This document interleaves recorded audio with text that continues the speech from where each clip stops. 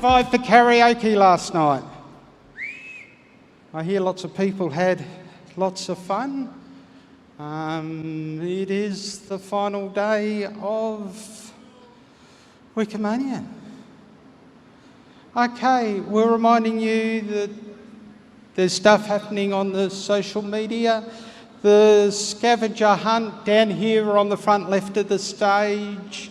You'll see the quokka and you'll see a plastic box for all your entries. Please make sure you get them in today. You know, tomorrow is going to be too late. Also, for all the Wiki Cuteness Association people, have them come down and join the quokka for the day and be part of the show. Now, there it goes.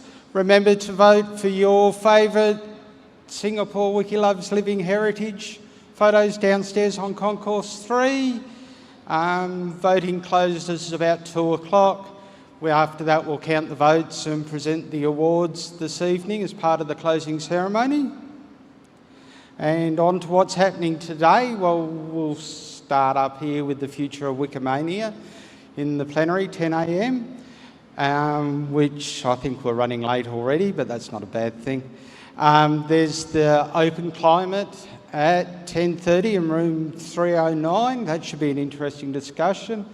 And we haven't forgotten about all the new projects and our future with incubator resource discussion in room 325 at about 10 minutes to 11. Future of the wish list. I got my tongue tied. The wish list future. What are we going to do? How are we going to get our new tech? Yeah, join the discussion at 11:15 in room 310, or you can go into 311 and have a look at 10 years of Wiki Loves Earth. Lunchtime, there are lots of groups meeting in different places for lunch. Wiki Women's are in 324, Afro Crowd is in 311, and there are many more. You'll have to look them up on the program to see where everyone is. And while we've all been talking and discussing things, the hackathon has been going on in the background as normal. So 2:15 up here on stage, we're going to get a showcase of all the work they've been doing and the things they are up to. And then comes the part no one really wants to get to. We will have the closing plenary session, give out the awards for Wiki Loves Living Heritage here at 4:45. And then the thing everyone wants to go to is another party. The closing party at Gardens by the Bay. We'll have buses going there. But instructions on how to get to the buses will be given during the closing ceremony. And then, because I won't be up here tomorrow, I'm so sorry, you know. I know you'll miss me. there are lots of other things taking place. So library, National Library, and other events, some tours. Please check on the wiki for those. Sign up if you haven't, if there's places left. And enjoy your time you have left in Singapore. And for me, happy travels when you're heading home. Okay. Butch wants me. I'm wandering around. Okay. We would like to ask our delegates, we would like to reiterate, Singapore is freedom of panorama country. So don't worry if you're concerned if your photographs being taken down. Don't worry if you. I know that you did a photo walk yesterday. It will not be taken down. What else? All of the red lanyards. Be careful. Be courteous to our delegates who are wearing the red lanyards. And then for today, we would like all to catch up all the ones with Wiki Loves. This is Wiki Love Saturday, so all of the Wiki Loves are all lined up for Saturday. And just remember that we've got the Universal Code of Conduct and safe space policies, and I know everyone has had a fantastic time. Enjoy yourself, enjoy the day, and thank you.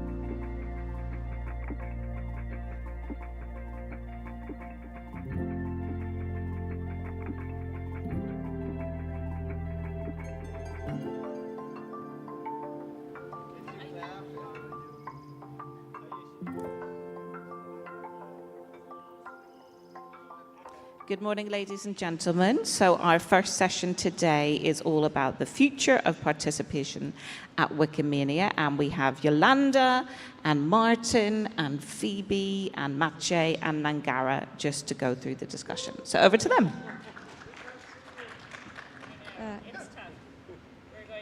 Hello, good morning. So we have 1 hour to talk about the future of Wikimania. We certainly don't have enough time, so this is obviously just a glimpse. And we thought of organizing this session basically by focusing on 2 issues. The first one is relevance. So why Wikimania is relevant? Also, there have been an increasing number of events in the Wikimedia movement. Why Wikimania in itself is significant, what can be its impact and its specific impact. Of course, we start from the idea that Wikimania has value. This is the starting point, but obviously we need to make it as significant as possible. The second issue is related to participation and scholarship.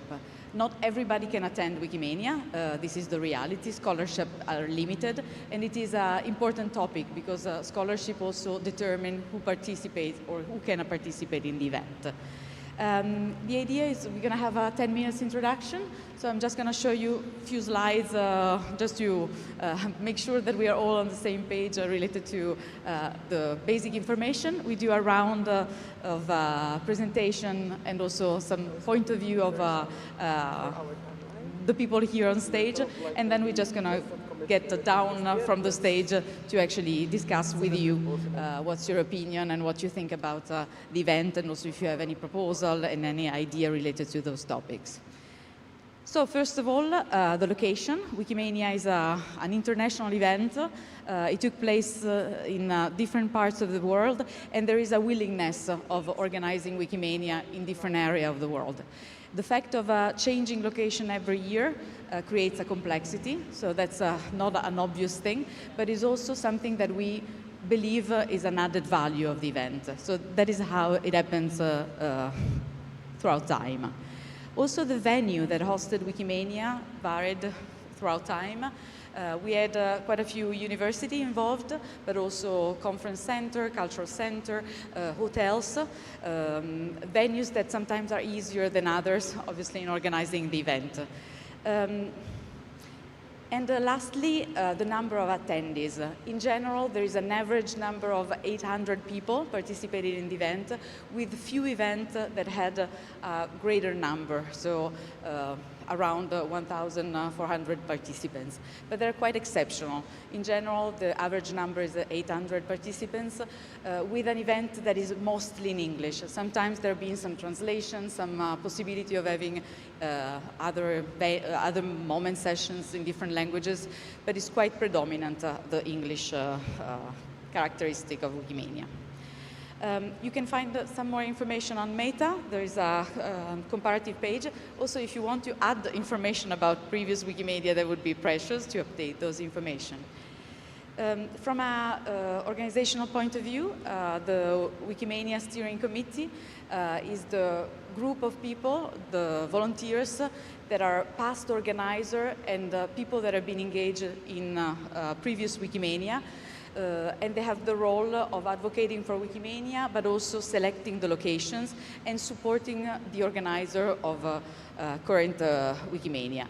At the moment also we are thinking about how to enlarge the team, so you're also welcome if you would like to join the committee, or you would like to also suggest other members of the committee. Please do not hesitate to contact us. We are also in the definition of the next Wikimania, so 2024 has been selected, and we are currently working on 2025 and 2026, so we are a bit changing the system to allow people to have more time to organize Wikimania. So this is just an update. And I leave the floor to the others. Please. Yes, I would like also, maybe you can also state your position also about what you think about Wikimania, also issues that you think are relevant, and then we open up the discussion. Hello, I'm Martin from Berlin, Germany, but also very interested in international topics, and for that reason I've been member or organizer of the scholarship committees over the past couple of years to make participation possible to Wikimania, to get diverse group, and I was always doing this together with others, and this year it's with Nangara, so that people from around the world can attend Wikimania and have a fair selection process, while still knowing that we cannot make everyone happy and there has to be some kind of selection because there is a limitation in budget.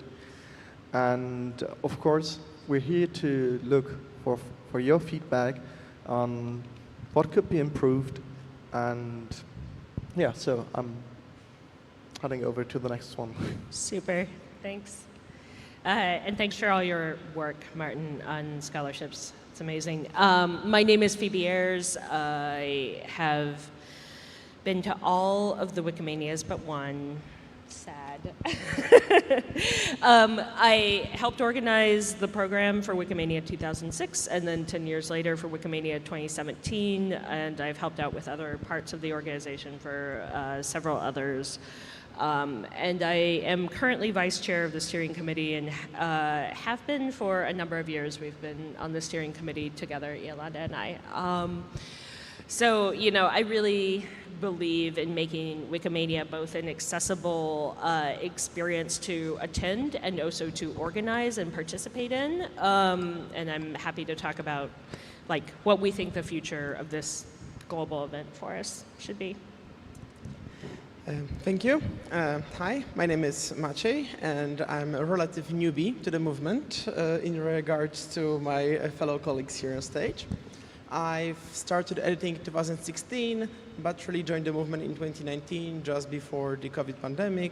I've actually planned to go to Bangkok originally, but it wasn't possible. And here I'm representing the core organizing team for 2024 for the next Wikimania that is scheduled to happen in Krakow in Poland. Thank you. Is this not working? Hi, I'm Nangara. This is actually the third Wikimania I've worked on. And you can see it probably will be the last after dropping the microphone. I've been on the steering committee for a little while. I worked on Bangkok, which we never got off the ground because of some little bug that no one could see. I worked on 2021. I got to help with create the online experience and how we were going to do that. And of course, finally we're back here in Singapore, which has been an amazing journey. And as Martin alluded to, I pretended to be in charge of the scholarships while Martin did all the work, and now Giska's doing all the work for us. Back to you, Alan. Yeah, it wasn't working. I think it, yes. This one. Oh, now it works. Now it's working. Sorry. Maybe we can start with the relevance. So would you like maybe to start answering? So what do you think is the relevance of Wikimania? So if you would like also to share your opinion. And then I'm just going to go down and collect other hints and ideas. Can anyone help us with an Etherpad to take some notes? Oh, thank you very much. Fantastic. Yep, there's microphones, or there should be microphones. And I'm coming down in each also of with the another things mic. if you want to move out there to ask any questions. So first question, relevance. So why should we do it? Why it is important? What do you think makes it different from other events? And what can bring to the movement specifically? If you want to maybe do a round, and then I'm just going to go. Okay, well, we get people moving to ask questions. I think one of the big important things is that personal contact, the chance meeting in corridors, listening to a speech or a talk that you wouldn't normally switch on to. When it was online or by itself, people would only go to the things that interest them and caught their attention, whereas now when you're in person, you know, walking into a room to listen or staying around after one talk to and hearing another, and suddenly new ideas come along. And I think that's such a valuable part of the experience. For me, Wikimania is relevant as it allows people from multiple communities, regions, and countries to finally get to know together. I've came to the movement in a pretty weird time when everything moved online, late 2019, early 2020. And it's been quite hard to accomplish and even get to know many people around here because they've all known each other for the last 10, 20, 15 years. Wikimania, in just the last 4 days, allowed me and many of my friends to meet people that they would never probably normally meet, because there is no reason for me to go to country X and people from country X to go to Poland, but they may meet at some Wikimania, they may work together, they may start some cooperation together, and it removes the barriers between us. It's quite easy to say that we no longer need these type of events when someone just saw already everything, knows everyone, and have done everything, but it removes those barriers for those people that are just now trying to get into the movement, know the people, and start collaborating. I'm so glad you had that experience this week, right? Like, I think that's what we hope for in Wikimania. I think that has been true for many of us at Wikimania, is that we have met people that we then not just became colleagues with, but became personal friends with, right? And form this kind of community that lasts year over year over year.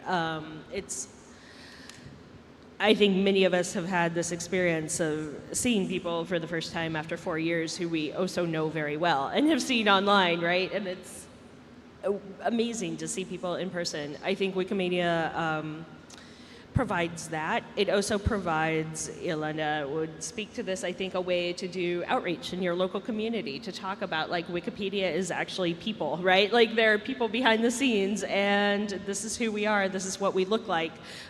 You too can be a Wikipedian, right? For people who just might encounter the conference in their community, their place.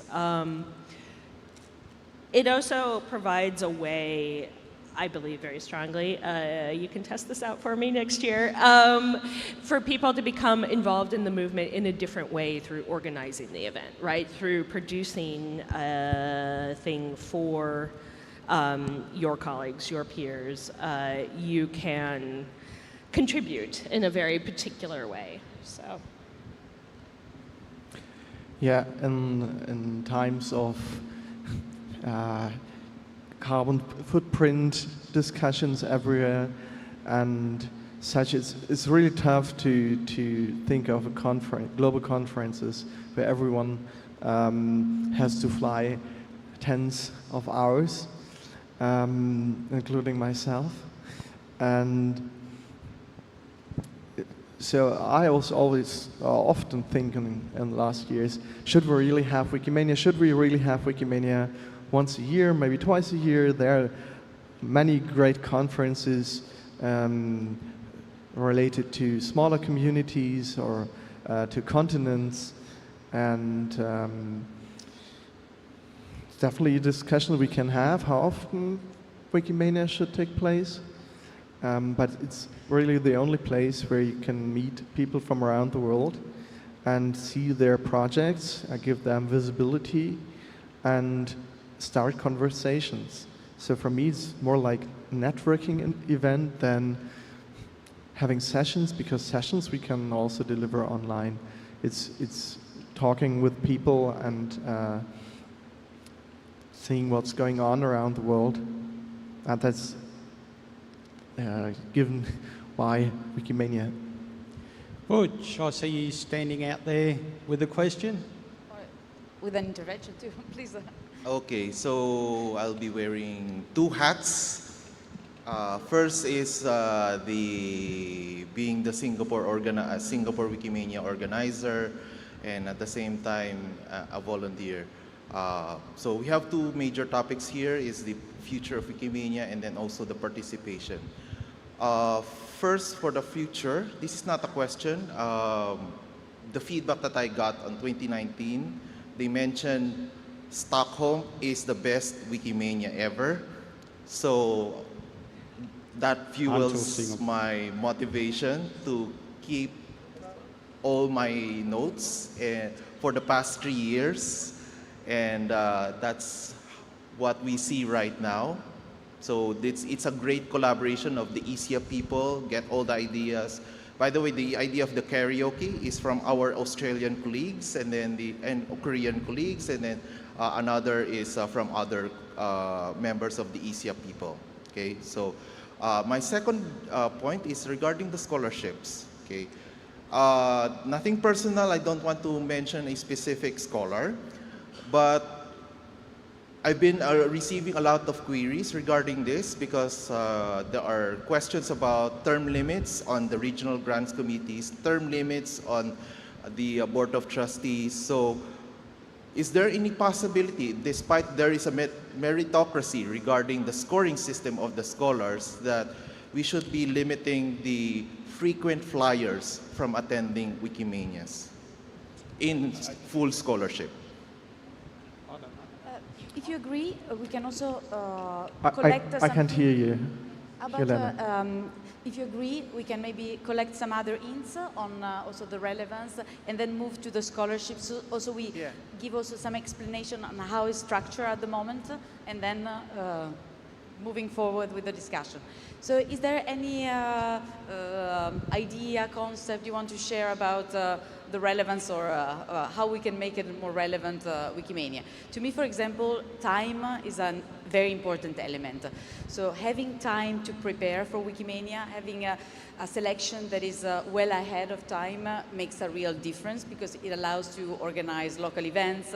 Also the preparation to the event allows also to bring attention to the region, to the area, and it allows also to have a broader impact in the territory. So I think that is an element that we are considering also for the future, and that can a systemic element that can bring something more. I think there were someone raising a hand. Leila, please. First of all, thank you so much for being on the steering committee and organizing Wikimania. It's a lot of work behind the scenes. In terms of relevance, I think for me, I want to just double down on, it resonates with me that it's an event that removes some of the barriers that exist.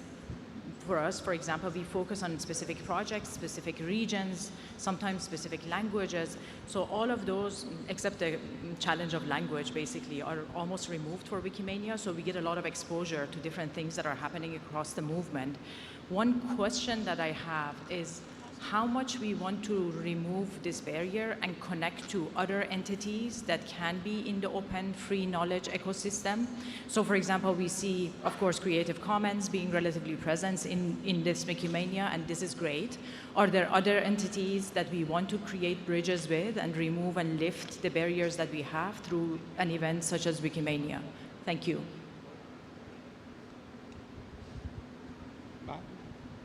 Martin, do you want to... Maciek, do you want to respond?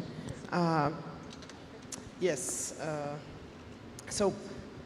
Please note if I heard you right, as we are having a bit of a trouble of hearing the questions on stage because the speakers here are working. So if I understand correctly, the second part of your question was regarding opening Wikimania for outside cooperation and incorporating those organizations a bit more. Having one conference for I imagine it can be Creative Commons, it can be collaboration with other networks, OpenStreetMap, all the similar, yeah. So without disclosing too much information, this is being taken very much into the consideration. While I still have the mic, I wanted to add one point of relevance to what Butch mentioned before at the mic about Wikimania being organized as the regional attent. We've seen last year this being pioneered during the online edition where we had people at the CUT from many different countries that have most likely never worked before. This year is the first in-person Wikimania organized by people from all across the world, living in all of the countries in the region and some of them even outside of it. Our Wikimania, we also try to bring the whole region, and I can see a big benefit here, a big exercise in capacity and trust to each other in bringing the event that not only one country, one organization can connect to, like it was done in the past, but in different times. than to our movement that is growing and connecting, and our regional hubs, our regional cooperatives are growing. I have also seen that the French affiliate, while mentioning their expression of interest, has also expressed the interest of working with the entire Francophone community. I hope that in the future we'll see a bit more of Wikimania bringing this international cooperation into the event, into all of the actions surrounding it, as this, I think, may be one of the most important and most relevant thing that Wikimania can bring to the movement. It can take out of our silos, out of our normal cooperations, out of our normal group of friends that we know all and we have always worked, and maybe we'll finally start talking to each other. To add on this, I think we achieved the regional collaboration. ICIAP was already something new in the dynamic. We've been talking for many years about collaborating or joining events with Creative Commons, doing something together with OpenStreetMap, so combining events. It never really worked, so we never reached that point. So it has always been one of the top possibilities, but it never actually happened. So it is something that maybe if we want to plan it, we need to start planning it now. So that is something that we can definitely consider, but we need to start a more official negotiation, and we didn't do it yet, even if there have been always an openness and a willingness, but more a blah blah rather than actually. Please. Yeah, hi. Oh, sorry. I have one singular question. Oops. Sorry. I have a single question to Maciej after I make my comment. I think that Wikimania is immensely important as a networking enabler for the future, because Maciej, seriously, you've been editing since 2016-17. Do you think you would be here if you didn't come personally to Wikipedia's 18th birthday back in 2019? Hello. Yeah. So Wojtek is talking that actually my first contact with Wikipedians was me just finding about Wikimedia Poland's party for Wikipedia's 18th birthday. Yeah. That was your first in-person experience. Yes, I've heard about the event in the morning, and I just decided to go there after work. To this day, people are making fun of me for appearing at the Wikimedia event wearing a suit and a shirt and a tie. Come on, it was birthday. It was a birthday party. Come on. Yes, but I would say that without coming to this event and then just a couple of weeks later to Wikimedia Poland General Assembly, I would not be sitting here, I would not be a board member at Wikimedia Europe, I would not be organizing Wikimania. You would be online, probably. You would still be online. I don't think so. This was like the push I needed to get involved into more than just adding commas. Okay, hands up for Maciej. I think that's wonderful, and an experience we all have, whether it's a local meetup or a regional meetup or a thematic meetup or Wikimania itself. Those in-person connections are what keep us coming back, what drive us to go past the 2 or 3 years of this is fun, let's edit a little bit.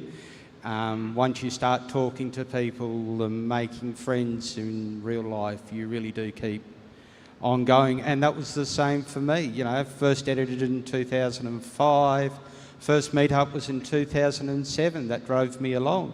First Wikimania was in 2012, and at that stage I was having some issues with some things and kind of, do I stay, do I go? And that time in Washington was amazing. I met a lot of amazing people and I stuck. Thank you. Please, Lodewijk. Yes, thank you so much for all the work you're doing, both in this year and in previous years of Wikimania. Can you do it a bit louder? It's difficult to hear you. If you can stay. Okay, I'll talk a little louder, thank you. I was wondering, for all the people that are watching and that are wondering, should I apply to organize Wikimania in the future? What would you tell to a community that is considering to apply to enter a bid? Why should they do it? Because the international benefits are obvious, but what do you get out of it as a local community, and what conditions do you need to meet as a local community to not destroy yourself in the process? Yes, that's a great question. That's a set of questions, right? Those are different questions. What could you consider? I think the people are the most important element. Do you have people who want to run a Wikimania with you, right? This is not a solo endeavor. It's very difficult to run anything by yourself, but it's impossible to run a conference like this by yourself. I will say the foundation, the Wikimedia Foundation, is here for you. This is an event that is co-produced with the local community and the Wikimedia Foundation, and you know, all these logistics and things like that. We're not expecting local groups to do all of this by yourself, right? Yeah. The foundation has been absolutely fantastic with their support over the last couple of years, and it's really making a difference. So I don't think people should worry that, like, oh, I've never booked a convention center. Like, who has booked a convention center before, right? We can help you with those things. But what you do need is an enthusiastic local group who wants to you know, host, wants to be up here on stage, wants to make a program, wants to showcase your local place. Wants to bring people to their home city. You know, the Poor Steering Committee has been hearing from me since 2012. Let's go to Perth, let's go to Perth, let's go to Perth. Oh, look, I'll help with Bangkok, and I'll help, get involved. Yeah. Just keep persisting. We are hearing it. For sure. There's also, however, there are things that are out of anyone's control, at least anyone here in this room, perhaps. Things like how easy is it to obtain a visa to your country, right? I live in the United States. We all know it's very, very, very difficult to get a visa to the United States from many, many countries in the world. Because we want to be a global conference, because we want everyone to participate as to the greatest extent possible, we think about visas a lot on the steering committee, as Nangara and folks know. I wanted to comment about the other part of the question, of what it brings to the community. What's like the, let's not call it the benefit, because everything comes with costs, and profits, for the lack of better words. I would say that for our community in the CE, it already brought. First of all, a lot of energy, a lot of happiness. Wikimania is coming to our region for the first time in almost 15 years. At the moment our community heard that Wikimania will happen in Krakow, they were ecstatic, and I hope that later today we'll be able to share with you one of the things they started created just that. I can already see that this is a big exercise in capacity for the organizing chapter or organizing people. This is a big event, and from what I've heard for this year and from what I hope for next year, it won't be a crashing mountain coming on the local community. We've already experienced a lot of support from the foundation. The foundation has dedicated an amazing team of staff to help us, to train us, people that are specialized in our region, like local movement comm specialists, people that have event management experience, people that have been working on these types of events almost all of their professional life. And I hope that all of people in our team, not only the main COT, but up to the volunteers that will only help us for a few hours during the event, they will learn a lot of things, not only about Wikimedia, but also about trust and safety, finance management, event management. I can see every volunteer working at Wikimania learning something that will help them elsewhere. I'll say two more things, just a little bit more before Yolanda, you should jump in also on this question. We also think, you mentioned coming to your region, we think about going to different regions, right? We don't want the conference to be always in the same place, certainly not the same country, but also, you know, time zones. Like, we want it to be a shorter flight for people, at least some years, right? Here's the thing, though. There's a lot of places in the world, right? There's a lot of places that we would love to have this conference, that would love to host this conference. And So it's not like a perfect rotation, right? There's not a plan where it will go to certain countries in this order. But we do think about moving around, right? So Wikimania is in different places. And the last thing I want to say about that is Wikimania is not our only event in the movement, right? And I'm curious what you all think about this, but one thing that often local groups who are interested in running an event end up doing is running perhaps a more regional conference and getting that experience and seeing what it's like to run a conference. And often I find a lot of value in the regional conferences that we have because often people can come to those who can't fly around the world to Singapore, you know? So Wikimania is not the only thing that you can plan to run if you want to run a conference in Wikimania. Okay, I think we need also to move to the participation, which is the other topic of our discussion. As we were mentioning at the beginning, we're talking about a conference that has a limited capacity. The reality is scholarship have been given throughout time, but maximum 500 people have benefited somehow of a scholarship. There are scholarships from the Wikimedia Foundation, other chapters. Sometimes participants can attend also with funds from their institution or research units. But the reality is that participation obviously is not that democratic, and there are criteria also to select the scholarship. Maybe Martin can introduce the system that have been used this year, and we can answer also the question of Butch related to regions. Please. Yeah. So scholarship process is more or less like that. There is an application form, so Wikimedia Foundation scholarships, just to be clear. There's an application form that asks for your relevant experience and the way you want to share your information on Wikimania, how you want to participate. And this year we got more than 3,000 applications and had to figure out the valid ones and the ones of active contributors with at least 50 edits. There was a bit of screening. If there were concerns raised before to Wikimedia Foundation, and we ended up with 1,200 valid applications, 1,200 people who would definitely enrich this conference who has applied for a scholarship. And then there was a jury. Each year there's a jury that gives scores on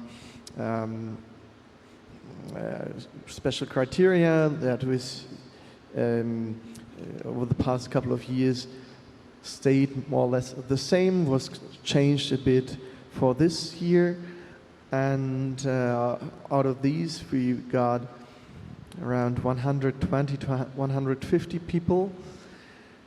There's a ratio for each region of the world, and this is always set by the local COT to get the right people to the conference. Of course, we know that in some regions, chapters, affiliates provide more scholarships, so it's the number Yolanda was mentioning from other organizations. And for this year particularly, we were looking into diversity of countries who participate, so we took the results from the jury process in phase 2 and tried to get as many countries as possible here, still basing on the scores.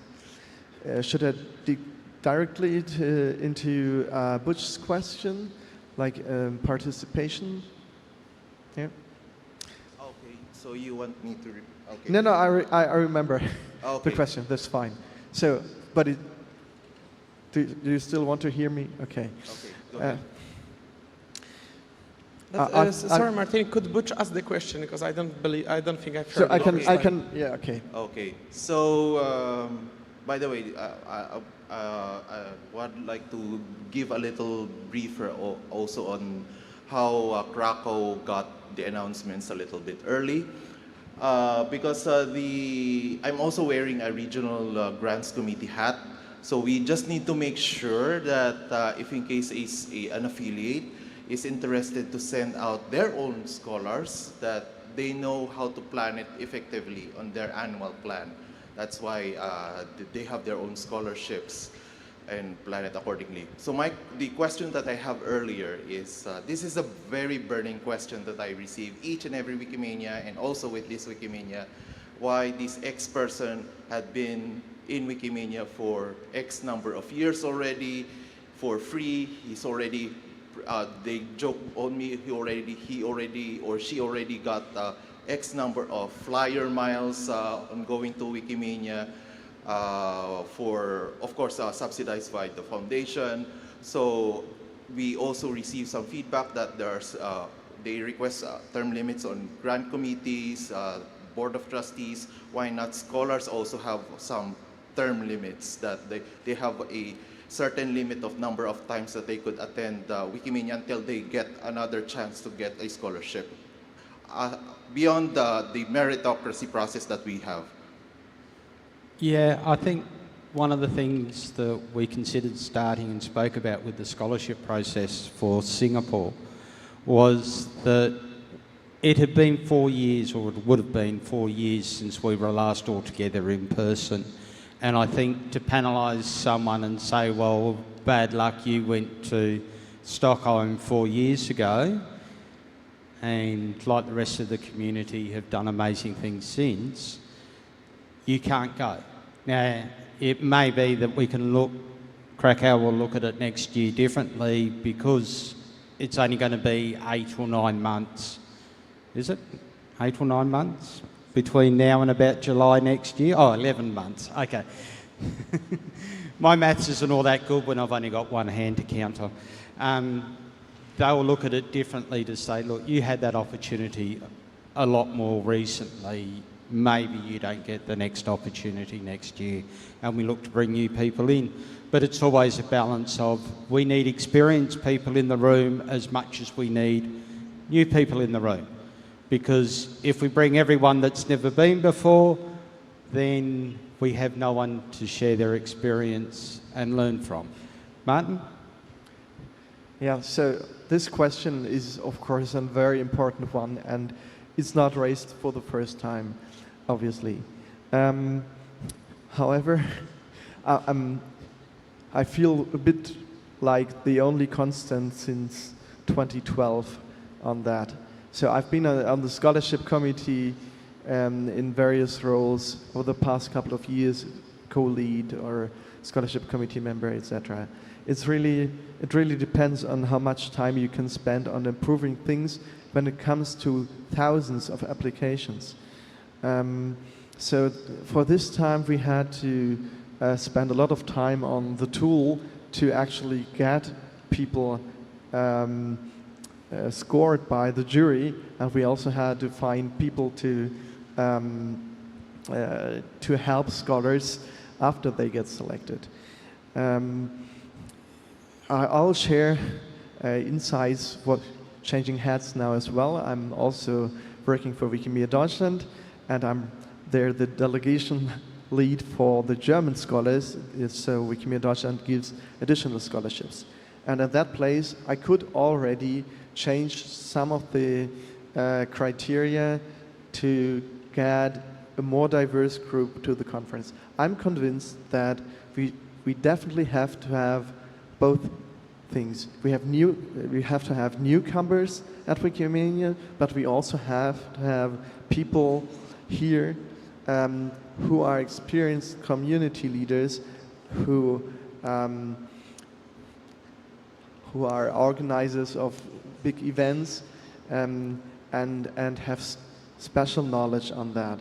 And we also have to have a system how to get them to Wikimania. And Wikimania Deutschland, we have a percentage for new applicants and for returning applicants. That was the first step, and we tried that out, and we found out that it's still more people applying who have been to a Wikimania. Of course, it makes sense. You now know how this conference works. So it's much, much easier for you to answer the questions in the application form because you know, oh, it's about networking and there's sessions, I can participate that way. Of course, we can try to make newbies more aware of how the conference looks like, but we learned at Wikimedia Deutschland that this is not enough. And for that reason, we tried out for the first time in 2019 a system we've called tandem scholarships. So instead of giving an equal number of scholarships to new and returning scholars, we are giving a limited number to returning scholars, but additional scholarships with tandem partners. So those based in Germany who made friends or contacts at previous Wikimanias and still want to work on these topics, they can apply for tandem scholarships with people from outside of Northwest South Europe. And of course, this comes along with other questions like bringing your own friends once again to Wikimania, but it's still, I think, at least a bit fairer, more fair to do it that way, to actually, those who know already about Wikimania, to give them some extra task to do that. It's logistically impossible to do that for hundreds of scholars at for Wikimedia Foundation scholarships. But I'm very open to work on that. However, there has to be some group that definitely wants to work on scholarships. And it has always been more or less that another person and I were doing the scholarships, they disappeared, a new one showing up for next Wikimania, and there we were talking about being exhausted after the conference, etc. So we have to find a way to actually work on this in a committee. Please. All right. So, by the way, I was one of the members of the scholarship committee. It was very interesting seeing a lot of applications. It is hard to evaluate seriously with just for the text that they're providing and providing just a score with that. I know some peers I know in the applications, they had a significant community engagements has been denied even because this is kind of the limitation. That's what I believe.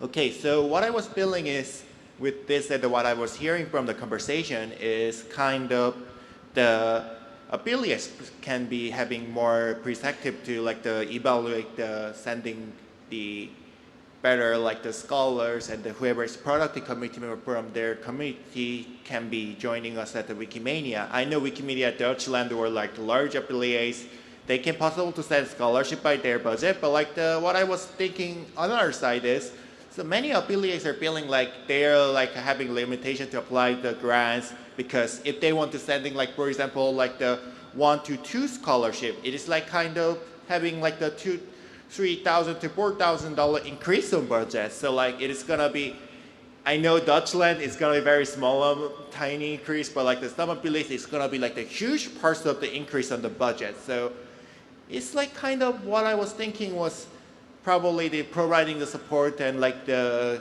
foundations of engagement with those kind of stuff for the opportunity, providing opportunities as well with the cooperation of local affiliates. That's what I was thought. Thank you. So, Yang Jin, to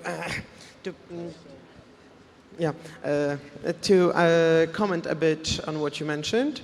Unfortunately, I don't think it would be the place of this year's organizers, next year's, or any future organizers to do that directly. But I can see a place for Wikimania organizers to coordinate with the affiliates in their need of grant increases. It is not for us to say whether it should be done or not. There is a grant process, but I know that certain regional grant officers have worked in the past with their respective affiliates to allow for that. After the pandemic, a bit has changed, but I hope that affiliates will be able to send more people to Wikimania, as this only benefits all of us. I wanted to come back also to what Butch mentioned about the questions being asked by people who are attending Wikimania frequently. I've had some discussion about it with some people here at Wikimania and before. And this is a tough nut to crack, because there are certain people that have attended Wikimania for years now, some of their own expense, and we cannot prohibit that. Some have attended multiple Wikimanias. Yeah. You banned me from Wikimania because I've been to too many. No. Well, no, but there are people who received scholarships for multiple years. But without any real proof of systemic failure or without more data, I wouldn't want to comment on setting any process, like, for example, saying you can only attend 2 out of every 4 Wikimanias and that's all. Because in some way it would be penalizing people that still work and continue to work in certain areas. I'm quite well known in the Polish Wikimedia community for telling a bit more experienced community members that I do not consider past actions towards Wikimedia as valuable as current ones. And I'm against people coming to Wikimania for things they did 10, 15 years ago, because quite frankly, nobody cares, or at least I don't.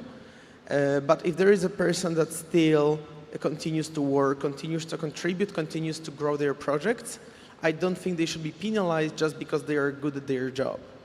Although we have to find a way that also allows people that only started contributing and are now only starting their projects to appear as well, because it is extremely hard to be in competition with someone who's done a project 15 years in a row and a person that just started last year.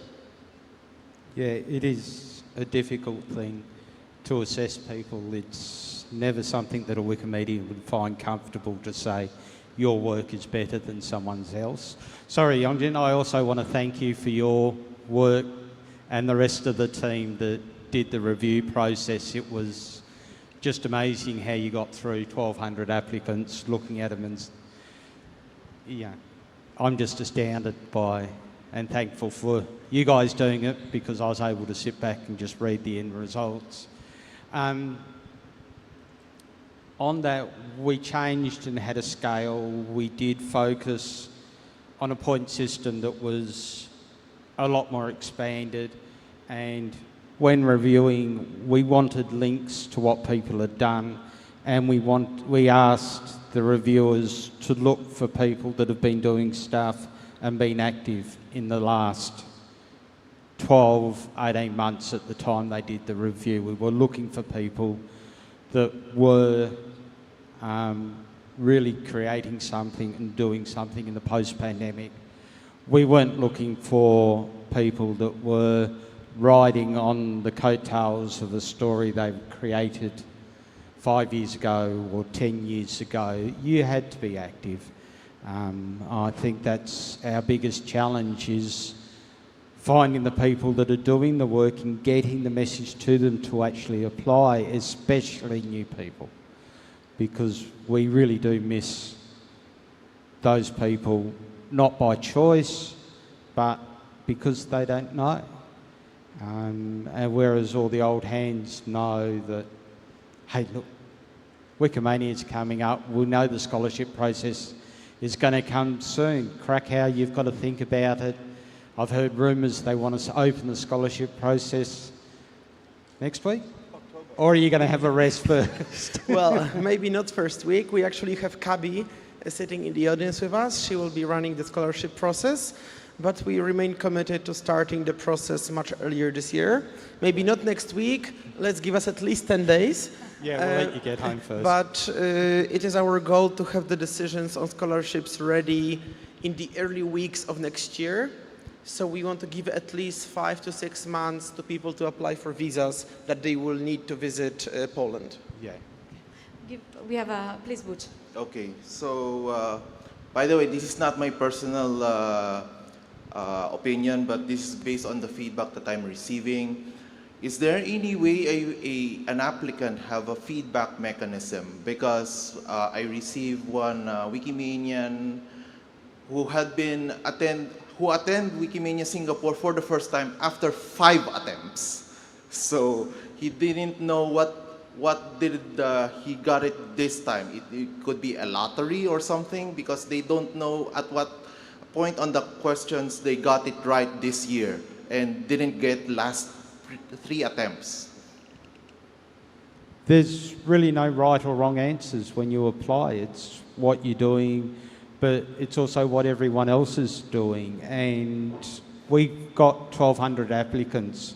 We come down to 200 people that we decided on back March, April, May.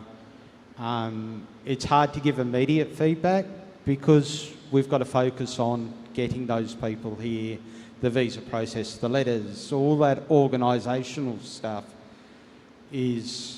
attracts our attention. But we also don't want you comparing yourself to other people. Everyone's doing an amazing job. The fact that you weren't able to be in the room and you're watching online doesn't mean you're not doing anything great. It just means that our limited opportunities. Yeah, just to clarify my question, this is not compared to the other scholar. They're comparing to their own application previously. So they would like to know, is there any way for me to improve my scholarship application in the future? Because this is the same way that we're doing in grant applications. If in case they found out that their application is really terrible, there is a way, different staff who would be doing that feedback mechanism for a grant applicant to make their application better. So again, we don't want to burden the existing scholarship committee to do this role. Yeah, everyone wants to jump in here. I'm quickly going to say is what the people we wanted for Singapore. You could improve your application for Singapore for next year, but it isn't in Singapore, it's in Krakow. They'll have a whole different type of criteria next year. There isn't a right or wrong answer. There isn't a big learning experience on how you fill it in.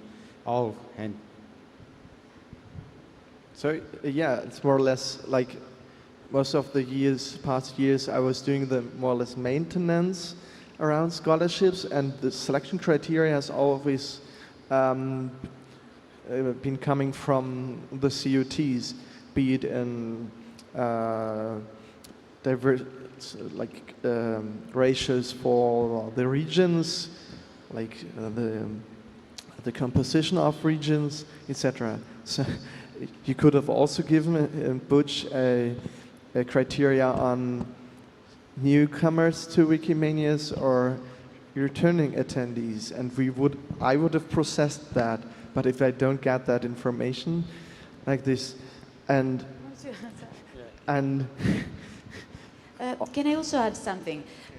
What is also frustrating is that we decline a lot of scholarship of people that actually deserve a scholarship. So that is the scenario we are in. So there are great people, great contributor, but we don't have enough slot. So the reality is that then we introduce other criteria. We try to have people coming from different countries, representative of different topics. So there are plenty of other criteria, but simply because we don't have enough scholarship for everybody. And we don't have enough scholarship for everybody that deserves a scholarship. So that makes it a situation that is a bit complicated also for this. So it's not that scholarships are declined because among the 1,000 scholarships that were selected, they already passed the first phase of, so they were all eligible. So we're talking about a very wide number, and we can only accept 10%. I would like also to encourage you, if you're interested in being part of the scholarship committee, because it is also an incredible experience. So you have in front of you a portrait of the community. It's one of the few chances in which you have people telling you about themselves, what they do, how they're active, and it is quite a beautiful experience to actually see from behind the scene how the community is working, what they're doing. So it is really a great... There is 1,000 amazing people out there. It's quite touching. Sometimes I remember in one of the scholarship committee, somebody said, but this is not a participant, this is a hero. It was in the evaluation criteria, because you have really amazing people working in the community. So it is also something that, well, it's a volunteer task. It's quite a long one because of the number of applications, but please apply if you can provide some time also to this kind of contribution to Wikimania. Yeah, we've got another question. Yes, please. Sorry. And then we only have a few minutes left, so I think, yeah, one question and then we finish. we'll wrap up. Yeah. Hi, I came from India, so there are quite a few self-funded participants from southern part of India, and I'm taking a consulted feedback from them. So they say that not many Wikimedians who are doing great. Talk a little bit closer to the microphone. Yeah. So many Wikimedians who spoke to me, they are saying that not many Wikimedians who are doing great work can have an art of writing a good scholarship application. They are struggling with writing a good scholarship application. They don't know what all the things that they can highlight, what all the things that are relevant to scholarship committee. They think in naive ways sometimes, like it is hard for them. And they also think in their own regional languages, not in English. And it is very difficult for them to articulate in a way that it is cutting the whole. Yeah, of course, if the scholarship committee would have already been found and would not have to be found each year again, and we would have to look for tools again and again, we could spend more resources on helping people writing their application. There were some attempts on that. I remember 2014 that a handbook more or less was written for that, but it's not up to date, of course. So my suggestion is, looking at Wikimedia Foundation here, maybe to consider a standing scholarship committee, so that it's like the Wikimania steering committee, so that some of the things that consume time would be reduced, so that we could focus more on things like how to write applications and such. There's simply not that time right now because of the process, how it is designed right now, which is why we are talking here. We have another question, but just 1 minute left. Please. Sure. Not a question, actually. Hi, everyone. My name is Kelsey. I'm from the Wikimedia Foundation. It's been really exciting to see so many people here at the session this morning who are excited about and invested in the future of Wikimania. My request for all of you is later today in your email inboxes, you'll receive a link to fill out the survey for Wikimania 2023. We look at this survey as a large part of our event evaluation, and that you can share your feedback there as a way of really helping us improve Wikimania for future years. So please and thank you for taking the time today to share your feedback. Yep, and you know, they need that survey for the funding to show like Wikimania matters to us. Wikimania matters to the foundation, Wikimania matters to the community. So thank you all for coming. I know that there's lots of former organizers out there, also the other members of the steering committee, current organizers, future organizers, talk to us. There wasn't a lot of time for discussion, which we were hoping for, so definitely talk to us as over today, over email, over going forward. There will be calls for participation for scholarships committee, for program committee, for maybe other committees. Maybe. Maybe. So get involved with that. We will put out a call also for people who are interested in joining the Wikimania steering committee later on this year. Thank you all for coming to another Future of Wikimedia session. Thank you.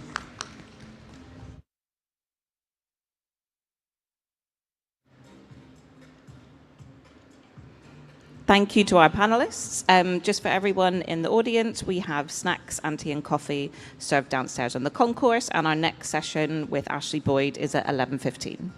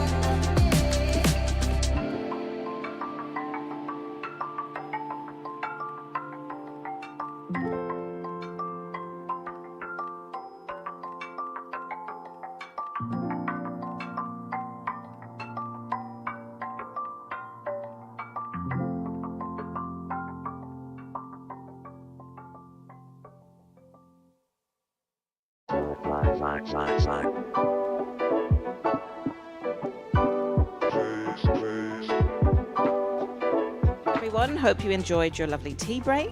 The next session is hosted virtually by Ashley Boyd from the Mozilla Foundation. So welcome, Ashley. Thank you for joining us.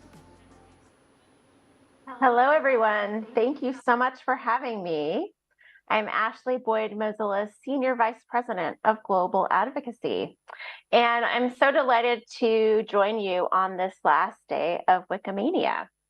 I'm pretty sad that I am not there with you in person in Singapore, but here's hoping that I can join you in person next time. I'm actually joining from Montreal because Mozillians from around the world will be gathering here soon for our All Hands. And one of the reasons why I'm so excited to join you is because Mozilla and Wikimedia have so much in common. At the core, our mission and our work is centered on community. And a hint, I'm going to be talking about community and AI today. All right, so we're going to go to the next slide. So let's get started.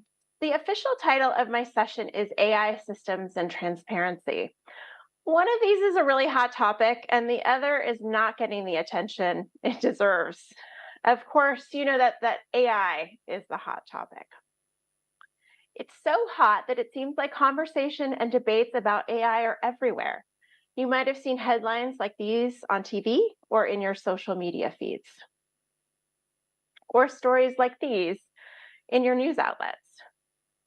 I'll be honest, the explosion of interest in AI has taken many people, including myself, by surprise.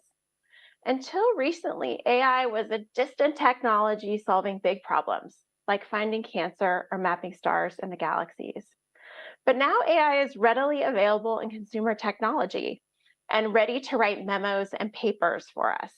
And even though few people have actually used generative AI yet, it's already impacting our thinking about AI and our future. So we've entered the deep end of AI, whether we're ready or not. So now what?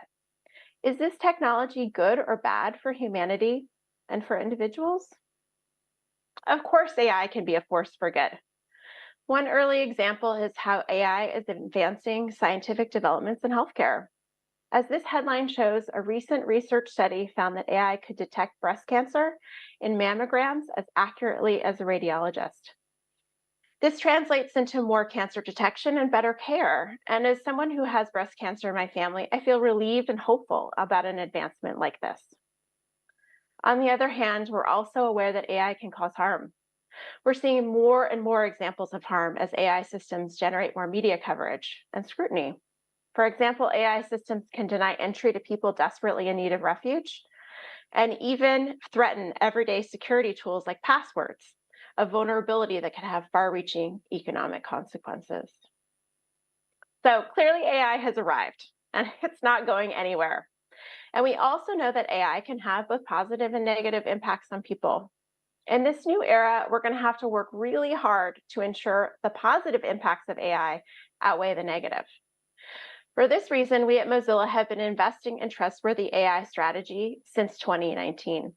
To advance a trustworthy AI future, Mozilla is investing in new technologies, pushing companies to improve their AI-enabled products, and funding people who have innovative ideas in this space. I always get asked the question, what does trustworthy AI mean? For Mozilla and for our work, trustworthy AI is a future in which people have agency within AI systems. Agency can be as simple as knowing when you're reading AI-generated content or understanding how an AI system decided whether or not you're eligible for a bank loan. It's also a future where people who create AI systems are held accountable for the impact of their technology. And this is where transparency comes in. Transparency is a necessary precondition for accountability. How can we hold AI builders accountable if we don't know how their tools work or what impact they're having? I'm going to stop and linger on a really important phrase that's really important to me, the people who make AI. Don't ever fall into the trap of humanizing AI, because that's where we lose our fight for accountability right from the start. People build and deploy AI systems, and it's people who must be accountable, along with their companies or organizations. I'm going to be honest, advocating for and winning transparency in AI systems is really difficult. Even getting transparency measures like nutrition labeling on food products was difficult in the US decades ago. And what went into food was pretty straightforward comparatively. Food companies fought accurate nutrition labeling because they were worried that if consumers knew what was in their food, they would make different choices. They were right to be concerned. Studies have shown that nutrition labeling has impacted people's behaviors. Transparency in the food industry also happens at the systemic level through regulation about how food is sourced, stored, and packaged. So let's consider how transparency within AI systems can be meaningfully applied. The information we want to be transparent will drive the accountability measures we can pursue. Right now, there's a significant lack of information about how AI systems are built and what impacts they're having. And in the context of AI currently, there's little transparency at each of these layers. In some cases, the builders of AI have this information and are actively trying to keep it hidden from others. Even more concerning, some of this information, particularly about impact, is likely unknown even by the builders themselves. Without more information, we can't improve these systems or stop AI tools that are fundamentally harmful. That's why transparency is so fundamental and a key element of Mozilla's work. All right, well, this all feels a little overwhelming, even to me, even though I work on this every day. I want to talk about the really exciting part of this story, and that's where I promised we'd end up. The hope lies in working together as a global community. It's something Mozilla and Wikimedia know how to do: inspire and enable people to create knowledge at every corner of the world. In short, people are the answer to the question, how will we hold AI systems accountable? AI is here to stay, but so are people. People must always sit along with AI systems to ensure they improve our lives, not diminish them. But what does that really look like in practice, especially since I just shared how difficult this transparency game really is? I'm going to share two different examples of how Mozilla is mobilizing our community to advance transparency in AI. So the first example I'm going to give is a Mozilla project called Results Reporter. And I'll tell you a little bit about how this project was pursued and how we got started and where it's ended. In 2019, we were growing increasingly concerned about YouTube's role in spreading disinformation globally. It goes without saying, YouTube has a huge impact on the way people consume and think about information. But YouTube's impact on spreading disinformation wasn't getting much scrutiny compared to Facebook at that time. To validate our concerns about YouTube's role in misinformation, we asked our community to tell us about their experiences with the YouTube recommendation system, including whether or not it led them down rabbit holes. Content rabbit holes are those experiences where you search for one type of content and keep getting more and more extreme versions of that content. Some people get out of rabbit holes and recognize what's happening, but they can be very, very difficult to come out of, and some people go deeper into them. The stories that our community shared with us were highly concerning. They included examples of being served misleading and irrelevant content on YouTube, including conspiracy theories, violence, hate, and body harming practices. These unwanted recommendations couldn't be easily controlled, and the effects were toxic, if not dangerous. With these stories in hand, we reached out to YouTube's executives directly and asked them a really simple question. Will you let independent researchers study how your algorithm promotes disinformation? They declined and seemed quite upset that we were even asking. In response, they issued statements that amounted to, trust us, we've got this. But as I like to say, the era of grading your own homework is over. Clearly, external scrutiny was needed. How exactly we would get information from a global platform without their consent was less clear. In the end, what we created is what we see here, a tool called Regrets Reporter. It's a browser extension that mobilized over 30,000 volunteers globally. And the way it worked is volunteers donated their YouTube viewing history, of course with their consent, so we could study how its recommendation algorithm works. This study was groundbreaking and developed a new crowdsourced method for holding YouTube and other platforms like it to account. Our findings showed that YouTube recommendations promoted misinformation about COVID-19 and other dangerous topics. It also revealed that non-English content was most affected. In short, people who used YouTube in languages other than English were more likely to get recommendations with troves of misinformation.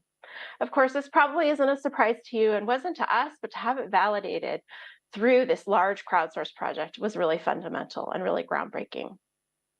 To make matters worse, much of this content violated YouTube's own guidelines. In short, their own system was recommending content that was not allowed by their own platform policies. This all painted a dire picture. YouTube's AI systems had no effective human oversight.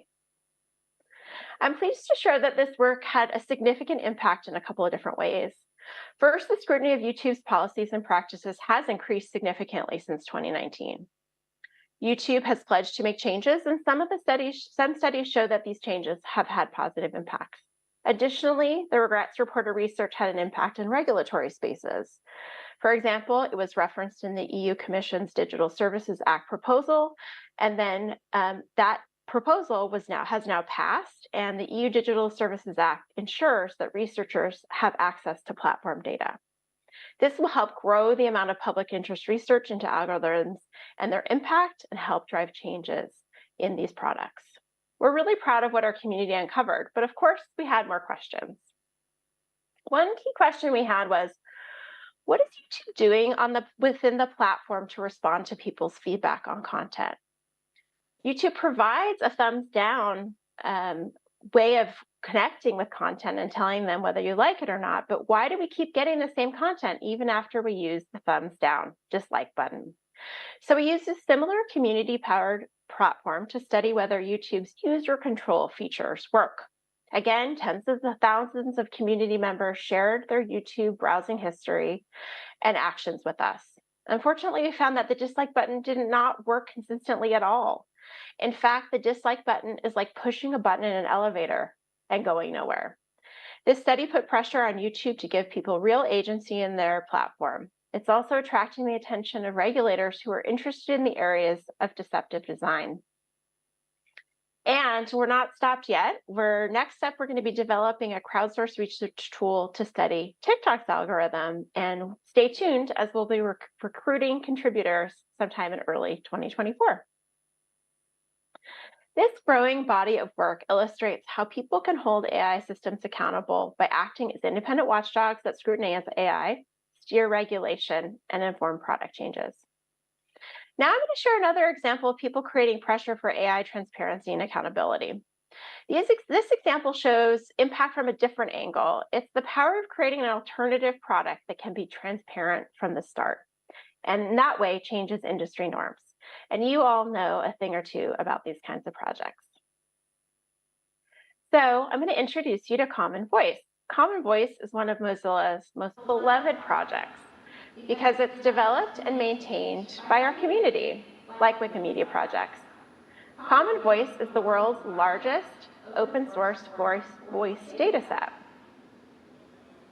Mozilla developed this platform for a simple reason: the growing language inequity in voice-enabled projects and products.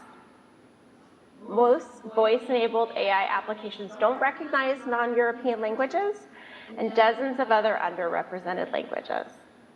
This means that people who speak most languages in the world won't have full access to information. After launching 7 years ago, Common Voice now includes voice data in 128 languages and provides the data set for free to small developers and communities who want to build technology for their communities. But we're not stopping there. This is a relevant case study about transparency because Common Voice audits and transparently reports on our own data limitations and how data may introduce bias into models trained on this data. This is not a common industry practice. And unfortunately, our audits demonstrate a lack of gender parity in our voice contributions. And also because the sentences read aloud by voice contributors are drawn from open licenses, they tend to be outdated and not fit for many modern conversations. We're not satisfied with our own work to audit Common Voice's data. Through our Voices Awards competition, we supported people and projects who are building auditing tools that can spot and stop bias. For example, Common Voice is used to power the public interest projects like the Mbaza AI chatbot. The chatbot provided vital information about COVID-19 in local languages in Rwanda. It was trained using the Common Voice dataset, and these voice contributions were gathered by local community members. And I've got great news: everyone can contribute. So I have a short video from my colleague Jessica Rose of the Common Voice team to tell you more about how you can set up a new language in Common Voice. And after that, I'm happy to take questions from the audience, both about Common Voice and other aspects of my talk. So let me make sure I can get this going for you. Hello, everyone. My name is Jessica Rose from the Mozilla Common Voice team. Today, I'm going to be giving you a short tutorial on how you can get a new language on the Common Voice platform. Right now, Common Voice has 128 languages live in the collection. We also have 21 new languages in the sentence collection and platform localization phases. While 128 sounds like a lot, it really isn't. It's a drop in the ocean of so many other languages.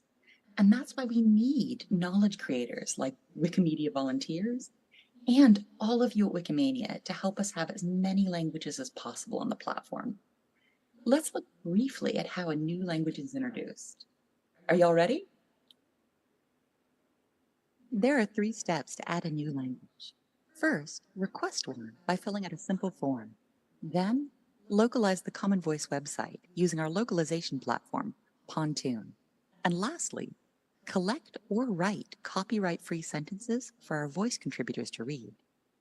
For this tutorial, let's look at how we might add Javanese to the Common Voice platform and datasets.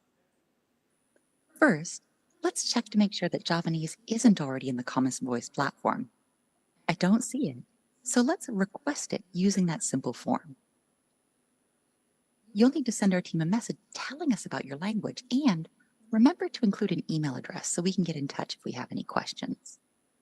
Let's just use the Common Voice email address for now. Include an ISO code if available, and any other links that might help us better understand aspects of your language. The ISO code for Javanese is JV, and I know this because I got it from the Javanese Wikipedia page, so I'll include that as well. Once this is sent off, a member of the Common Voice team will help add Javanese to our system. The next step is to localize or translate the Common Voice website for Javanese users. Let's get some sentences into the system. I'm doing this in English because I wouldn't be able to write good Javanese sentences. We're using the sentence collector tool. We can use it to write a new sentence or import sentences from copyright-free sources. Each sentence should take roughly 10 seconds to read out loud.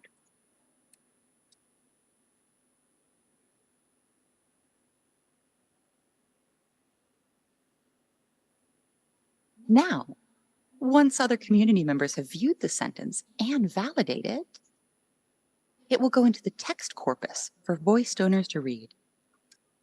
Once Javanese has 5,000 validated sentences, voice contributors can begin sharing voice data by reading the text prompts presented. This data will be shared freely under a CC0 license to help make digital products, research, and services better understand Javanese. After samples are collected, they're verified by other community members and then sent out into the world via the dataset. Thank you. Together, we've taken our first steps to teaching computers how to better understand Javanese and made voice technology more inclusive. Can't wait to see you on the platform.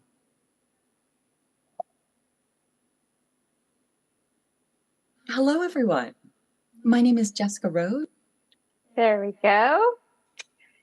I hope you appreciated that quick tutorial about Common Voice and feel inspired to add Javanese or other languages that you'd love to see in the Common Voice dataset.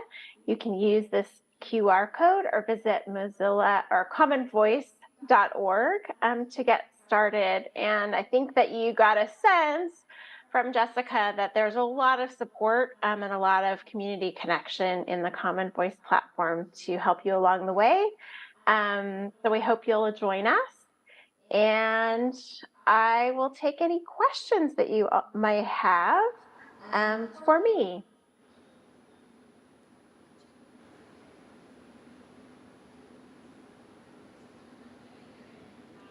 I'm going to depend on my facilitators in the room there for helping me know whether there are questions and where to look for them. Hi, Ashley. At the moment, we don't have any questions here in the room. Great. All right. Well, I can wrap up then. Yeah. Thank you so much for having me. And I hope anyone will reach out if they have questions about any of the projects that I shared or other transparency and AI initiatives at Mozilla. Thank you so much, Ashley, for joining us. I know it's late your time where you are. Thank you so much. Thank you. Bye. Bye-bye.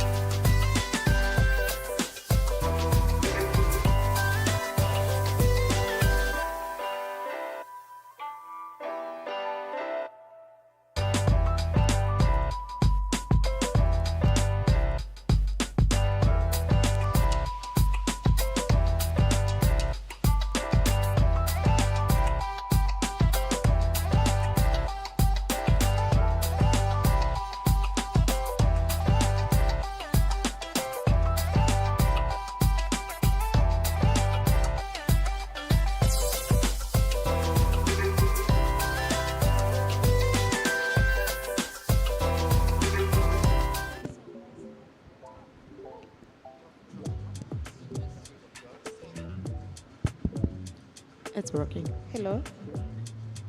Yes, it is.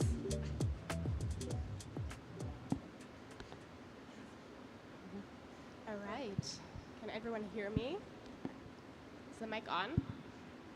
Yes. Kind of. Oh, there we go. I hear myself. Perfect.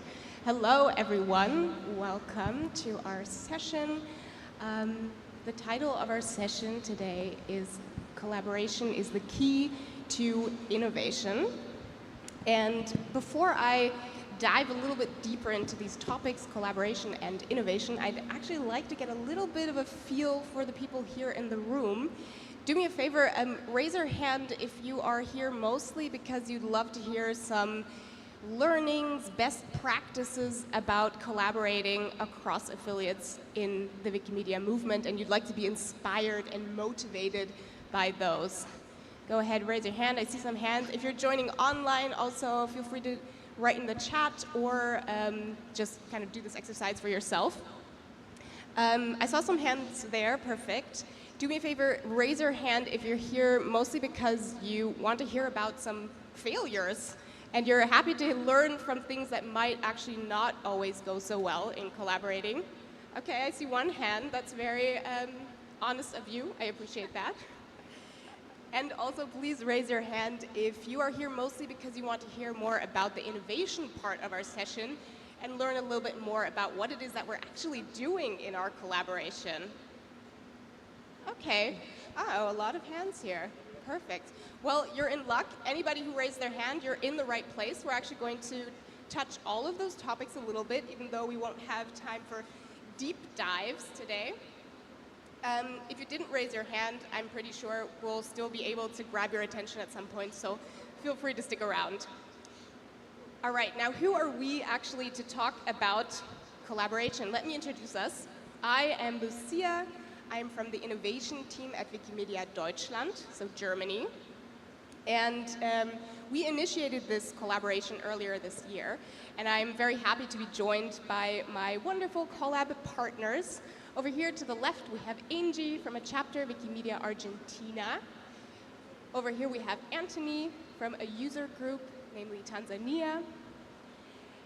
Carol is joining us from the Wikimedia user group in Kenya.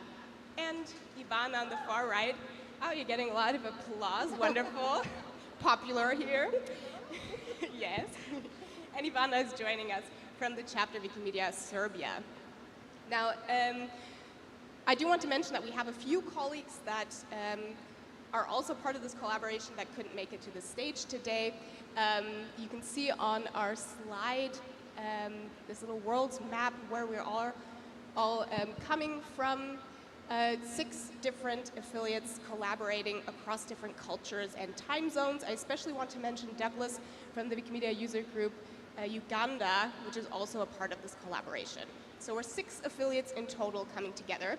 What are we actually doing? We got together at the start of the year. We call ourselves the Innovation Lab, the InnoLab for short. And our intention is to build a new innovation program, so a program that will help us in the movement to strengthen our innovative capacity. So we believe that there are a lot of wonderful ideas out there in our movement for new tools, products, services, projects around free knowledge, but that maybe we could use some more spaces where we can experiment with these ideas, be a little more creative, bold, explorative with developing new ideas for free knowledge.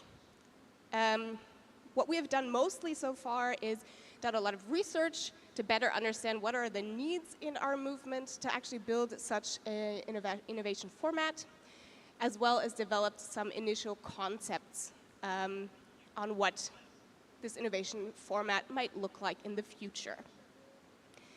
Now today we want to talk a little bit about our collaboration, how this has been going, and also dive a little bit into those initial ideas that we have developed as a collaboration. And with that, I'm actually going to pass over to Ivana for a first insight into how this collaboration has been going so far. Thank you, Lucia. And thank you all for having us here to share some of the insights and some of the lessons learned.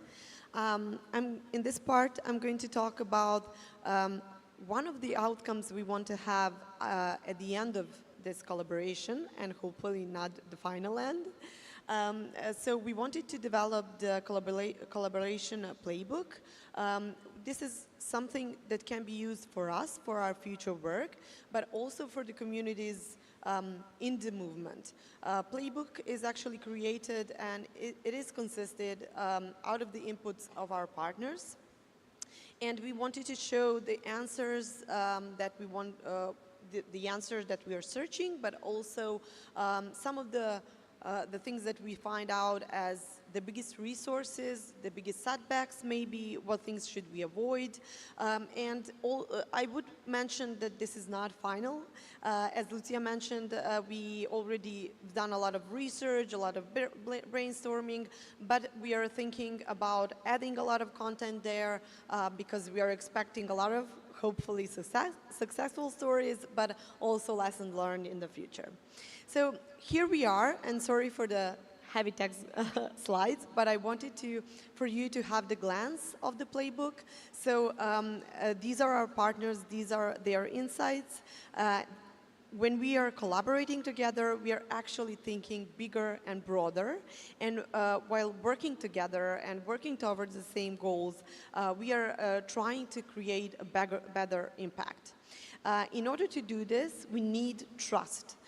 Trust is something that is actually creating our confidence to work to the fullest, to put our abilities out there and to work together towards the same ideas. Before we start the collaboration, we definitely need to set some clear expectations. What do we want to work to? What do we want to achieve here? What are our roles and responsibilities? So creating this setup in the beginning is the most important part of our collaboration. So I think that because of this diverse team of ours, the greatest resources here is the diverse perspectives, the diverse views, insights, and learnings from all of the team members. So I think that we can use this because we are from the different continents, different cultures, with different backgrounds, and to use this to achieve better impact. And this is not just for our team, our project. This goes beyond us. Our idea is to involve movement, involve different stakeholders from the movement. So we wanted to involve people who are working with innovation projects, who are maybe not working at this point, but maybe they are planning to work with innovation projects, and they need some resources or tools, or they want to work with us on that. There are, of course, in every project there are challenges, there are setbacks, and what we face the most is because we are a team from different user groups and different affiliates. We are, of course, a team with in different development stages, meaning that we have different resources.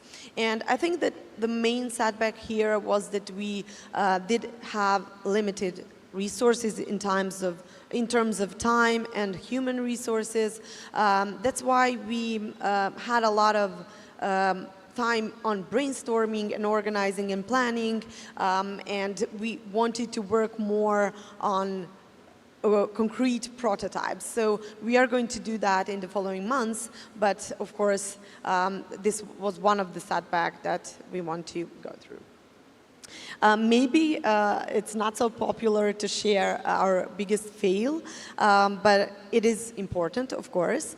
Because of the limited resources, we wanted to apply with a proposal, and we did that within the Movement Strategy Implementation Grants. And because this was our second time, we wanted this to go as smooth as it can, but it was prolonged a little bit, which actually affected on the kickoff of the collaboration, and also the more time for the realization and development of the prototypes.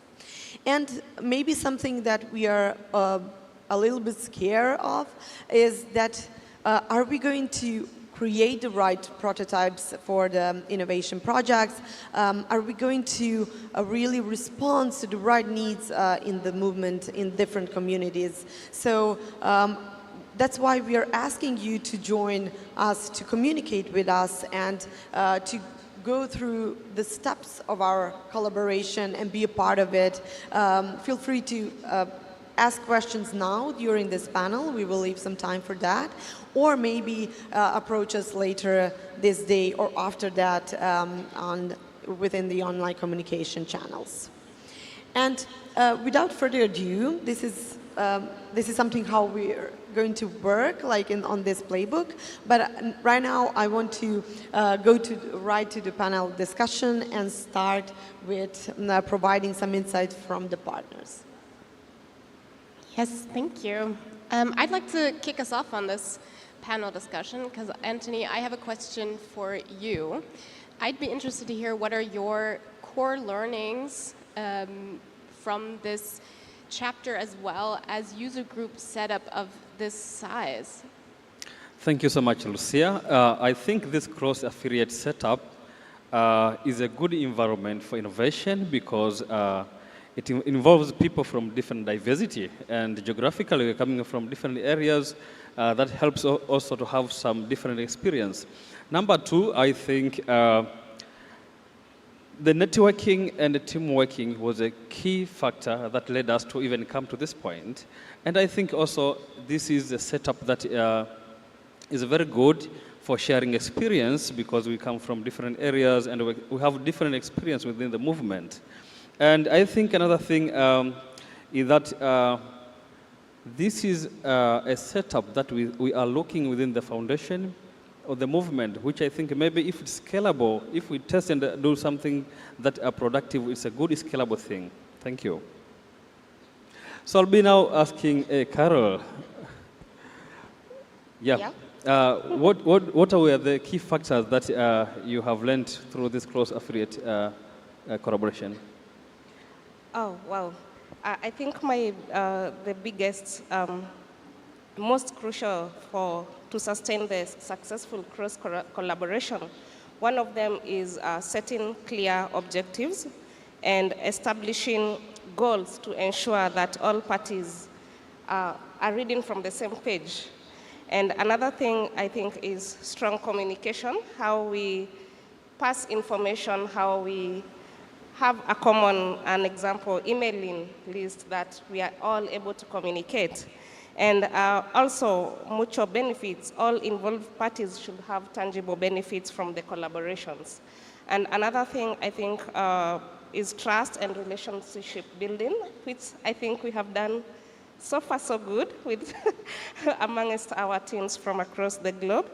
And also shared values and common vision to provide a foundation of collaboration.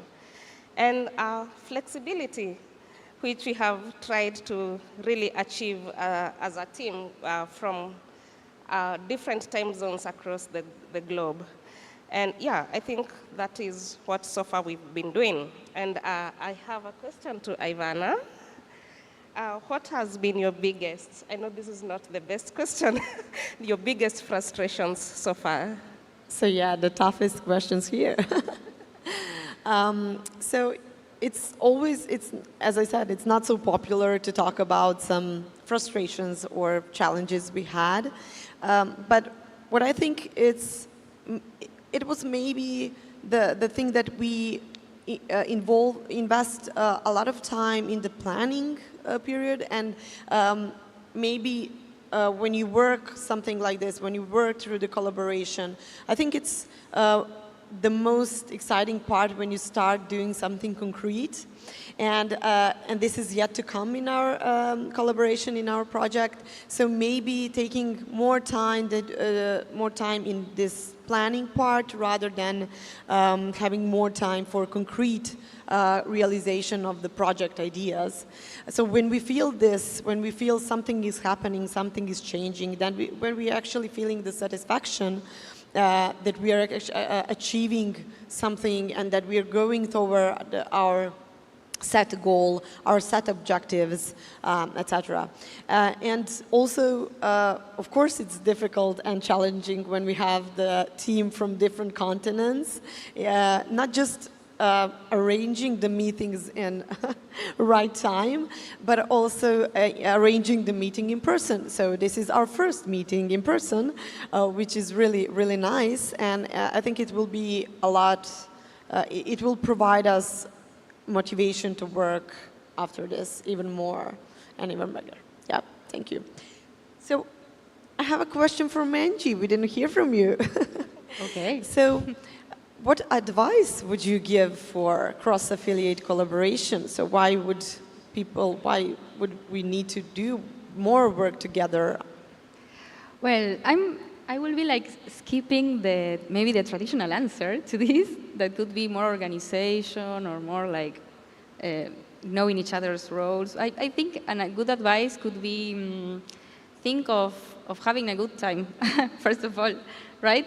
Like if we don't know each other and we are not having a really great time together, thinking of new ways of making a better movement or improving, maybe the result, it's not going to be good. It's not going to be like hard, no? So I think a good advice is, well, of course, if you meet people, at first you won't really know them, but take your time to know each other, to have fun, to make jokes, I don't know, to have a great time. So yes, basically I'm really happy to be here, of course, also. So big advice, take your time to know each other in the group and really think of doing a great job, being happy, basically. What about you, Lucia? What's your advice? Thank you. I think my core advice for anybody setting up a collaboration of this size and across different affiliates would be to really take the time at the start, not just to get to know each other, but also to really set or become very, very clear on your expectations around this collaboration. So to be honest, I think this is something that we did along the way, but we never took the time right at the start to really define what would make this collaboration a success? What would it look like if this collaboration failed? And what are specifically our roles and responsibilities to make sure that we actually end up on the success part of this scale? I think we managed well to kind of find our way, but we never had this like very defined kickoff moment, because I think we felt often like we were dependent on external factors that we couldn't really influence, that were kind of making us hesitant to really kick off the collaboration. But we were already working together. So I think it is worthwhile to have this kind of initial meeting, preferably in person. I mean, we've been working together since the start of the year, and some of us just met 3 days ago, and I feel like I'm only just getting to know you. So preferably in person, but to really make sure that you define the scope and expectations of your collaboration very, very early on. I think that would make for an even smoother process altogether. Yes. Actually, I think we have time also for one question from the audience. If somebody has something that they would like to know a little bit more about on this collaboration, please feel free to, I think we have microphones. If there's something that you would like to ask one of us panelists. Otherwise, we'll have time for this in a moment as well. Yes. Okay, I don't see any questions right now, but you'll have time to share those at the end. With that, I'd say let us talk a little bit about the innovation or innovation ideas that we have been working on, which would also mean that we're heading into the second set of slides.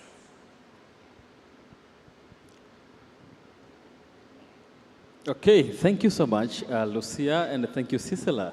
All right. We went through a different process on ideation, and we got a lot of ideas actually. But we came up on the idea selection process where we ended up to selecting 4 idea napkins. So these are the ones that we're going to be talking in this presentation. Yeah. So number 1, we are thinking of having something like Festinova or Wikinnovation Jam, where actually these decentralized collaboration events are regular gatherings that bring together developers and the community members in physical meetups or virtual gatherings. Also, we think this to be like events focused on idea generation, help desk support, and troubleshooting, and also fostering collaboration and knowledge exchange between the participants. So I'll be welcoming Angie to talk about the second napkin. Welcome. Thank you. Well, the next idea was to create a web platform where different action-driven challenges could be depicted based on research and that contain a call to action. We thought this could be called Open Ideate or Challenge Crafters or Open Ideas Exchange. But basically, our idea was that members could add different ideas on how to tackle some tasks, some problems of the movement or their own contexts. Thinking on or a first sketch idea or maybe something like more ready to scale project. And very important, the participation of other members on viewing, on commenting, and developing further ideas. Next one. All right, thank you, Angie. All right, the third idea napkin that we thought, we don't have the official name yet, but we are thinking something like Idea Factory, or Build and Test Sprint, or even Idea Express, or Police Express. So it will be like a 5-day workshop for developing and validating new idea on free knowledge through prototyping, testing, organized regularly in different regional contexts, or sometimes online with fixed days and times. Also, it's something that we are thinking members of the movement can sign up individually or as a team, which with an idea for a project or tool that they want to implement.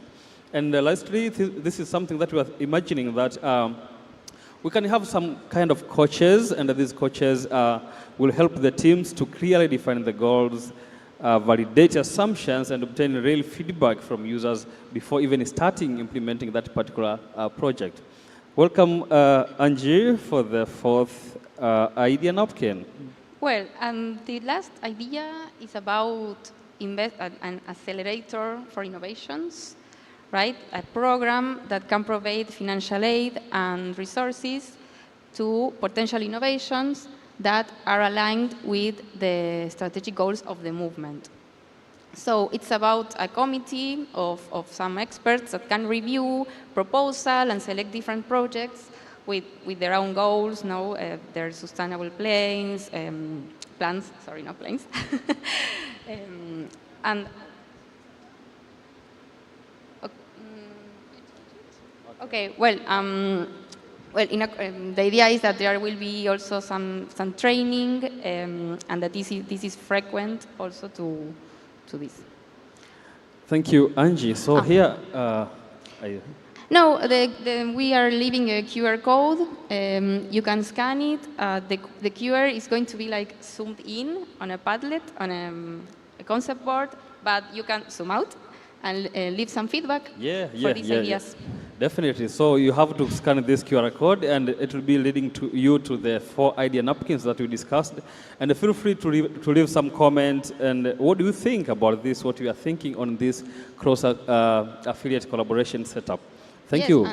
And which one you would join also? Like select some and leave a feedback. Like what would you love this to have so you can join? Definitely. Thank you. Thank you. Back to you, Lucia. To me. Thank you. Yes, thank you for those presentations. We very much appreciate. Closer. Oh, it died. Thank you. we'd very much appreciate all of your feedback, both on the ideas that we're working on, because we do want to make sure that these, of course, are to the benefit of the movement, to all of you and your communities. And we also have, we're very good on time, which means that we have enough time also for any questions from you, either on the collaboration or the innovation. Ivana, you wanted to say something? Yeah, I wanted to add something about these ideas, and thank you, Anthony and Angie, for presenting them. So these ideas were created within our collaboration, right? And not all of these ideas are going to be prototyped. That's why we need this feedback, so you can say, okay, this is exactly what I need, so exactly what I need in my community, or this is needed in the movement. So basically, when you see some of these ideas, for example, you don't have, if you have some problem or some project in mind that is related to innovation, you don't have to have resources, you don't have to have plan, but you can say, okay, this is my problem or something I want to tackle with. And for example, if we're creating this open AI ideate, right, platform, you can say, okay, this is my problem and I want to involve more people from the movement to solve it. So people from the movement, so chapters or affiliates who have the resources to deal with that problem or to find a solution, they can do that and they can provide you with the solution. So basically, this is what I was mentioning in my presentation, is that even though we are working together, we are actually working for the needs of the movement, the needs of the chapter. And if you see some idea here that is really like catching your mind, like, okay, this is something I want to be a part of and this is something that I need, actually great, you can say, okay, this is my priority, I want to comment on that, I want to add some suggestion, I want to be a part of that somehow, and I want to reach out to the team members and be actually a part of that. So this is why we are encouraging you to put some stickers. You can do this by, you don't have to add your name if you don't want to for now, or you can do it now, or you can do it later. The concept board will be open for idea gathering there, so please do add your suggestions, do add your any kind of comment you have, so it is there for you and it is there for us as well. It will be open, so feel free to do that. And we're still waiting for questions. If you,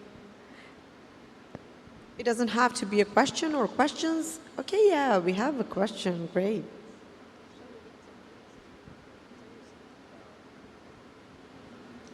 Yeah, thank you. My name is Geoffrey from the Wikimedia Community User Group of Uganda. So really very much excited about this because yeah, as a user group, I haven't had any innovation projects around innovation so far, so we are looking to use this as a way to get our members to participate in innovation projects. I think my question is, yeah, what do you think are the barriers for, for user groups to participate in innovation projects that you have kind of identified? Because I think it will be crucial to kind of remove these barriers. I think this project is that space which can help to remove those barriers, but what are those barriers that you have identified that, that prevent people from participating in innovation projects that this project can help to address, and how can you address them? Thank you. Thank you very much. So I can address that and then you can continue. Thank you for your question. Of course, there are, when we talk about innovation, we always talk about new things, about new ideas, new project models, something new we want to be a part of the movement. But when you're introducing something new to the movement, it can be a little, you know, you can have this challenge describing the ideas. Why is this good? Or what are the benefits of this new idea for the movement? So I think it will be challenging to maybe explain some of these ideas. And for the user groups, if you're talking about from the perspective of the user groups, I think mainly those are the resources. So we're not just talking about financial resources, we are also talking about the infrastructure, the time, human resources, right? So usually user groups are not developed as chapters. They cannot provide all of these things. And that's why we are in this idea, in these ideas, we can network people from the chapters with resources and people from user groups who don't have the resources. Because I think the key is collaboration, and we are now here not just promoting our collaboration, so our project, but also collaboration through the movement. And I think one or two ideas that we are going to prototype will cover that, and will maybe go over those barriers we are facing right now. Thank you, Cicela, and thank you, Geoffrey, for your question.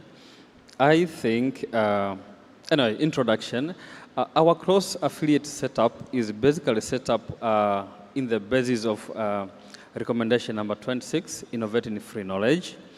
And also, you know that we have done a research on East African Regional and Thematic Hub. And one of the questions that we asked people was whether they know about the movement strategy thing. Some of them, they said they never participated in any of the discussions. So you can see that there is a lack of awareness on movement strategy recommendations and initiative to some of the user groups. So this causes even to not be able to know what do we exactly mean by innovate in free knowledge, because you know innovation is a wide topic, but in the movement, what do we exactly mean by innovating free knowledge? So I think sometimes lack of awareness is the problem. Yeah. Caro?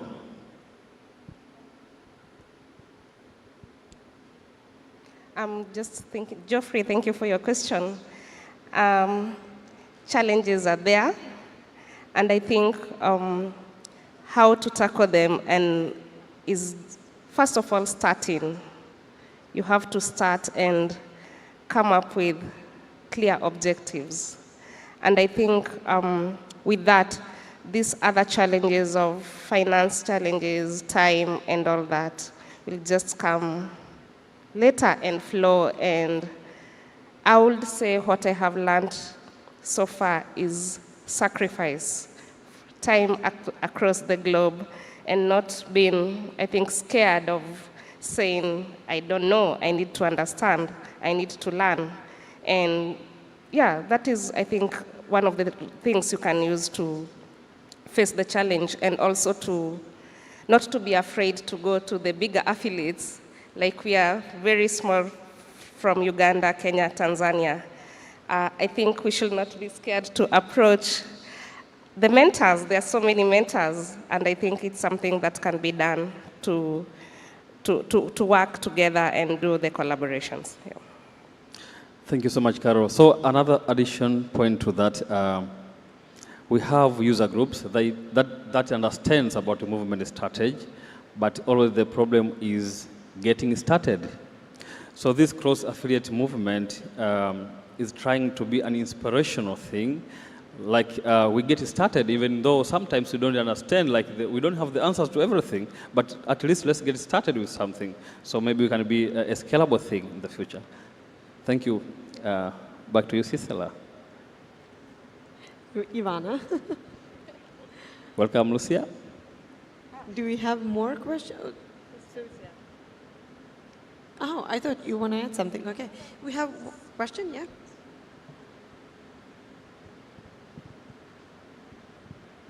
Thank you. Thank you. That's a great presentation. And the issue of collaboration, that is the way to go, considering the world we are in today. My concern is that for this collaboration to thrive, Do you have like a strategic plan, or like how long will this take? You have just mentioned that there are objectives and what you're supposed to achieve. So do you have like a strategic plan so that we can see how long will this collaboration take? Thank you. I can take this one. Thank you for the question. So at Wikimedia Deutschland, we're the ones that kind of initiated this collaboration. And we've very much set it up in phases. So ultimately, we have defined different phases of research, ideation, so generating ideas that we want to work with, prototyping these ideas, testing them in different regions, and then actually implementing, hopefully, some of these ideas in the long run. And so we have clear idea of where do we want to go, but the collaboration itself we're very much looking at in phases, because we know it can evolve and change. A big part of how we work together is being open-minded and flexible in terms of who has how many resources to allocate to this collaboration, how much resources can we commit at what time throughout the collaboration. So for now, we've set a time frame of, I think it's about 8 months is what we roughly defined for these first phases of the collaboration, and to then go into a kind of feedback evaluation loop of where we then see where are we at now, how has the collaboration been working, how does it maybe need to be tweaked, before then heading into kind of the next phase. Ultimately, if we look at what we're trying to achieve, this would definitely be something that would require more than 8 months. But we've kind of just set clear goals in terms of where do we want to be at the end of these 8 months, and continuously go into feedback loops to see, are we on track? I can tell you that we're not on track. To be very honest, we've definitely had some setbacks, and a lot of parts of this collaboration have been taking up a lot more time than we initially thought. So the 8 months is pretty, it's a tight schedule for us for sure. But I think we have enough flexibility to see kind of where will it take us beyond that. Also, maybe, I don't know, maybe others want to collaborate with us in the future as well. So I think there's always this openness to see how can we realign some of our expectations. Yeah. Somebody want to add anything? I think you covered it well. Thank you. I see another question. Yeah, just go to the mic, please. Yeah.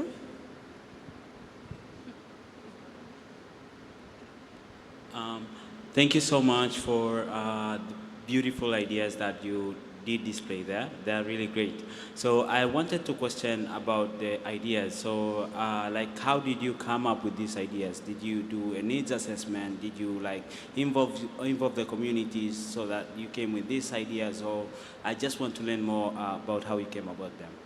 Thank you. Okay. Go ahead, Anton. All right, thank you so much for your question, Eben. This cross-affiliate collaboration is basically being done for the East Africa under Earth Hub.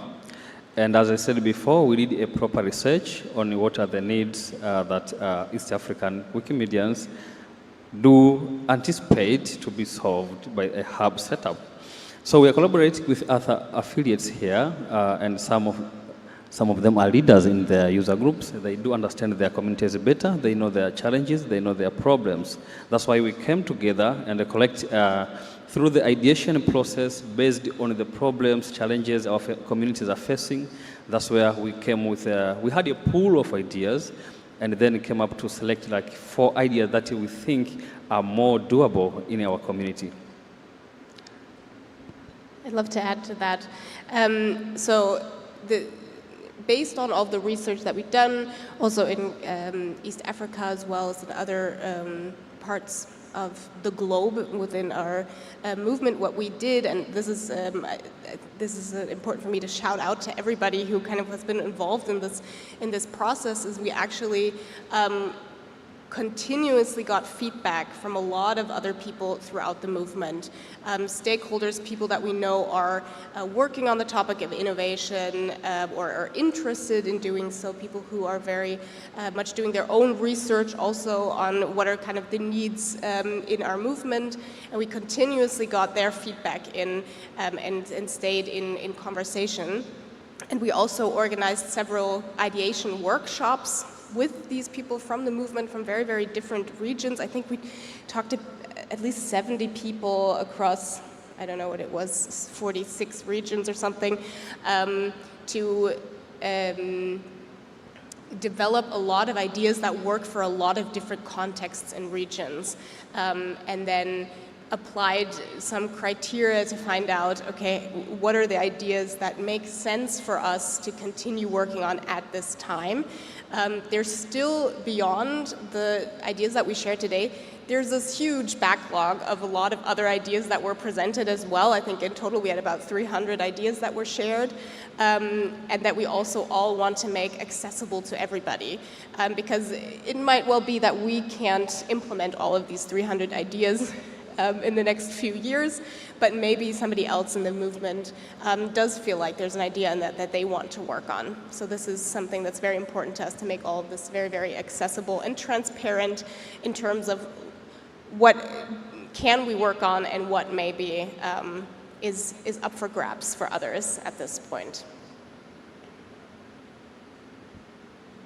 Yeah, I can just add just a small comment here.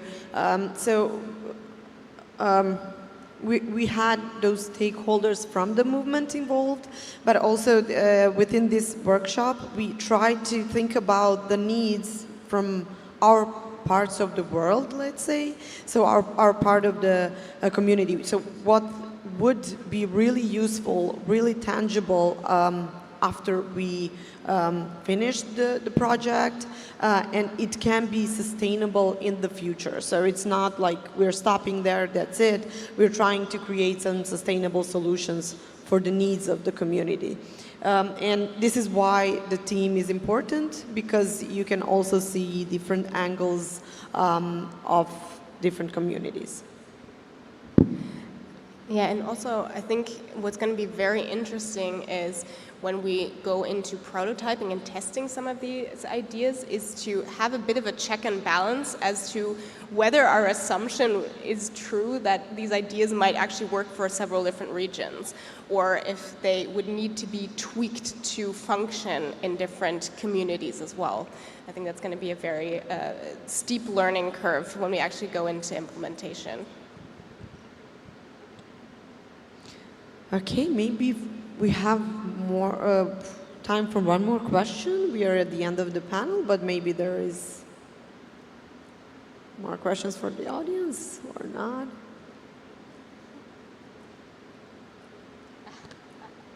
Hurry, we have a minute and a half.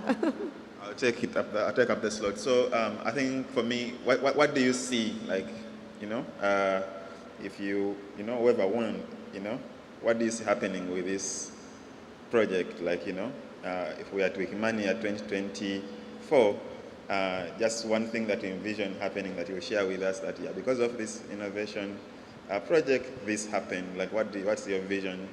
Like, what do you want to see in 1 year from now? Thank you. Yeah, I'll just quickly answer because it's a very tough question. But I would really love to see some developed tools or projects that are accepted from the community and that is really are used in the community. So for a year from now, so we will have this cool project or projects that some of the affiliates accepted it, used it, that maybe it led to maybe gathering more people to collaborate, such as this platform that I mentioned, but like more of the networking and real joint projects between the chapters and affiliates. I think our time is up. So we say thank you for finding time to come and listen to us. And we hope to talk to you in future. You're welcome to talk to us, and partnerships work. Thank you so much. Thank you so much, everyone. It's now lunchtime, and we'll see you back here at 2:15.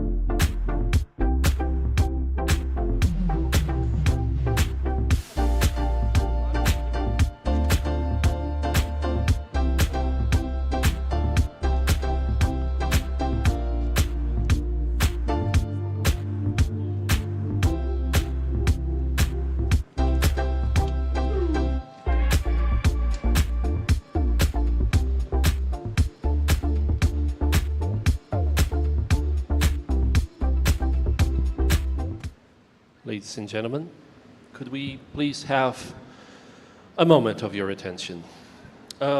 During the opening ceremony, we celebrate those contributors, those wonderful people who couldn't make it here and they can't make it to any other Wikimedia event. They can't even edit because they've left this world. And we've just found out last night that another person has left forever the group of the editing folk. We had a wonderful user on Polish Wikimedia whose name is Boris, and he will always have a fond place in my memory because he cared about the non-text side of our Wikimedia projects. If you come across an audiobook on Polish Wikimedia, if you come across a podcast, if you come across an interview or the voice intro project, it's almost certain that Boris Kozielski had his hand in it. We're very sorry that we have to add his name to the list of deceased Wikimedians. Boris, I'll see you there. And there will be 2 radio voices talking in heavens. I'll hand it over to Natalia. Thank you. I think a few years ago, Boris had a severe medical condition and he was taken to the hospital. And the first thing that he did when he was taken care of by the doctors, after he was taken care of by the doctors, was documenting his symptoms on video and putting them to commons, because he said that whatever happened to him, he really wanted other people to know how the symptoms look so that they can react accordingly in the future. And I think it tells a lot about Boris's caring heart, that no matter what was happening to him, where he was always thinking about how he can use it as an opportunity to support other people and the world. And I don't really know what happens to Wikimedians after life. Maybe there's some Wikimedian afterlife. There are many different beliefs. But wherever you are, Boris, I know that you are thinking about us, caring about us, and maybe doing something good for us, whatever you can. And Boris was a person really attached to the sound, but I would really ask you for 1 minute of silence for Boris.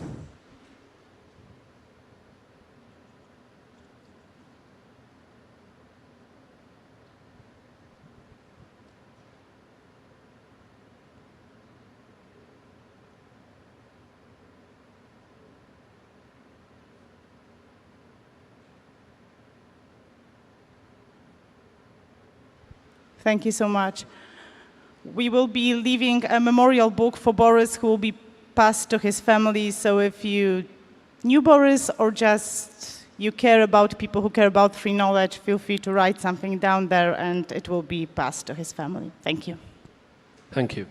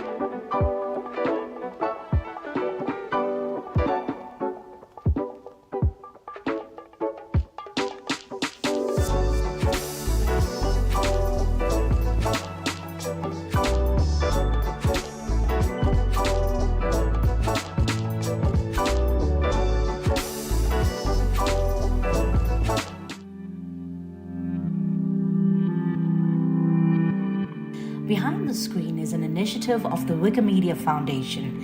It aims to celebrate tireless Wikimedians who make free knowledge possible. These stories were narrated and told by different voices from our communities. The series features old and new voices of contributors, developers, organizers, and volunteers. menyelamatkan manuskrip atau lontar bersama teman-te만 di komunitas. 제가 진행하고 있는 프로젝트에서 제일 흥미로운 것은 옛 한글 전자화 프로젝트인데요. C-String is exactly the kind of activity, the kind of project which pinpoints this diversity. One Deep One Ref campaign is a clever way of inviting librarians over to being editors of Wikipedia. بلشت المؤسسة تحاول تركز على المناطق، على المجتمعات الأقل تمثيلاً، على المجتمعات اللي ما إلها صوت لسه بنسميها اللي هي low voice. Mi aporte fundamental está en la creación de una memoria colectiva de las luchas de género. هذا الاشي بيأثر بشكل دايركت أو مباشر على مجتمعي أنا تحديداً، لأنه لازلنا لازلنا مجتمع ناشئ ومجتمع نامي بحاجة لتوجيه وبحاجة لقيادة. وأصبحت ويكيبيديا جزء من حياتي اليومية. نظمنا الكثير من الورشات لتدريب متطوعين جدد. We have been able to bring in skills on very basic problems that are existing, more especially like in countries like South Sudan. I participate in activities for bridging the gender gap. I write articles related to women's biographies, most often Indian women scientists and Indian women politicians. Preservasi, kemudian mendigitalisasi, dan juga mengajak mahasiswa dan generasi muda untuk belajar mengenal tentang lontar. 그다음에 어떤 제가 생각하기에는 제가 살고 있는 한국과 그다음에 동남아시아 그다음에 어떤 오세아니아가 굉장히 다른 어떤 환경에 있음에도 불구하고 어떤 하나의 어떤 이슈를 만들려고 하는 노력이 굉장히 의미가 있다고 생각을 합니다. Every community is unique in some way, and we have many differences that have to be pronounced in order to promote our diversity as a region. The South Asia community is very vibrant. We have a lot of energy. There are a lot of people who write content in all these languages, but there has been too little coordination between these languages. We are always focused on our own Wikipedia, our own project, our own tool. We need to change this by making it possible for people to meet, people to understand each other's perspectives, cross-pollinate their ideas with other global projects. So I see a great future in South Asian communities, especially the Indic communities. 굉장히 어떤 자신의 문화와 언어를 지키려는 노력을 많이 하고 있다라는 생각이 들었고, Ver cómo vivimos esas marchas, las conmemoraciones, los paros, cómo se da en otras partes del país. Y si bien las luchas de género están presentes en todo el mundo y hay cosas que nos atraviesan de modo global, en cada lugar hay un recorrido, hay unos modos, unos hábitos, hay colores, hay movimientos, sonidos. Todo eso va singularizando de algún modo las luchas. We have creative writing, we have photography programs that we have got out there, and then we also have the skill within problem analysis. So how do you actually be able to analyze a problem and how do you be able to solve them? We have brought skills around basic project management skills within our community and team. Sebenarnya ini adalah sebuah langkah kecil yang kami lakukan di komunitas, tetapi دور المؤسسة فاعل، خاصة في السنوات الأخيرة بلشت تتغير توجهاتها في ظل وجود استراتيجية للحركة اللي بدها توجه عمل المؤسسة على نطاق العشر السنوات القادمة. وواجب علينا نحن كمتطوعين أن نوصلها إلى كل إنسان محتاج إلى المعلومة. المعلومة الآن هي أثمن شيء ممكن أن يقدمه الإنسان للبشرية، فأنت تقدمين هذه المعلومة بدون أي مقابل، وهذا ما يفيد البشرية بشكل جدا كبير. Om Swastiastu, Wastantitiam Citra. 안녕하세요. 저는 구은애라고 합니다. I'm Kirill Semenovsky. I'm Claudia Sherbanutza. This is Neta Hussein. اسمي لما سلمان. My name is Romeo. لما سلمان. Soy Paula Kinsbatter. Esto es Detrás de las Pantallas.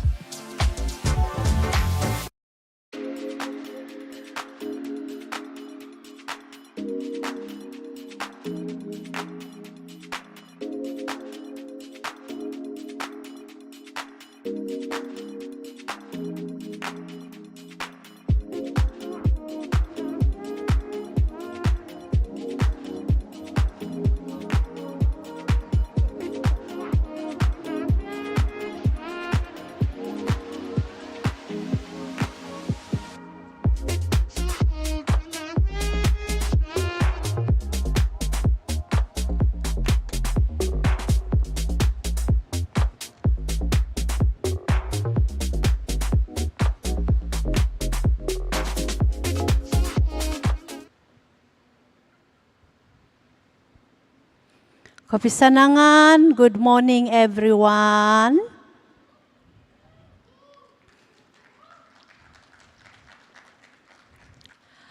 Tataso kula lamba ampo sendi hon kui langot. Langotku kumadya kau pusan di alaid au no koruba imbulai no polo tulan om dono kang kudang langatku dia kau pusan dia alaid au no koruba.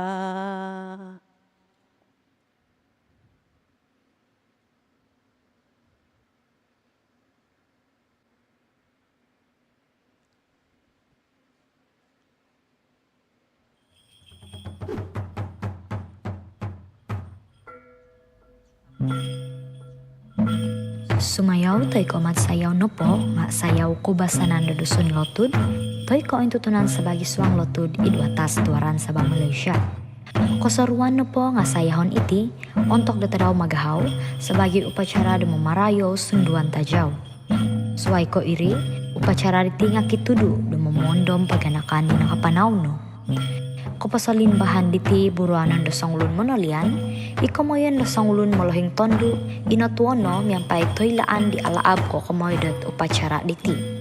Potimpu unon o tuniko basanan, miyampay do susumayaw ngamimpun nagi do sumayaw itionon. Gura do longontongan do nepo nga tumanu do tuni, miyampay gura gako di oloyo manta do gura longon. Susumayaw ko say nepo nga papaw ni do lunsing, toy ko giring ka idlotud.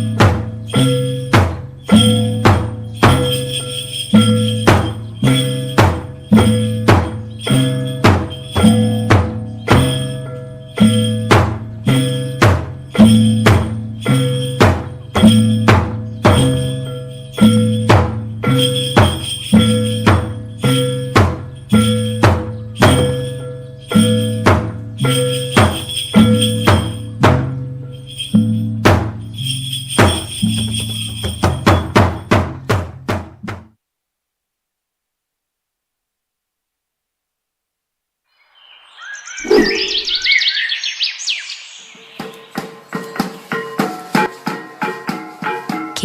sumazau isayau kubasanan mantada tulun kadazan dusun idu atas Pinampang Sabah Malaysia. Sayau napoditi ngamongigit do kapansalan kubasanan kaulunan kadazan dusun iko saruan do sayahon idununa po ababayan om upacara do adat. Sayau napoditi ngaphompit gura di Olumoyo om ki irama i om poton do tuni kubasanan megal do tagung om kuling tangan.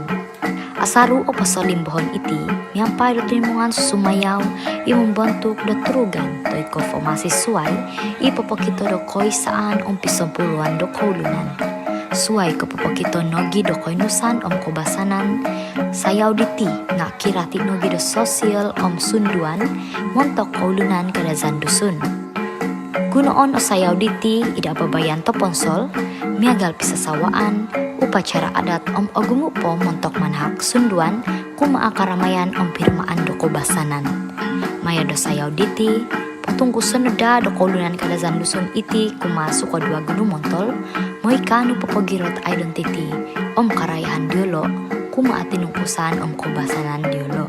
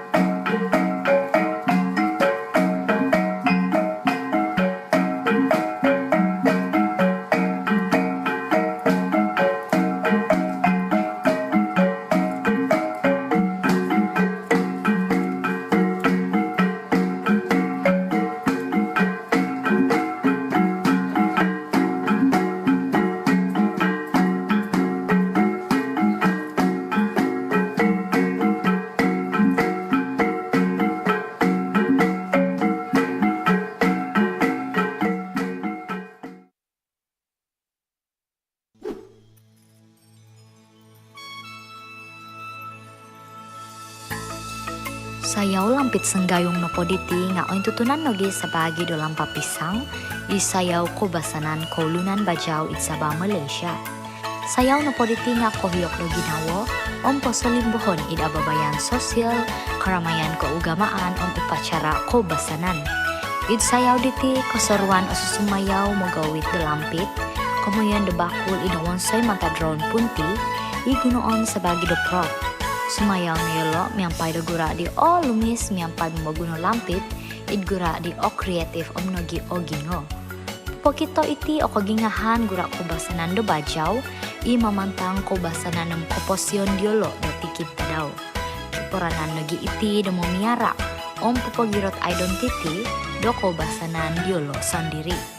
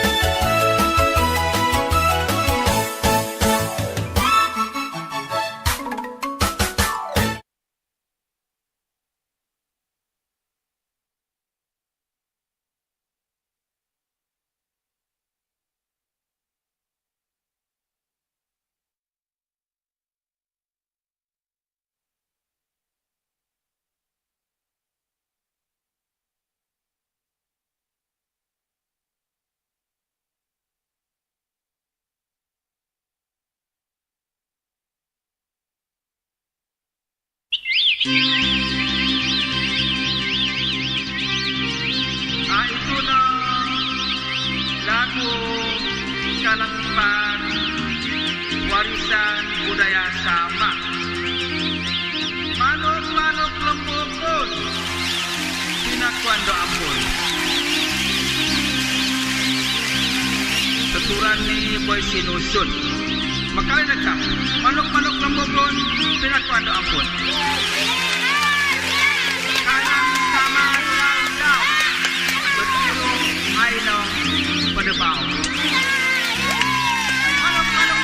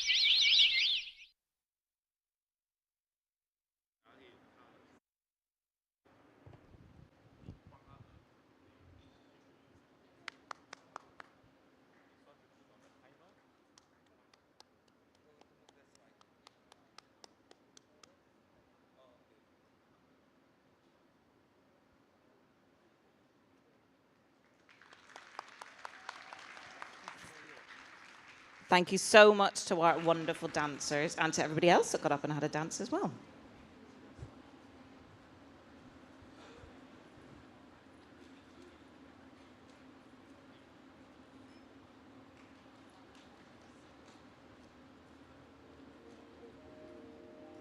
I'm the last one. Okay, next up we have a familiar face. He's not Mr. Minion, but he is Dodi from Wikimedia Malaysia. So please give him a big welcome to the stage. And no, he hasn't got lost. He is in the right place, not the cosplay next door. Give it up for Dodi.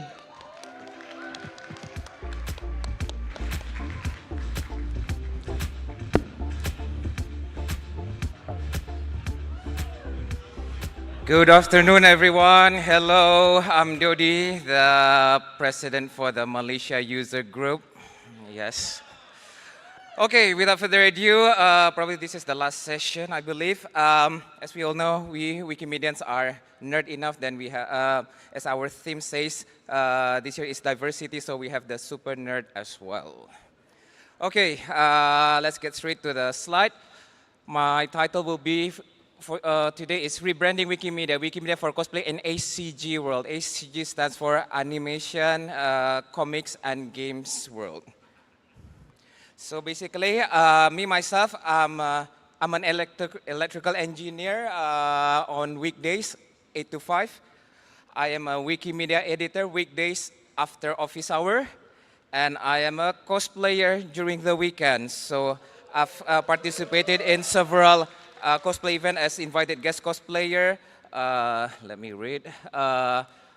Invited guest cosplayer, singer, some of my awards, becoming cosplay competition judge, and these are my other 20, 30 other forms beside Minion. So, okay, why I bring this topic up? Because the current challenges, let me read. Sometimes the topic in Wikimedia is a bit like school-related, culture, politics, history.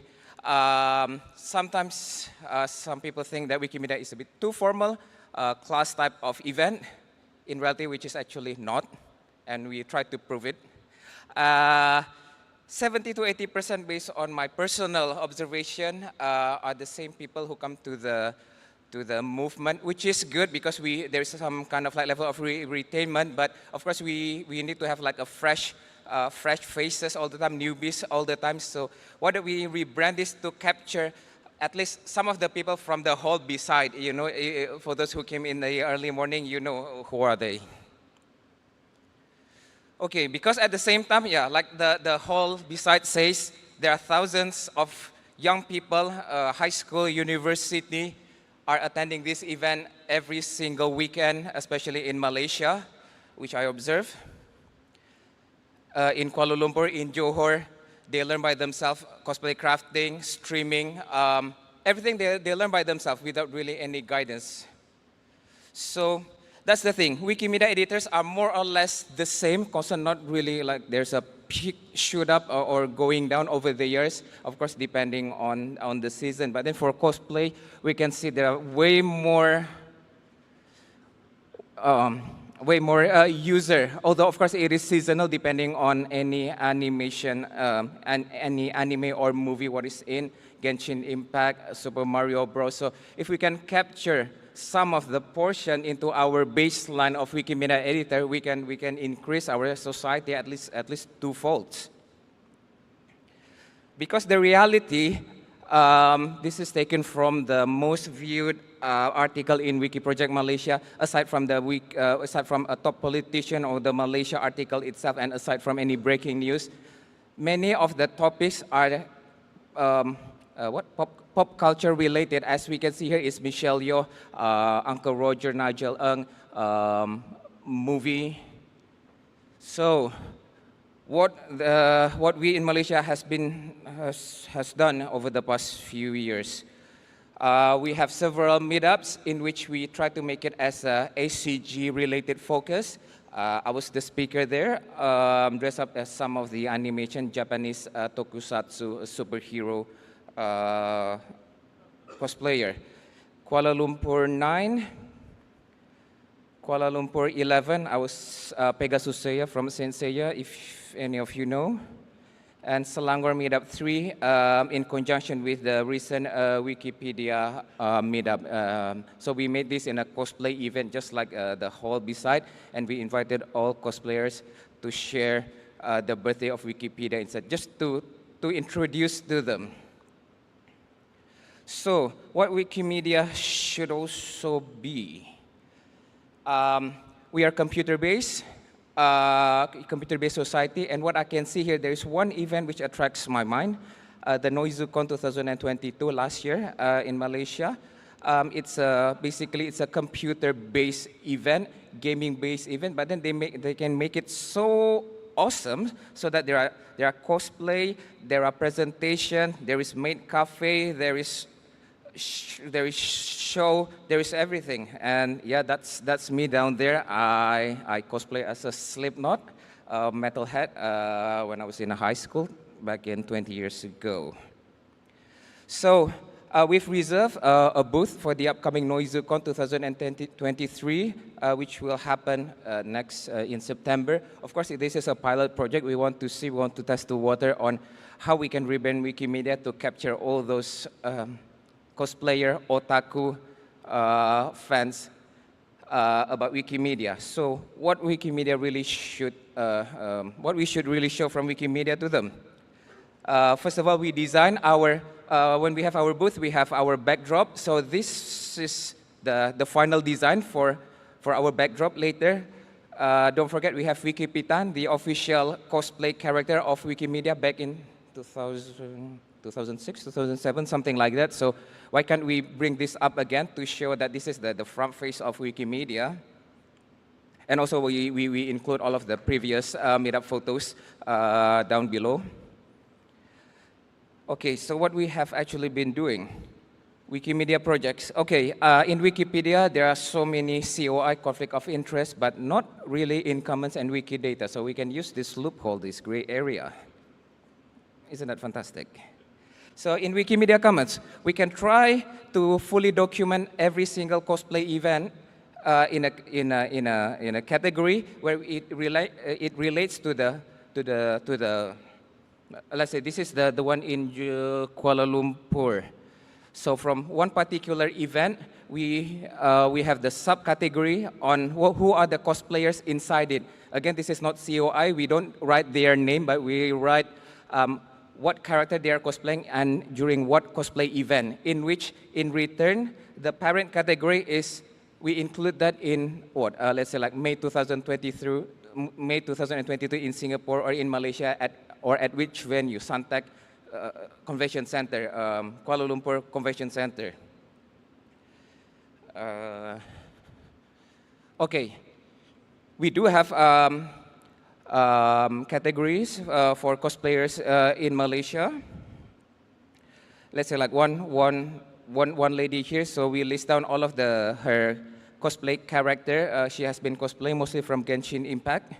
But then again, it's not about writing her name, but writing the character that she's cosplaying and then the event that she wear that dress. Okay, now also this is, okay, cosplay of Mask Rider or Kamen Rider for those who like Japanese tokusatsu. There are various cosplay of Mask Rider. We can also include that in the Commons category. Again, this is not the real copy of the original picture of Kamen Rider, so it's not copyright infringement. If a cosplayer cosplay that, it is in a public space, it is falls under freedom of panorama. So again, that's the gray area we should fully utilize. One of my friends, he used to cosplay some of the Kamen Rider, and then when he tried to find some of the cosplayer who cosplay the same thing, he found out that his photo appears in the first result in Google search. So again, I mean, Commons can really play a big role in manipulating the Google search result, especially in the photo. Of course, we need to write a proper file definition for that. Again, in Wikidata, if you can see here, this is a character from the 1980s Thundercats, Lion-O. We can relate this character as in like the Wikidata statement. This character appears in what franchise? This character uses what what weapon. For Lionel, he uses swords of omens. So swords of omens also we can create a Wikidata entry for that, and we include that in the subclass in the statement article here. So this itself is like a connection of various items in Wikidata for one character. One movie has 10, 20 characters. This can be a really huge work if we can include all those cosplayer enthusiasts into developing what Wikidata is about, and then what are the topics that I believe it can be quite interesting for them. Okay, Wikiquote doesn't really, are not really strict as Wikipedia, so some of the cosplayers, especially those who has been interviewed by the online newspaper, we can, again, write it down in Wikiquote, of course, including their photo while wearing cosplay. And of course, for the Wikipedia itself, since the GNG, General Notability Guideline, is quite strict, so what we can do is we write cosplay event, the bigger ones, in which it has been running on since 10, 20 years ago. It has been broadcasted by the TV, by the media. Foreign guests are being invited. For your information, this event is really huge in Malaysia. It happens every single weekend. Thousands of people coming in. Sometimes in one weekend, there are 3 events happen simultaneously in Johor Bahru, Kuala Lumpur, Penang, a lot. So again, this sooner or later will become more and more notable in the future. So what others have been doing, okay, not only us, but then we have found some similar, more or less fun-related things. So we have Wikimemes user group. Because why? When we talk about Wikipedia in the memes world, it's only about this. When someone celebrity dies, Wikipedia editors change suddenly to wars. I mean, it has been there since 20 years ago. Nothing more detail about that. I mean, are we going to stick in this sort of like our, what do we call it, a curse that people only see Wikipedia as this? No, this is just 0.01% of what the fun part of Wikipedia and Wikimedia project is about. We need to change this image dearly, seriously, especially for the new generation, the YouTube, Instagram generation. Okay, me with the Frances Ford from Wikivibrance, we developed an idea to create a Wiki Loves cosplay. It's up in the commons category, part of commons category of Wikimania 2023. So what we plan to do is after this, okay, for those who are interested to join the event next door, learn to take photo. Of course, try to put that, because there are so many trademark banner around, the minis, personality rights, and then costuming under the licensing. So this is the very minimum licensing we need to add on whenever we take people's photo when dressed up as a cosplayer. Basically, they dress up as a cosplayer to be seen by people, to be taken their photos. So as long as you ask permission, hi, can I take photo? Of course, they need to post into their best pose to be taken, not on when we're eating or when they're sleeping. So yeah, it's completely fun for us to upload those photos to Wikimedia Commons. Okay, so that's all about it, and thank you very much. You're all awesome.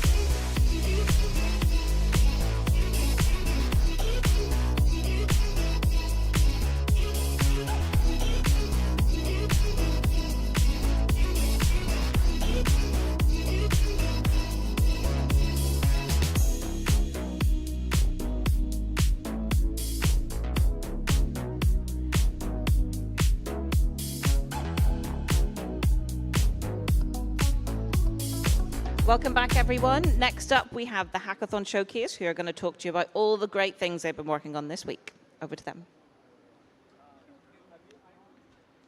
First up is Gopa.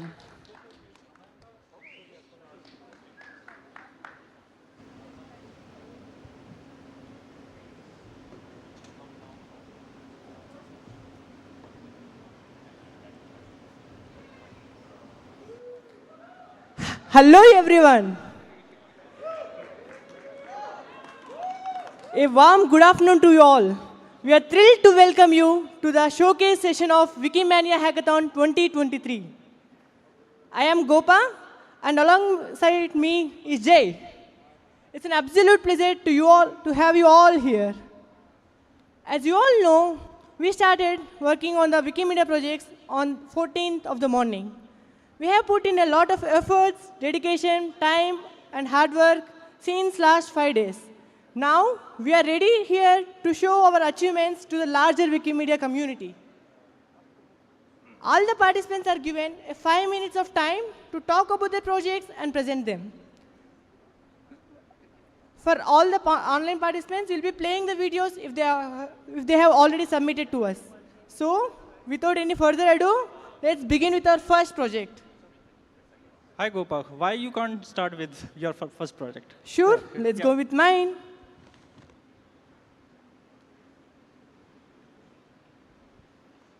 Slide. Okay. So in this hackathon, I have created the user script to add 3D models in the commons.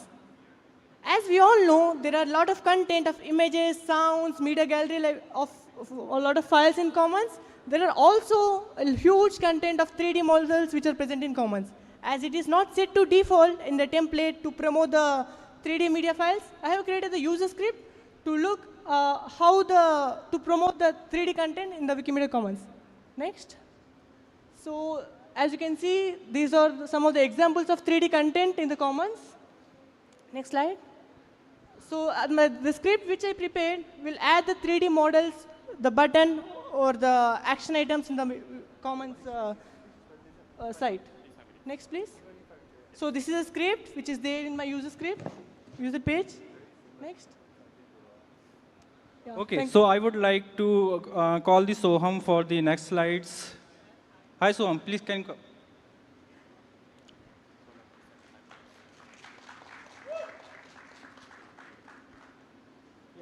Thank you, Soham, for joining me today. So the next project is about a tool watch. It's a health monitoring tool which created by me, Soham, and Varun, joining online today. This is the tool built to monitor all the tools which are there in the tool forge today. As you can see, there are tons of tools developed by the volunteer communities, and some of them are inactive.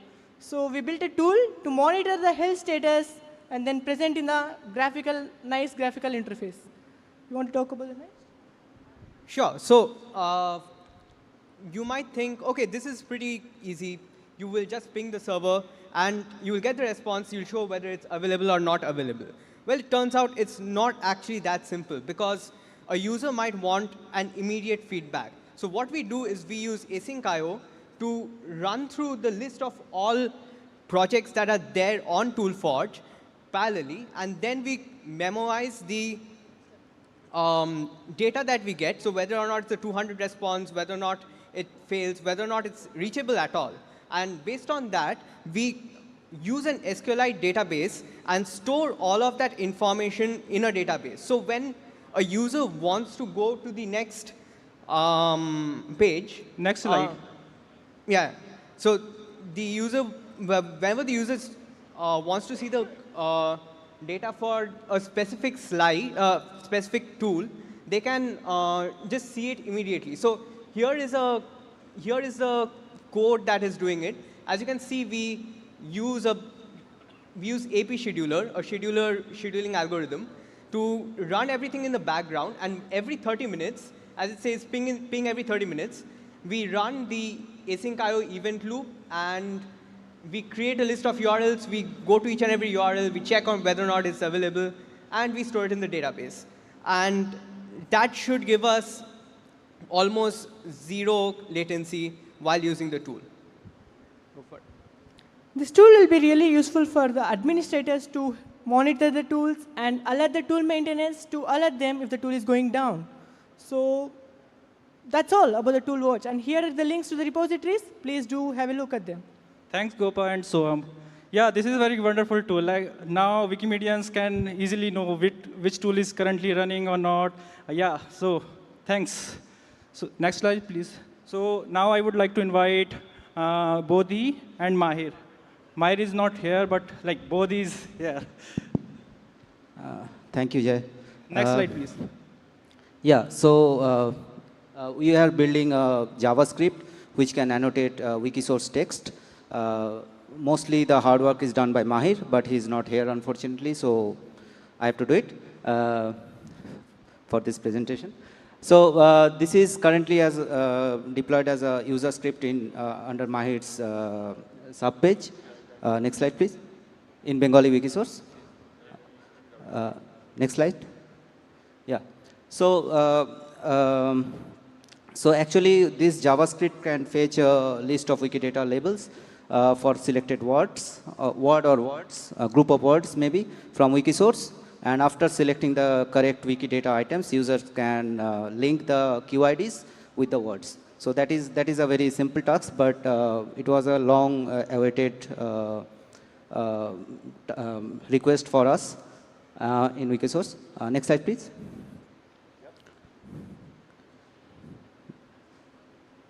Yeah, sorry. So the features are, it can work on both main namespace and page namespace, and you do not have to open the, you do not have to click on the edit button. You can work on the reading interface itself, and you can add links one by one, or you can do batch linking. It can link with Wikisource. If there is, it identifies the site links, and if there is any Wikisource link, it can directly link with Wikisource. If it is not there, then it can link with Wikipedia, then Commons, and if nothing is there, then it can directly link to Resonator. And it can also, you do not need to link the Wikidata items to the headers and footer text, so it skips those parts, and it also skips the previous links which are already added there. Next slide, please. So yeah, this is one example in a Bengali Wikisource page where the word Singapore is written in the pink color below, and you need to find the entities first, obviously, because you are going to link that to Wikidata item. Next slide. And then there is a button which you are going to change anyway because it is an edit button, but we are going to change it into a link button maybe later, but now it is an edit button. So if you click on that button, after selecting one word, any word like Singapore here, if you click on that button, you can find the correct Wikidata items by which will be fetched from the Wikidata items, and the labels will be shown in your language. And after that, if you select the correct Wikidata item, for here, example here, the Singapore, which is the Southeast Asian country, has been selected. This is directly coming from Wikidata, and you can get a small image there to identify itself easily, and the description is also coming from Wikidata. After that, you can you can either do it like add one link at a time, or more than one links at a time in batch editing. So it will automatically add links to one page or more than one pages where the word Singapore is written. So next slide. And that's how the link, a simple link of template is added, which can give all kinds of features. Thank you. I think. Oh, sorry. There is one feature addition. Sorry. We are going to add a pop-up screen where you can find a resonator summary, which will be hovered when you, which will be there when you hover with such links. Sorry. Thank you. I think the plus icon will be good instead of the edit icon. Great work, Bodhi. Thank you. Next on the stage, Kelson.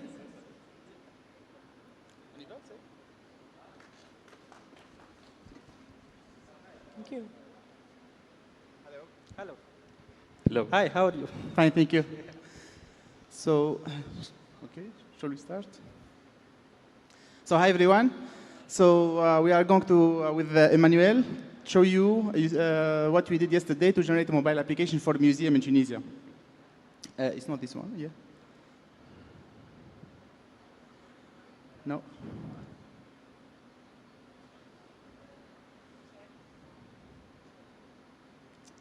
That's not this one. The link to Google Drive in the upper part. The link? Non, c'est dedans.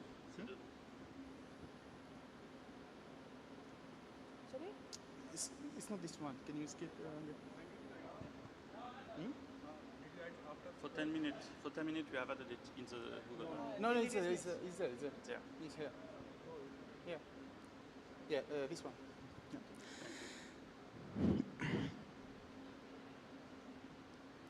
Yeah. Yes.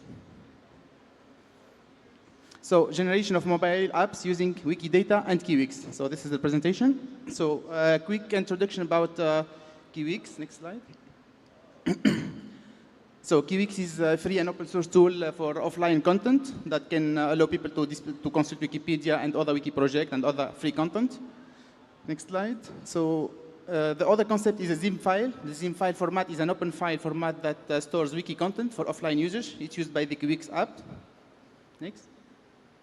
And the third concept is Wikipedia 1.0 server, which is a new tool that allows the generation, developed by Kiwix and funded by Wikimedia Switzerland, that allow the generation of zim file based on the selection of Wikipedia article that can be manual list, sparkle query, pet scan selection, or book selection. So we used this tool yesterday to generate a mobile application for a museum of Bardo, the Museum of Bardo in Tunisia, in 3 clicks basically. Okay, so what we did, next. So this is the process. So a user will, using a Sparkle query, will connect to the Wikipedia server, will input the Sparkle query, Wikipedia server will execute the Sparkle query, retrieve the list of Wikipedia article, and retrieve the content of this Wikipedia article and the media files, and generate a zim file. The user can download the zim file and access to the mobile application for the museum. Next slide. So step 1 is the Sparkle selection. So step 1, we put the Sparkle query in the field query. Next. So this is a Sparkle query to retrieve the collection of the museum from Wikidata. Next.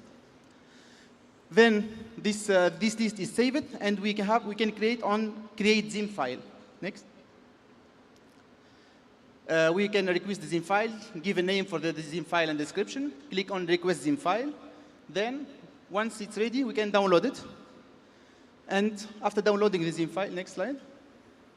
So we can click on download zim file. It takes a few minutes basically. This is also, we can have this interface to download the zim file. Next. Then once download zim file, we can use the Kiwix mobile app to upload it. And then we have access to the museum collection. Next. And when display the Wikipedia article for this museum, the Wikipedia article can contain also an audio file, so the user can listen to the Wikipedia article while visiting the museum and reading the description of the collections. So this is what we did yesterday for the Museum of Bardo, but this is part of a bigger project, next project, called Project Makumbushu. Makumbushu means museum in Swahili language, and it should be an online platform that allows the generation of mobile application for any museum around the world. So the idea is, imagine that it's possible to generate automatically a multilingual mobile application for museum based on Wikipedia, Wikidata, and Commons. So the process should be, the user will input just the name of the museum. Makumbushu will construct the query and will execute it on Wikidata, will retrieve all the Wikipedia articles and media file and generate the mobile application automatically.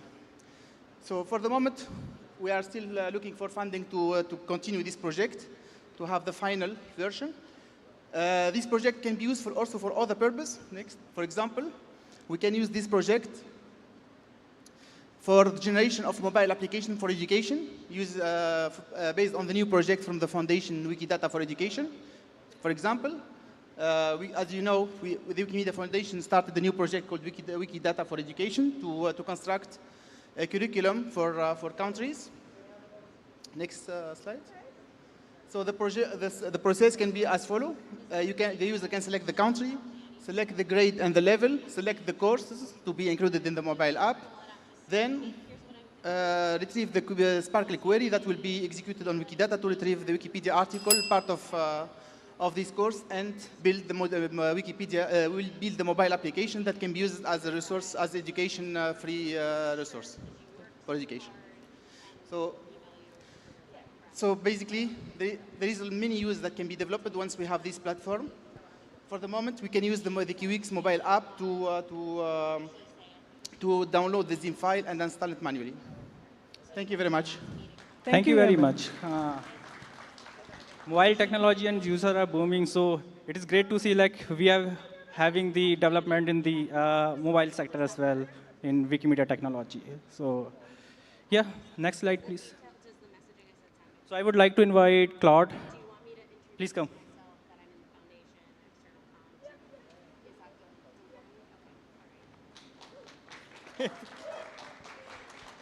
All right, so hi, my name is Claude. I'm a user script and tool developer. So of course, since I'm a user script developer, then pretty much obviously that means I work on front-end things. And one of the things that I've worked on this hackathon was a request by Andy Mabbott, or Pigs on the Wing. So it's a long-standing request. Actually, he's been asking for it for a very long time now, almost 9 years. And next slide, please. So if we could just look at the Fab ticket, it was recently opened. Actually, it's opened around 2020, but he's been asking for this feature for a long time now. And it's about adding the QID, showing the QID as part of the pop-ups. So pop-ups is a gadget on the English Wikipedia and a bunch of other Wikipedias. So right now, when you hover over a link to a page, it currently doesn't show the QID, which is pretty unhelpful, especially if you want to find the QID of a page. So you have to hover over the link, open in a new tab, and then show the Wikidata item, and that takes a very long time. So next slide, please. What do you mean what? So what took so long to add this into gadgets? Well, the original maintainer of navigation pop-ups hasn't been active in a long time. They haven't been active since, if I were to believe the Wikipedia page for it, then it would be around 2009. And because of that, it hasn't been getting new features added in.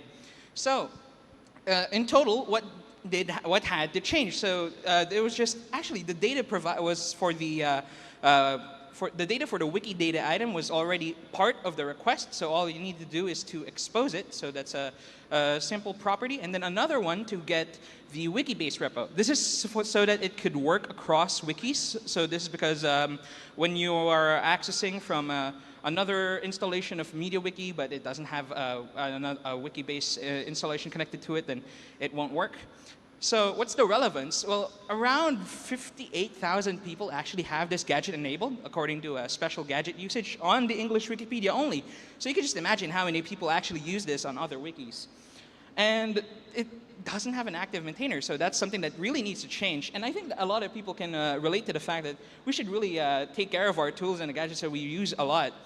And of course, why do we have to add the QID? Well, I'm not representative of the community, but I think I could, some people may agree, just make some noise if, do you like Wikidata? Okay, right? So that's because we love Wikidata, all right? So next slide, please. So this is just a short preview of what it looks like. It was a very simple change, but of course it took so long. That's why I decided to have it in a showcase here. So what basically changed is we just added the QID at the very end here. And whenever you click on the QID, it sends you to the Wikidata item. Right now, it doesn't open in a new tab, but that's basically what all of the other links did. So I decided to just copy that behavior for every other link. So that's not the only issue. That's not the only issue that's open for navigation pop-ups that was reported by Pigs on the Wing. But of course, like every other hackathon, we of course plan to work on it more in the future or work on it some other time. So this is an example of one of the gadgets that really needs some well-deserved love after all of this time, especially with all of the issues that are popping up.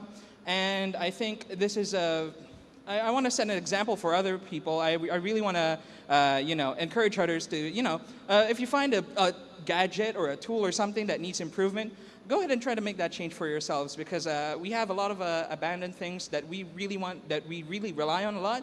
And of course, it'd be very useful if we had something to make sure that it stays alive. So thank you everyone for listening. Have a nice day.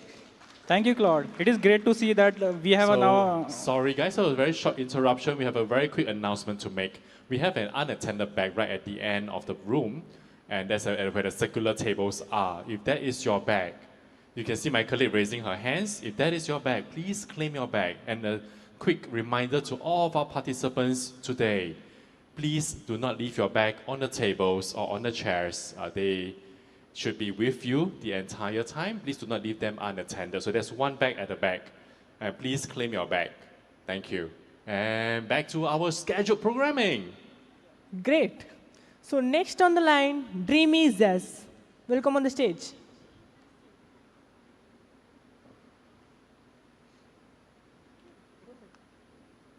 Hi there. So in my little presentation, I'll be discussing a production issue that I found at the hackathon and fixed it within a couple of hours. So the title, as you can see, is Special Investigate was broken on all wikis. What broke? So as you can see, there's an internal error there that has appeared. It broke the entire tool. No idea why it wasn't noticed until now, but found it when I was at the hackathon. So as you can see there, it means the interface was completely unusable if you did a specific thing inside the interface. This made checking for sock puppets very difficult because the check user tool is very critical for our abuse mitigation. The cause and how it was fixed. So the issue was a difference in behavior between multi-wiki instances and a single wiki instance. This means that when I was testing on my local wiki, which had central auth enabled, I didn't notice the issue. Therefore, when it was pushed to production, it was fine until it wasn't fine, at which point I had to make a quick fix. It was fixed by ensuring that the correct parameter was provided for the local wiki.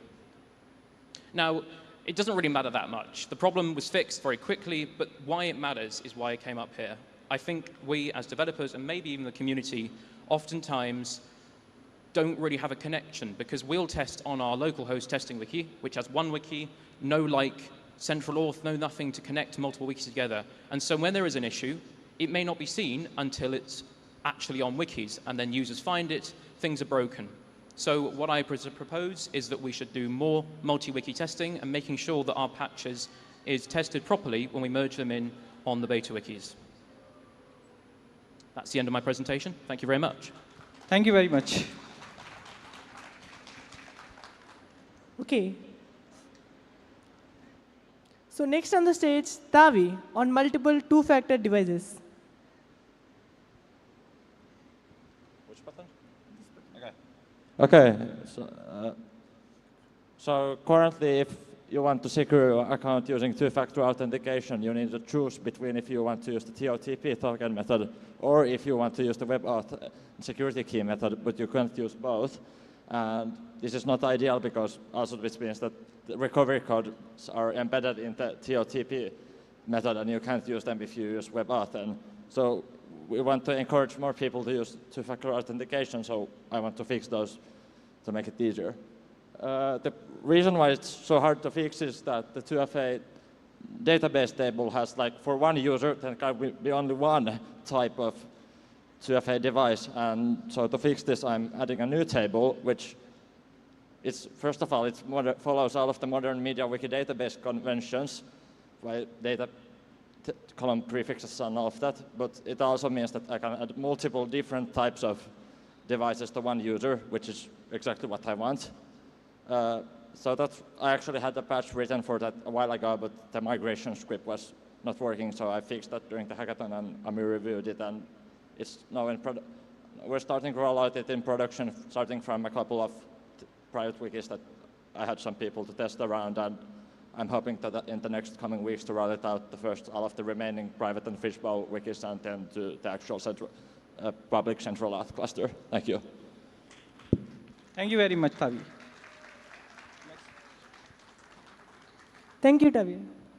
So we have Novum on the stage next on add, edit, count, and user creation, day 2 special contributions. Over to you. Hello. So I'm Novum Lingue. I am a volunteer programmer, and I work on tools such as Twinkle and Page Triage. And my project for the showcase this week was to add an edit count and user creation date to every user's contributions page. Next slide. The reason I selected this project is because it has been on the community wish list, and it seemed like some low-hanging fruit. Technically, it didn't seem too complicated. The patch is pretty small, so I went ahead and picked that one. Somebody else had attempted a patch, but something happened and it didn't get finished, so I went ahead and worked on it. I ended up creating a different patch from scratch that was a little bit less technically complicated. I didn't want it to get stuck in code review.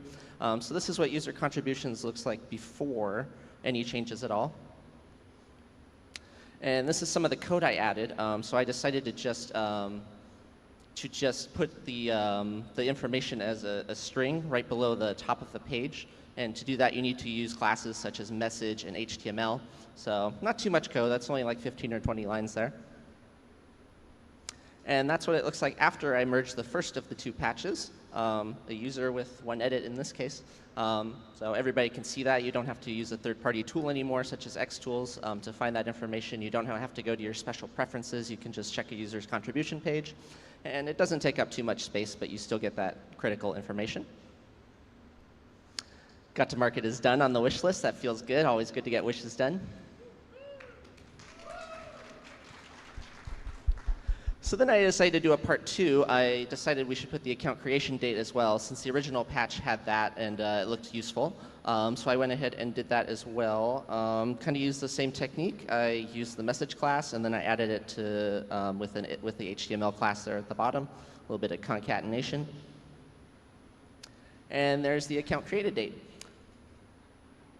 And this should deploy hopefully on Thursday, and then you can see it on all your wikis, and it'll eventually be translated into every language. Thank you. Great. That's so great contribution from Noam. Thank you very much. So next we have Gyano on the stage on improving Twitter to Commons. Welcome on the stage.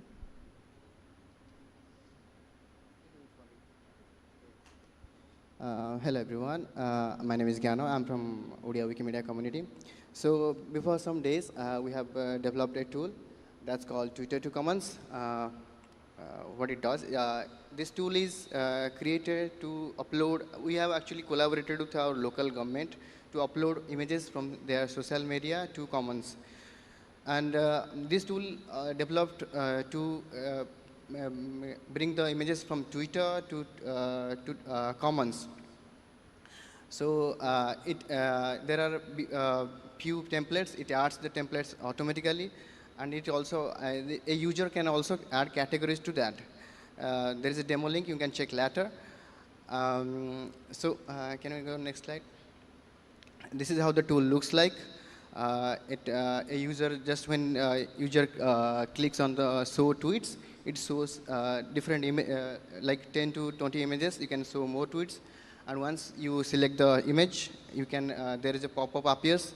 You can select the image and add categories and add description and upload it to Commons. So here are some statistics. Next slide, please. Next slide. Here are some statistics. So these people have involved, and they, this number of images have been uploaded. Next slide, please. Okay, so the problem is, now this tool is not working. There are two issues because the Twitter has started, before it was providing the API for free. Now it is started asking money.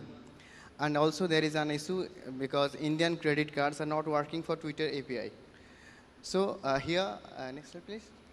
So here I try to fix the issue by using some libraries, some Python or other libraries, so that we can replace the API thing with libraries that can use directly without fetching the Twitter API. So I have used Twint and other APIs. I have tried to use different APIs. Next slide, please. So I have tried, I worked on it. There are two things. First thing, the library, this tool has been developed in PHP, and the Python tools is not working well with it. And another thing is we have to make the data to work with the tool. So the work is on, and anyone who is expert in Python can help me or provide some other assistant to me. The work is on. Thank you so much for listening to me. That was a great presentation. I hope you'll be getting a lot of contributors to the project. Thank you, Gyanu.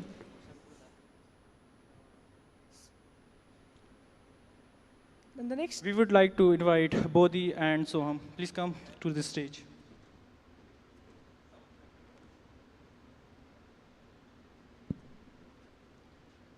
Right. So we worked on this project called Bengali currency numerals. So did you know that page numbering can be hexadecimal?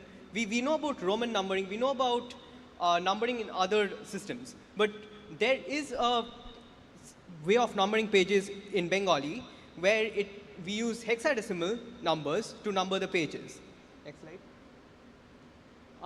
So this was proposed back 2-3 years back, originally by Rishikesh and also Bodhi. And the idea is instead of manually entering these hexadecimal numbers, we would use, say, something like Bengali currency, and that would automatically fill in the page numbers for us for a range. I will hand over it to Bodhi to talk about the exact issue. So the old Indian currency system, there was Anna, Paisa and Rupee. The slides are slightly wrong here, but 16 Annas constitute 1 Rupee. And in India, this system is not valid anymore. We have moved into decimal system. So in Bengali, there is a saying called Sholo Anna, that means 1 Rupee, that means complete. It also goes to that in our culture in a different way also. So this system, this hexadecimal currency system is used heavily in Bengali books, old Bengali books, which are printed mostly before 1950s in India. And this looks like this, the red ones. Previously, what we had to do during making our index page, making our table of content, we had to manually put all these markings one by one, because there was no system to put it in an automatic way. So that was our pain point, and Soham did it, I guess. Yeah. We already have a method of getting, we already have a method of getting the numbers from other writing systems. So we have Bengali, Devanagari, Roman, Tamil, etc. And these all take from the ICU database, the International Components of Unicode database. But as it turns out, the International Components of Unicode does not have the Bengali currency numbers. So we can't actually copy their homework and add it to our tool. So next slide. So we had to build it on our own, DIY. So what we ended up doing is we hard-coded 0 to 10, and then we employed a trick. Because the moment you go to higher numbers, the numbering system switches to the normal Bengali number. So what we say is that we take the first digit, we do our own transposition on that, we translate that to the numbering scheme, and then we conveniently switch to number formatter, which has access to the ICU database, and that will do the rest for us. And next slide. So this has been implemented, and so now when you say PRP Bengali currency, you get a list of all the pages are numbered according to the Bengali currency system. That's our contribution to proofread page. It still hasn't been merged, but it will be soon, and you will be able to see it on all wiki sources. Thank you. Thank you. Thanks, Bodhi. Thanks, Soham.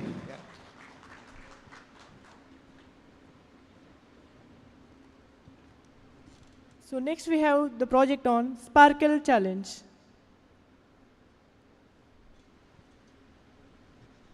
Welcome, Nicholas, on the stage. Yay! So the hackathon is not just only for developers, but everything related to techniques. So I didn't develop anything. Instead, 2 days ago, I did a Sparkle Challenge session, a fun way to test your knowledge of Sparkle and to compare it with other. Next slide.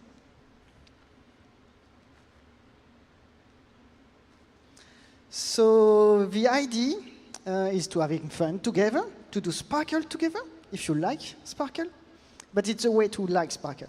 The original idea is not mine, so credits to the University of New Brunswick. We did it online in 2021 with Andrew Lee, who was there, Jan Anneli, Albin, and myself. And so we decided to replicate and adapted the idea for Singapore Wikimania 2000-2003. The challenge has 2 parts. The challenge itself, where we ask the question, and you have to answer the most question the most rapidly possible. And then there's a second part where we look at the answer together and compare, oh, you did it that way, I did it that way anyway. Next slide. Because it's a challenge, because Sparkle query can be challenging. There was 10 questions, 13 minutes. We had 5 teams that showed up, mostly people alone, so teams of 1 person. An interesting fact is that 1 person just learned about Sparkle 2 days before, thanks to Asaf Bartov, by the way. Thank you. And he did join the challenge. Yay! The 10 questions are simple and less simple, so it grows in difficulty, and they are made expressly to discover new aspects, to challenge people to do more things, to discover things that they don't know exist in Sparkle already. So I won't show the 10 questions. You can find it online if you want to challenge yourself. No spoilers. But one question that I think is partly interesting is, how do you say Singapore in French? So the answer is supposed to be Singapore. And there's a lot of ways to do it. You can query the item label.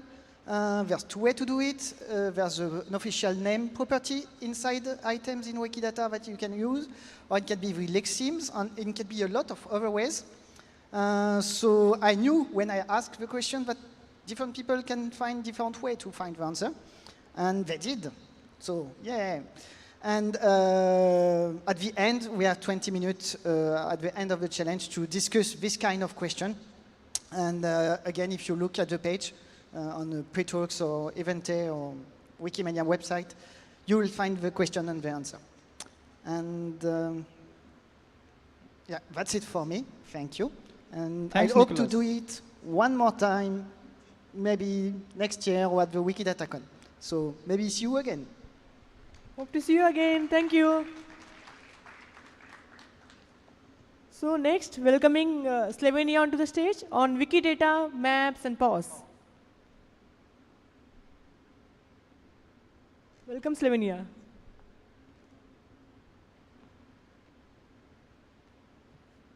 Hello.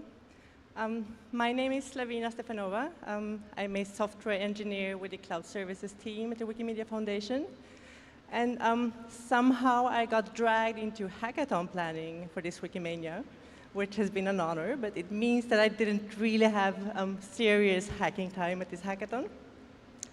But I still decided to take this opportunity to explore some things that I don't do in my day job. So I'm a newbie at Wikidata and Sparkle, and I wanted to do something with maps as well. So that's what I've been exploring. Next slide, please. Yeah, so Nicola and other Sparkle experts, please don't judge my query. I'm a newbie. So I decided to do a pretty simple thing, and that was to take, use PAUSE and directly from PAUSE, make a query to Wikidata. So if you don't know what PAUSE is, it's a foundation-hosted instance of Jupyter Notebooks. So Jupyter Notebooks is used a lot by data scientists, analysts, or anyone who wants to explore data and who doesn't want to have to install programming languages on their computer. It's just a really easy way to get started. And our instance is very good because it integrates with different things, like the dumps, like the replicas of the databases. So PAUSE is really convenient for a lot of things. So what I did then was try to find the 50 highest mountains in Southeast Asia. So that's what this Wikidata Sparkle query is about. And then simply take them and put them onto a map. So next slide, please. OK, so this is the code that it's basically a Python library. It's called Folium. It's really nice if you want to do some mapping data. And this is not a lot of code. I thought this would be easy peasy. I thought that I was just going to take this and easily create a tutorial for other people. And then I tried to render my map. Next slide. And nothing. I expected to have 50 pins on the map, and there was absolutely nothing. So I went back to my code, started doing some serious debugging, like interspersing it with print statements and just squinting, as you do. And still nothing. I thought, OK, I'm tired, I'm jet lagged, what's going on? Trying to find the error, there was nothing apparently wrong. So I went to my last resort, sort of last-ditch effort. Next slide, please. Ask ChatGPT. What is wrong with this? So I had taken a snippet of hard-coded location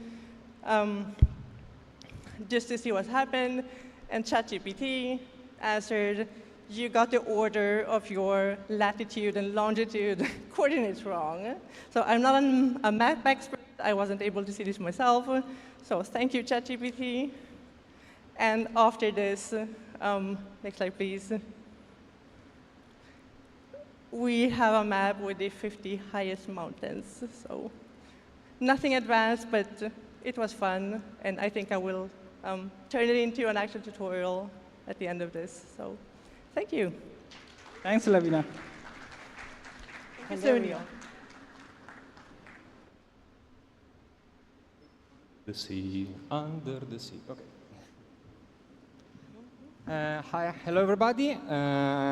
Thank you for the opportunity to don't use Google Documents. Yeah, and this is a stupid presentation that will start. Yeah, it works. Thank you so much. So let's start a bit about interesting achievements during this hackathon. I'm showing you a steam locomotive during a Wikimania. I think this is the first time ever. Now let's, yeah. Thank you so much. Now let's talk about less interesting things. I'm here because thanks to the community, I played with you again to improve Forge. That you know, Forge is the weird name of Fabricator because Fabricator died. Yes. And so now the real name of Fabricator is Forge. We are doing a migration of Fabricator. So now This is Forge, not Fabricator.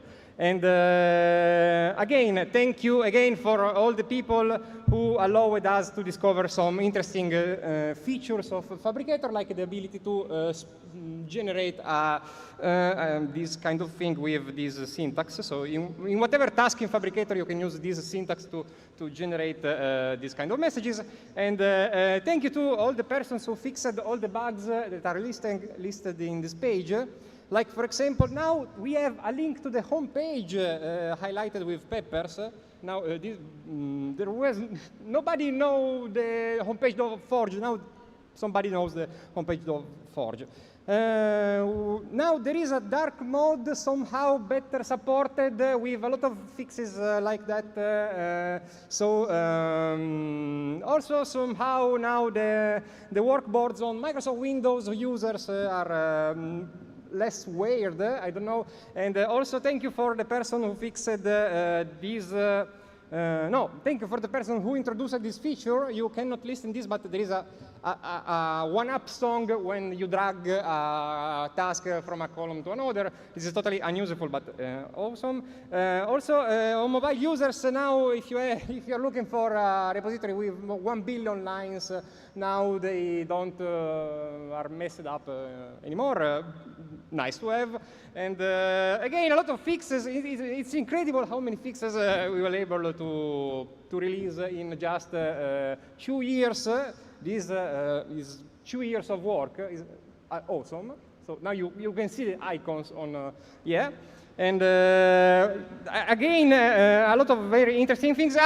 Do you use milestones on Fabricator? Now you can rename a milestone, another year of development. That's great, and I think there is anything more to be shown, but if you write the story of your life in a task, now it's less probable to lose your changes. So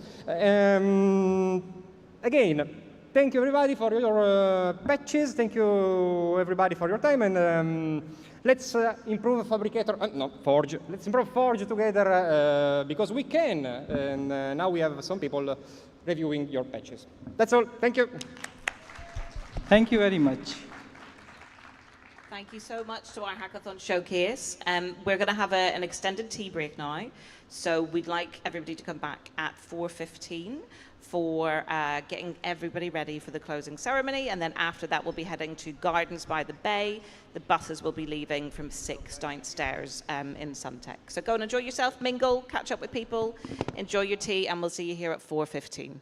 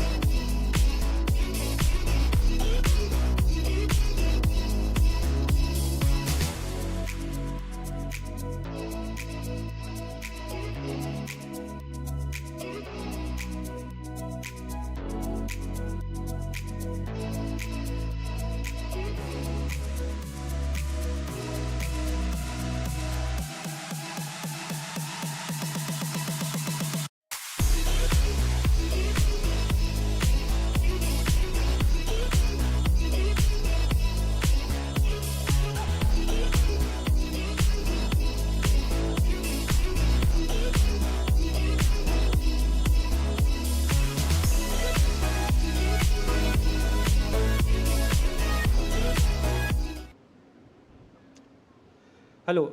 Thanks for everyone for being here. Either you are in person or the online. It is great to see you all and see the hard work. We all did the hard work to make it this event. So now we are at the end of the event and we are having the closing ceremony for the hackathon. So I would like to invite everyone from the technology track program committee, especially Slavina. Please come to on stage. She did very hard work and lead the entire program, so special thank you to her. Okay. Please, everyone comes to here, whoever in the technology track committee. All the volunteers of All the volunteers, please come. technology committee, please come to the stage.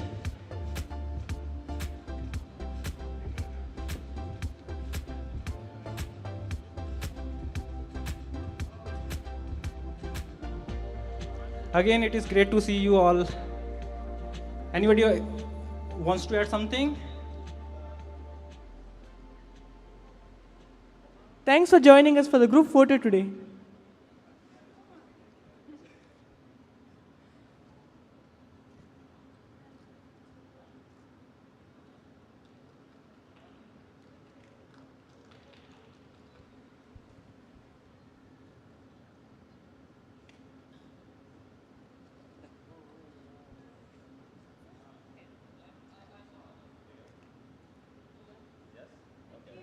Let's get all the hackathon people up here. No. No, he said he could. I asked the guy, can we have more people? Let's get all those hackathon people up here. We are welcoming all the hackathon participants on the stage for the group photo. Please come, everyone. Woohoo! All hackers on the stage. Yay!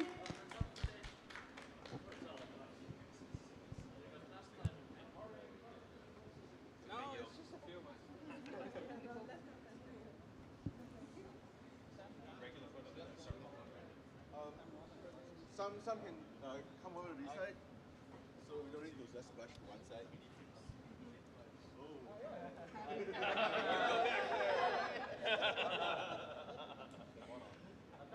Come in a bit closer. Come in a bit closer.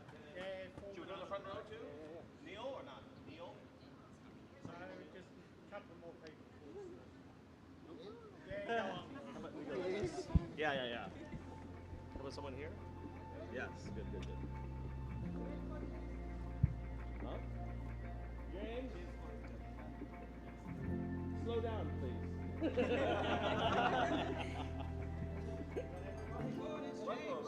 James, come on. Where's James?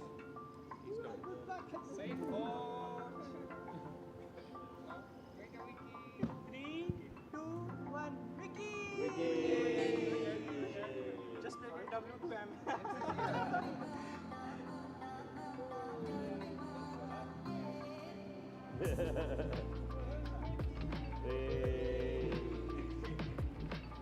One more. Okay, circle shot. Everyone get in a circle right here. Around Slavina. Thanks, Slavina. Everyone get in a circle right here. Pack it in.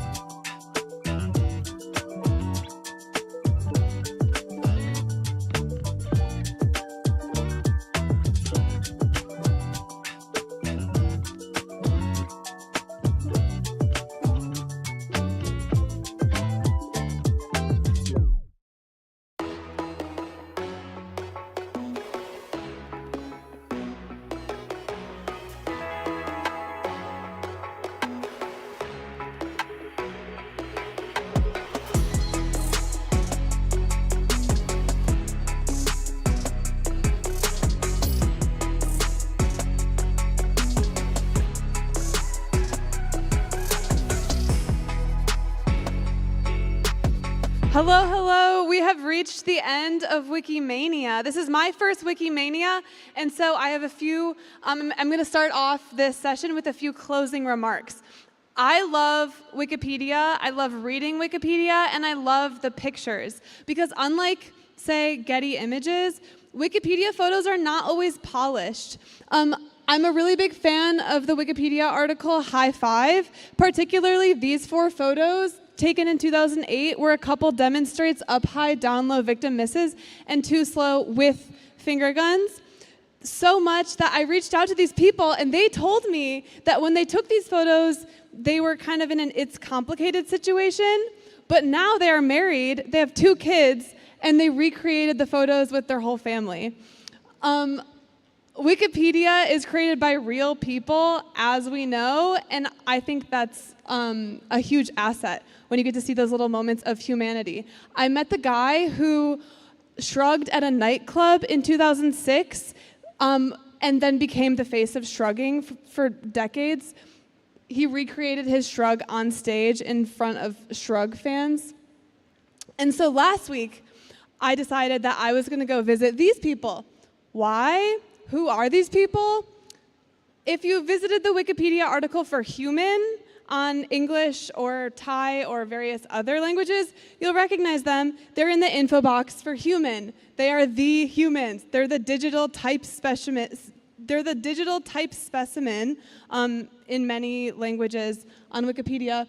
And I figured, you know what? I wonder if they know how famous they are. I didn't really know how to get in contact with them, so I reached out to the person that took this photo back in 2007, and he said, hey, they operate a little bed and breakfast in their spare room, and you should totally go visit them. And so I said, sure, I'm going to Asia anyway for Wikimania, and so I went.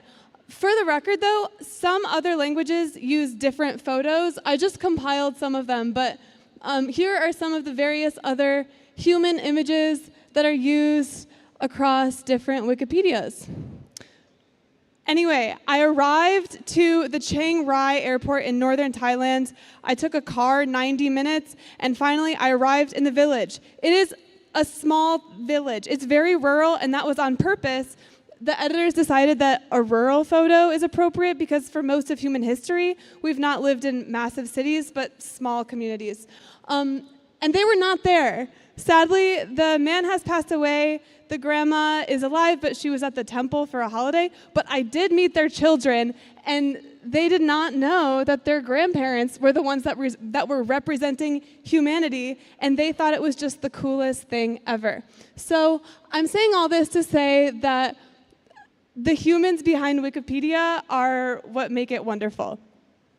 So some of you know me from Depths of Wikipedia, where I share like interesting, odd corners of the project, like chess boxing or Vienna bread. I love this photo because for some reason, an editor added radial motion blur to it.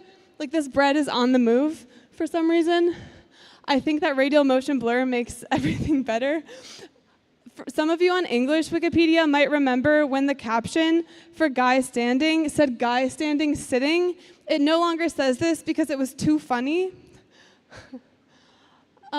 There's an article for skunks as pets. There's an article for the ugliest color in the world. It's now the color of cigarette packages. There's an article for the average color of the universe. There's an article for Italian men that stand with their hands clasped behind their backs and look at construction sites and offer unwanted advice. There's an article for breast-shaped hills.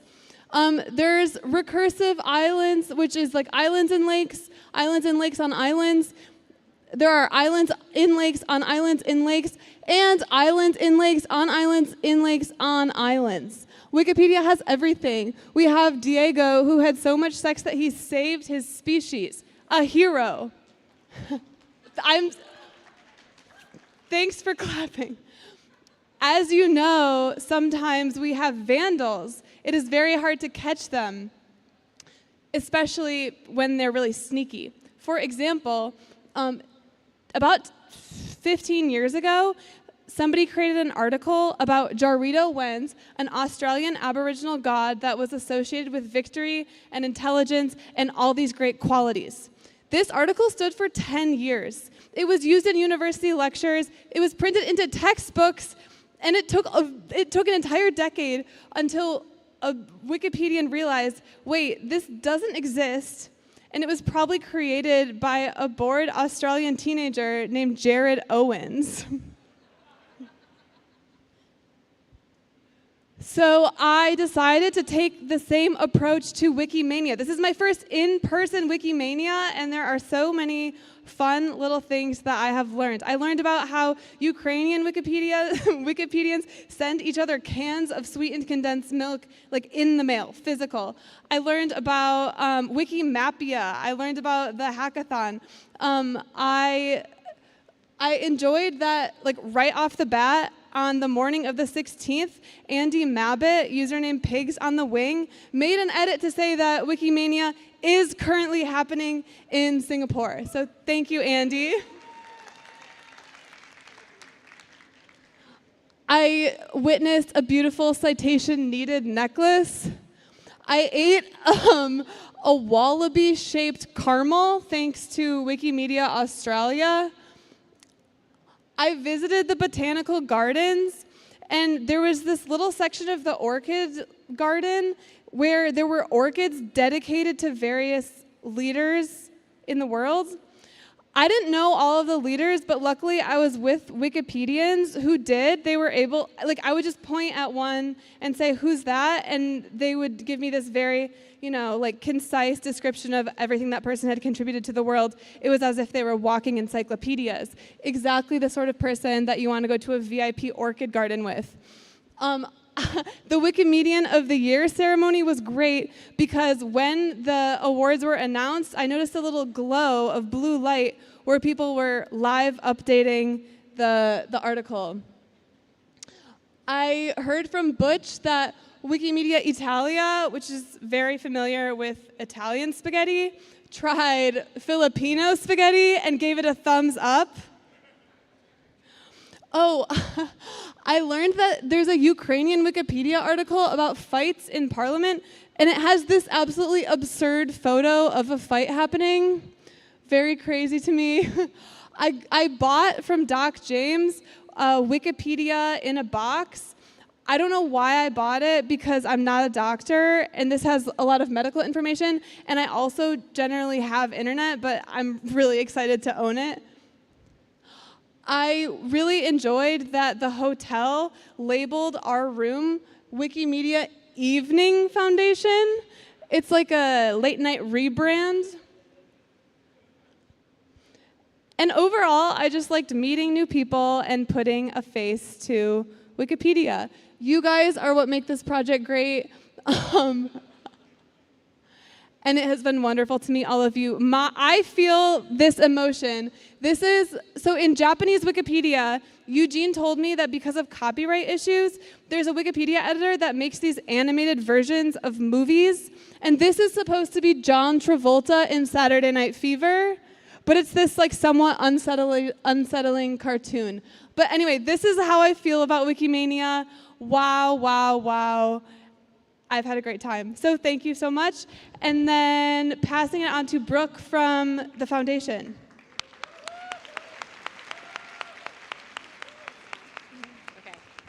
Wow, no one wants to be the person to follow Annie. I am Brooke, I work for the foundation, and I want to thank everybody who participated in the social media scavenger hunt. If you didn't, you can get excited for it next year. And so Annie is gonna help me pick 3 winners. Prizes were promised. They will be mailed to the winners, the very lucky people, but in the meantime, we have some working staff t-shirts as a placeholder prize to thank you for your hard work sharing about Wikimania with all your followers around the world. So without further ado, Annie, will you help me pick 3 winners?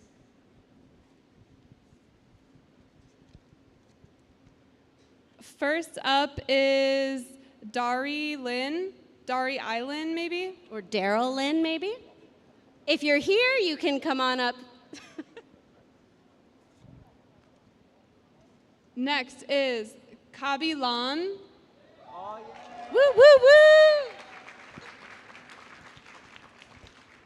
And last we have Fernand Artubi. Fernando Archubi, I think. Hard to read handwriting, people. Well, we have a prize for you. Woo, woo! All right, thanks, everyone. Annie, is there something happening in the back of the room? Whoa, there's a poster back there. Oh, my gosh. Hello, coming to you live from the back of the room. My name is Merdad, and I have the pleasure of being here with our graphic recorder. Hi. Hi everyone. Thank you so much for having us here. My name is Nara. I'm from Idea Inc. We are an illustration studio based in Singapore.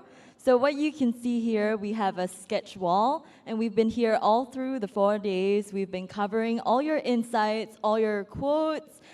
You can see, little fun little things like this bird to represent misinformation.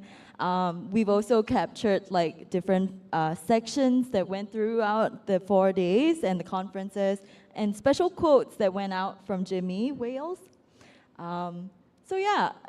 Thank you so much for having us here. I really enjoyed covering the sessions. Yeah, happy to be here. Amazing. So it starts up here, correct? Everywhere. Okay. And I see the Merlion here.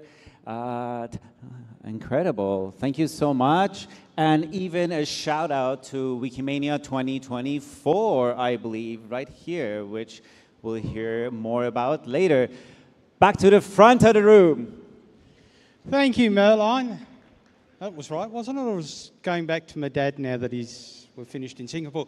Quick note, Wiki Cuteness Association should be in attendance at the front here. Quickly bring them in if you've got a chance. If you're sitting at the back of the room, standing at the back of the room, please come towards the stage and welcome to the closing ceremony. I'm already down to 3 minutes, so I'm in trouble.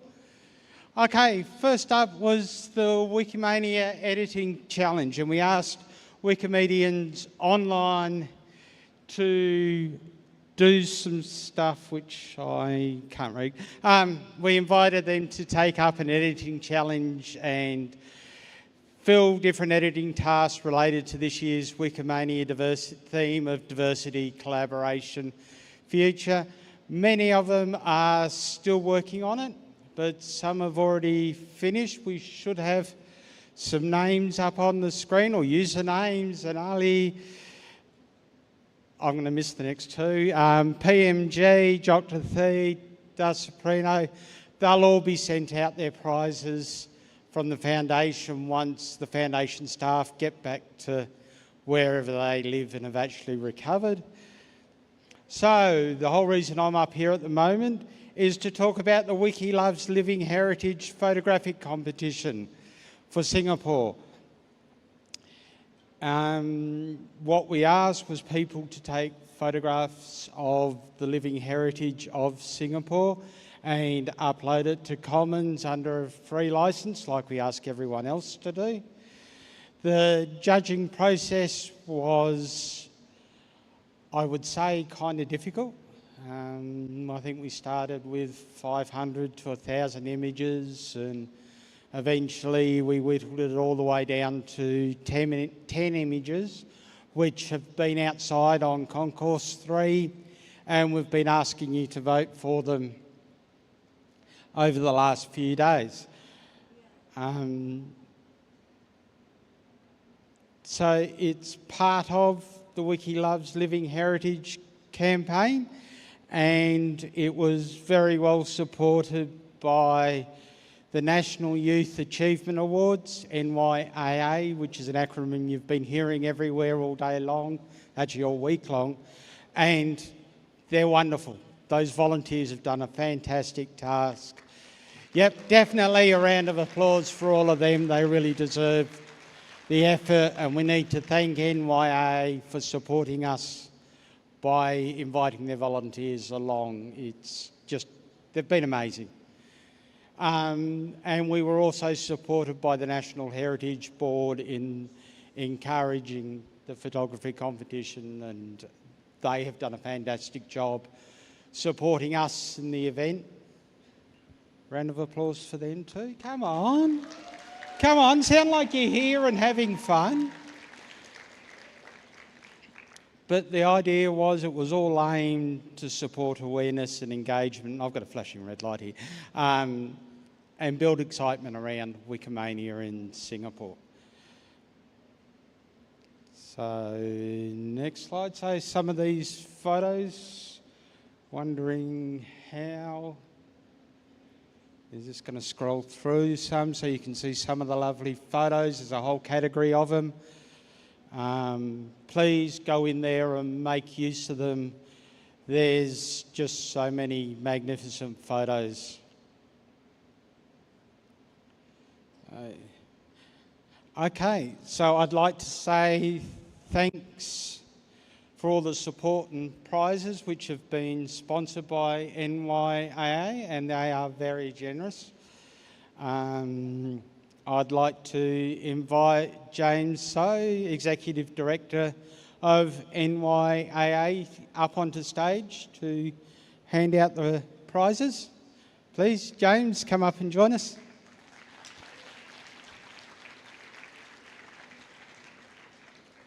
Okay, and now let's have a look. So we're going to start with the...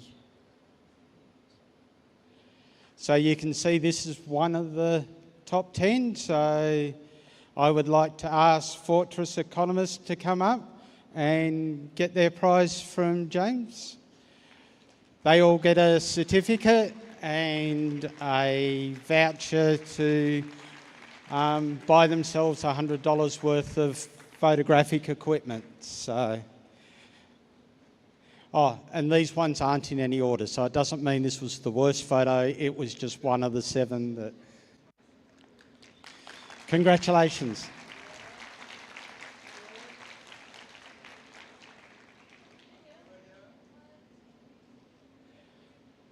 Okay.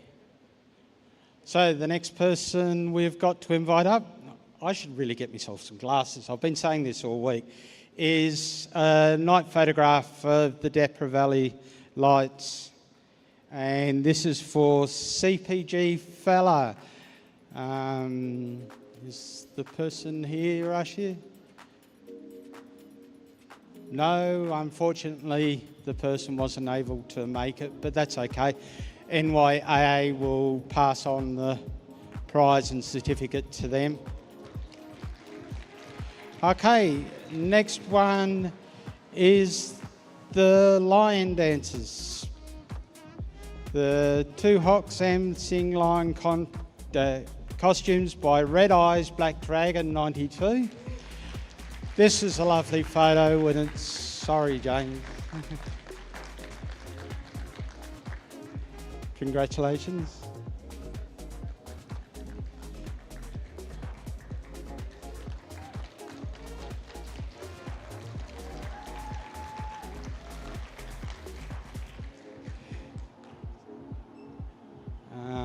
No, we've got one more for you. One more. Trishaw, Uncle. Yeah, I'm going to show my age here and say I remember coming to Singapore last century. Yes, I'm probably getting a bit old for this. And I can remember the trishaws were around and everywhere, but now there are very few of them left. So I'd like to invite Rosa, up on stage to receive her prize.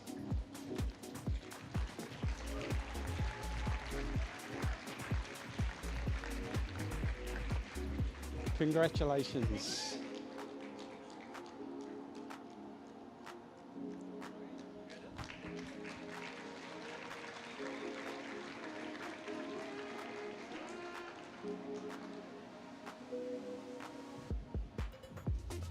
Photo competition with 400 photographers in the room.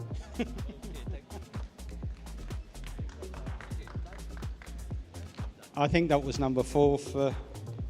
Yes, I've got it up. So I'd like to invite Melissa Tan, Director of Heritage Policy and Research from the National Heritage Board, to come up on stage to give the next prizes. Thank you. And thank you for supporting us. Okay, first up is the last newspaper stand by Chino Chi. Is he here? Oh, coming from the other side. This is an amazing photo if you realise that Singapore is really about to lose these guys. Because the horse racing is closing down in Singapore. So he'll have nothing to sell. It's really unfortunate. Thank you. Okay, next up. Poppy making by Phoebe. Phoebe, are you here? Ah, she's running in from the other side. Yay! I love this photo with them actually making the poppy here. It just really shows the living culture and how these things are done. Well done, congratulations.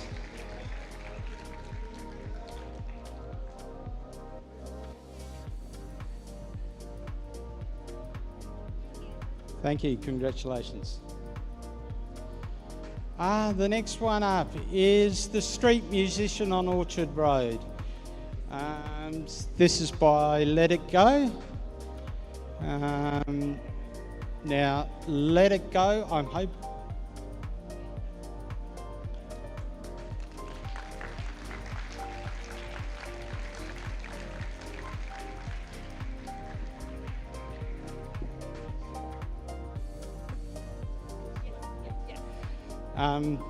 Let It Go's partner has come up to receive it. Yeah, okay, I'll go around this side. I'll go that side.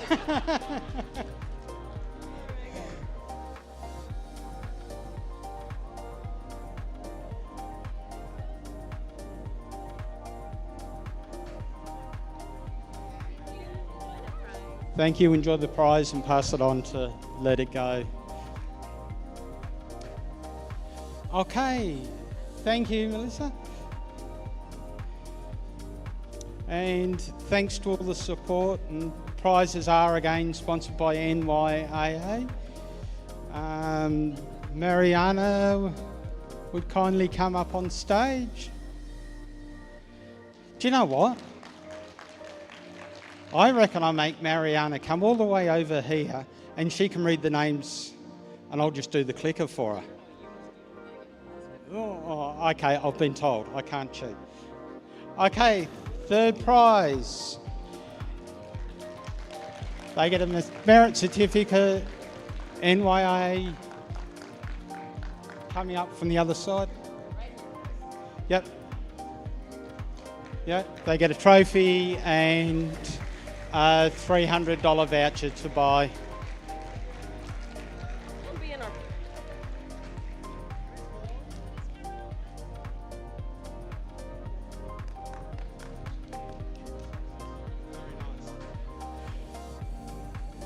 Okay, now we're looking for second prize, which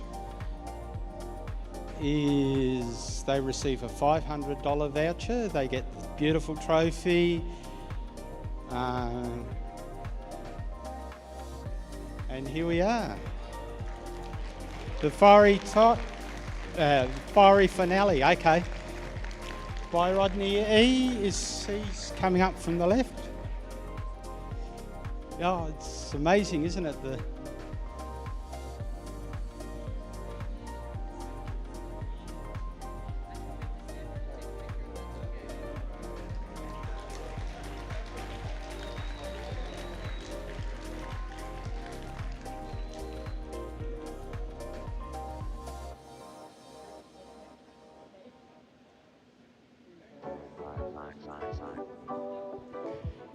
Congratulations, and I see we're already over time, but now, well, you get used to that. Okay, first prize is a $1,000 voucher, and there's some person hanging around over there now that thinks my name hasn't been called out, so they're going to be really keen and excited, and they're going to come charging up on stage without even touching the steps. So here it is, the Wet Market, or the Tikia Centre Wet Market by Carrie Shue.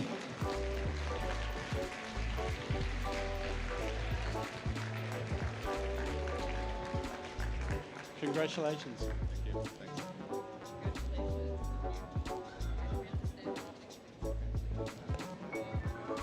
I'll go on the other side of Mariana.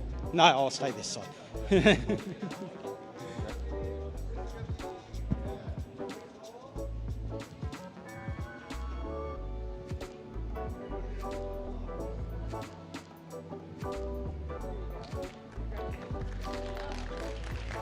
Congratulations again, well deserved.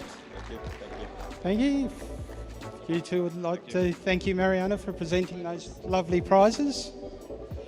Oh, hang on, Mariana, don't run away. Don't run away. I almost forgot. We had one person that did some absolutely amazing work. His name is Rainier Halamer, I think. He's going to correct me when he comes up here. Here he comes. He digitised slides from the 1970s. So these photos are how I remember Singapore.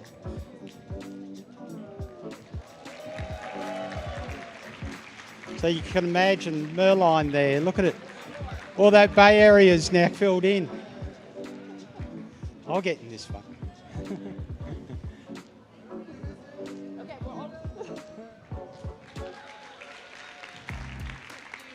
An amazing effort, all of those photos you contributed. Thank you. Yeah. I don't know.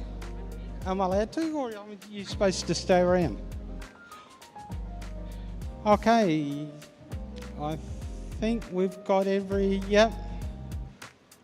Okay, I'd like to invite the jury members up on stage. Robert Sim, who has been performing absolute magic with everything. Bernard from Singapore, who is a keen photographer himself, and he helped us judge the awards. Mr. Willie Fu, CEO and founder of Live Studios Interactive Photography, representing NYA on the jury. John Teo, Deputy Director of the National Heritage Board of Singapore. Hang on, there's 4 people here, and my list says there's some guy called Nangara that's got to come up here. Where's he gone? I've really messed up, because poor old Sadeep, who's hiding up there on the screens, has been able to join us. Thank you, Sadeep. You kept us all in line. You made all the software work, and you helped us get in contact with all the prize winners. But to all of the jury, thank you, very much appreciated. I believe you want to quickly call Rachid Safi. Quickly call all the contestants and prize winners and jury and judges and presenters up on stage for a quick group photo.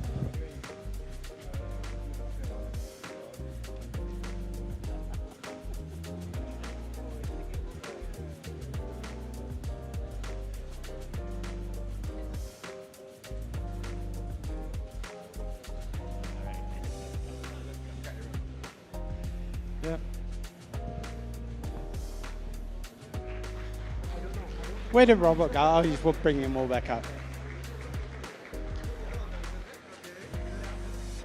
Yep. Come in, please. How many rows do you want? Last time I organised a group, it was a disaster. You all remember that from a couple of days ago. Please, please. Do you want to break it into 2?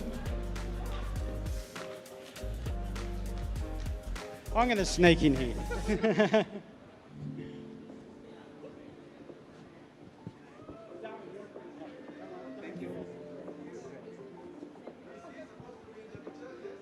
Yes, yes.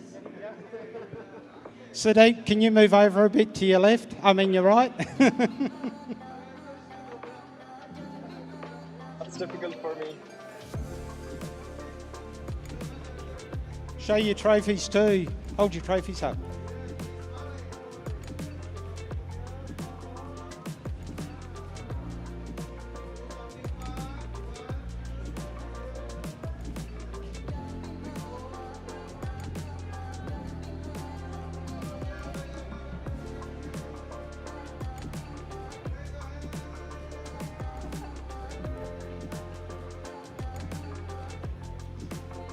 Thank you everyone, and congratulations, they were wonderful photos. Okay, clicker stopped working, so I must be handing over to Mariana. But you can't go anywhere. I think... I don't know if I need...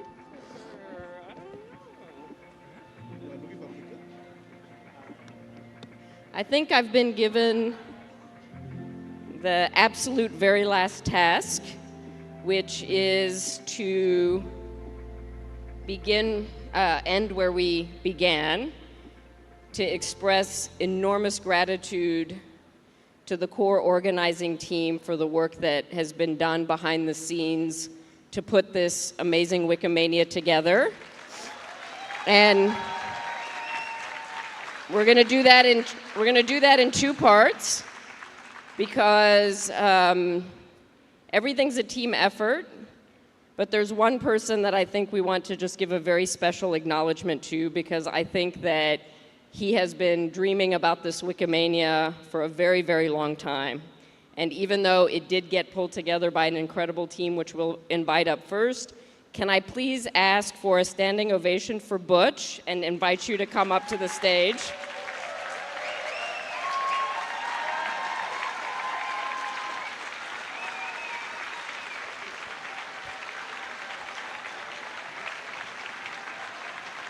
No, come, Butch.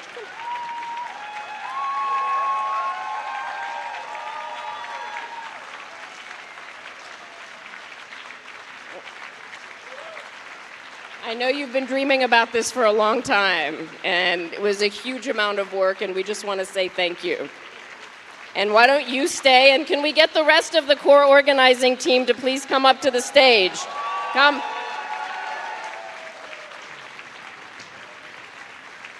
And get the rest of the core organizing team. All of you come on up.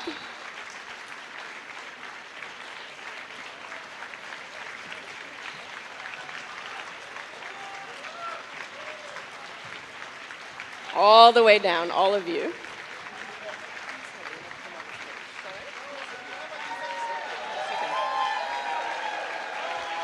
Okay, a bow. There you go. Well done. Congratulations to all of you. And wonderful. Thank you so much. One member of our core organising team isn't on stage, and that's Amy Sneigel from Germany. He wasn't able to get here, so. Okay. Do you know what we do now? Okay, I think that we're now going to be given some thank you to all of you, and you stay. Okay.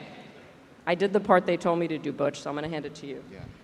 So, if there is one person who should be the lead organizer, it's supposed to be not me. I'm supposed to be I'm an accidental lead organizer.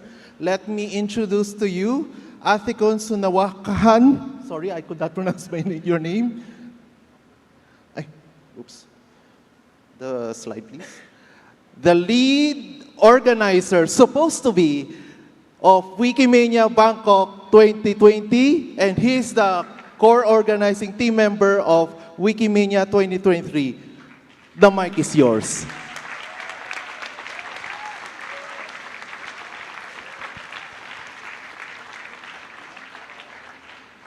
Thank you so much, Butch. I cannot really believe it. It's been 3 days, and now we are the final day of Wikimania. So good afternoon, everybody. Some of you might already know me from the closing ceremony of 2019 Wikimania in Stockholm. I'm Atikun from Thailand, by the way. And as all of you are probably aware, that Wikimania 2020 was planned in Bangkok, right? And by the way, Bangkok is not a capital city of Taiwan. How do I press the next slide? Okay. Yeah, that was the poster created by Butch just a few months before Wikimania, until there was the pandemic. So this was a picture of me and Butch taken in Ayutthaya, right, back in 2019 in November. We went to Ayutthaya and we went sightseeing around Bangkok, and I was wearing the hat that I bought in Cape Town during Wikimania. So it was a hot day, we had a good time. But unfortunately, with the pandemic, we never thought the world would stop working for 2 years, and time changes and all other circumstances change too. So we decided to take a detour just 2,000 kilometers south of Bangkok, here in Singapore. And this is Quokka, our Easy Up mascot.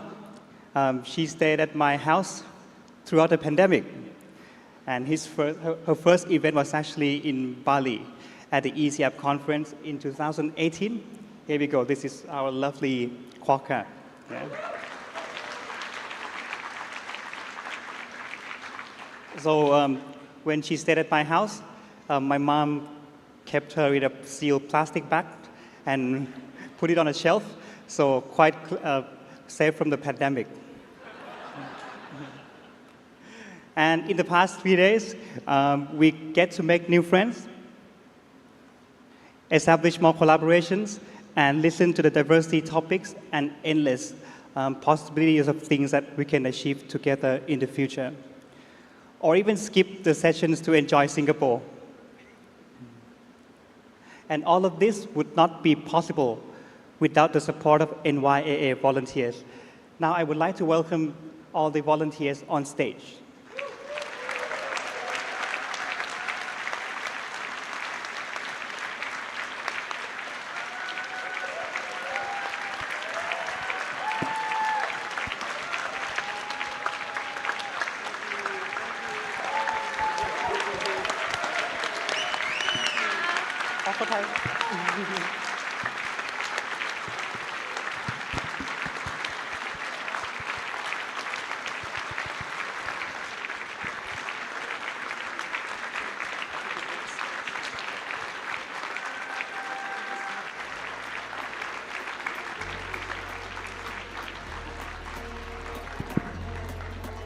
Okay, it's your turn.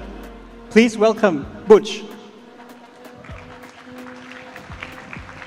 So, where's the clicker? We're doing it like 2019 again. Okay, so hard to see you go. At least I'm no longer worrying about Wikimania. At least we have a new person who will be stressful 24 hours now.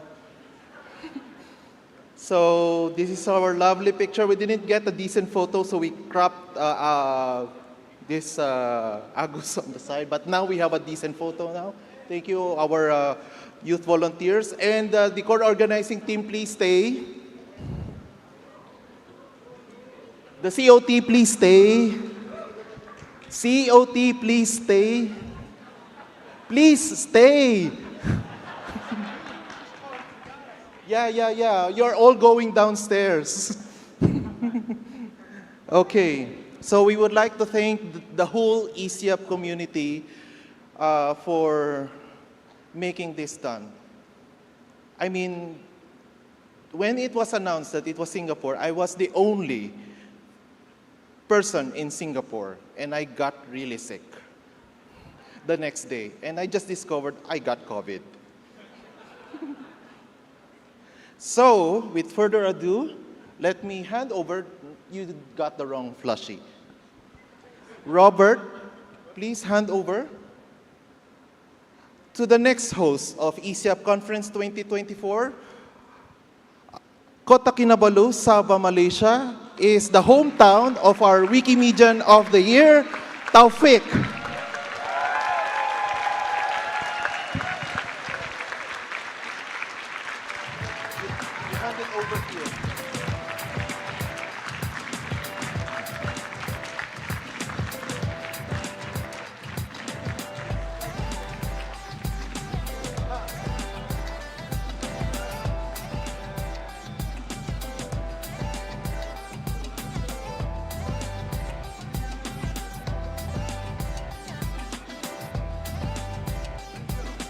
Thank you. Taufik, thank you. So, this is the handover. So, we would like to call the core organizing team of Wikimania 2024, the Wikimedians of Central and Eastern Europe. Come on to the stage, please.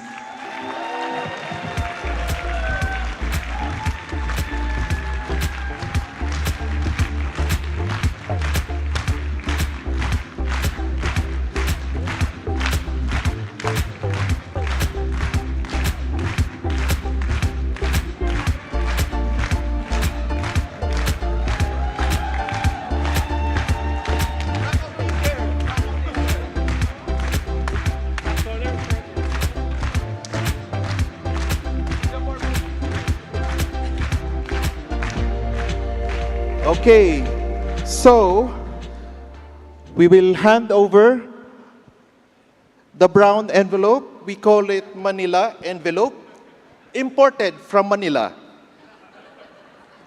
And now, the big reveal. We will be doing a literal handover to the next host. So this is the folder that contains a greetings from the Wikimedians of ECIAP, and also on the sign is the greetings of congratulations from the steering committee. So we will give them a decent handover.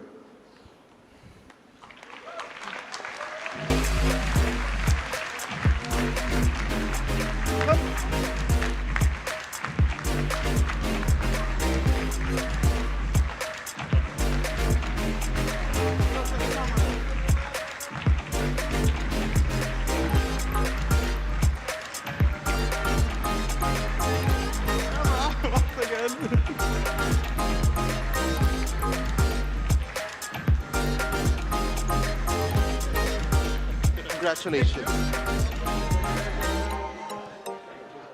Ladies and Wikimedians, the Wikimedians of Central and Eastern Europe.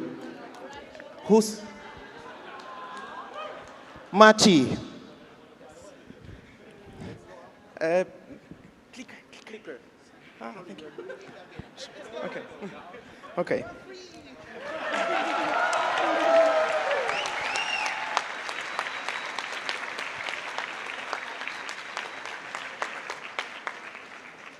Okay.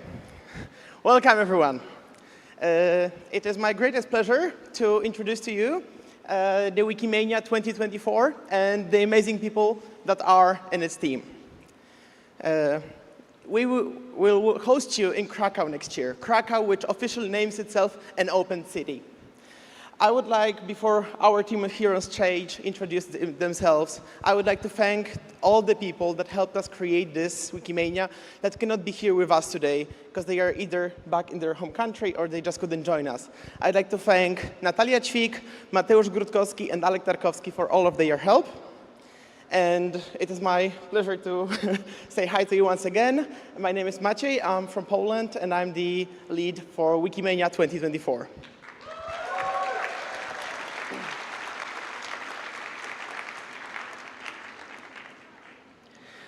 Also, our sincere thanks to the co-organizing team of Wikimania 23. Thank you for letting us see what you have been doing, and thank you for giving us this opportunity to learn how to run a Wikimania. So I'm gonna make it short. Hi everyone, I am Gabi and I come from Estonia, a small northern part country in the Central and Eastern Europe.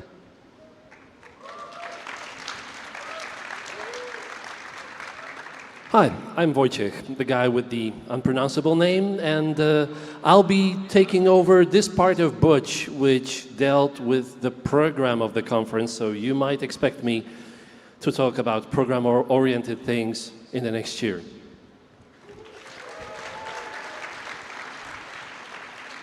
Yes, thank you once again to the 2023 co-organizing team. And now it's time to get excited for what comes next. It is my pleasure to invite you to join us in Krakow in 2024.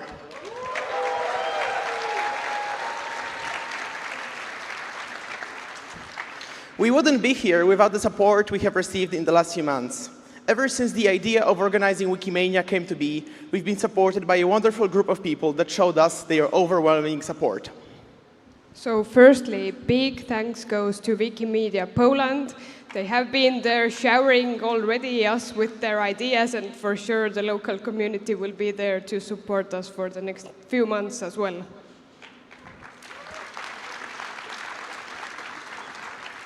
We would also like to thank for the immense support and inspiration to the Wikimedia Foundation staff. I mean, guys, you are too numerous all to list here, so I won't give any names, but you know who you are. And you know that we value this, this inspiration and will carry this over into mid-2024 in Krakow.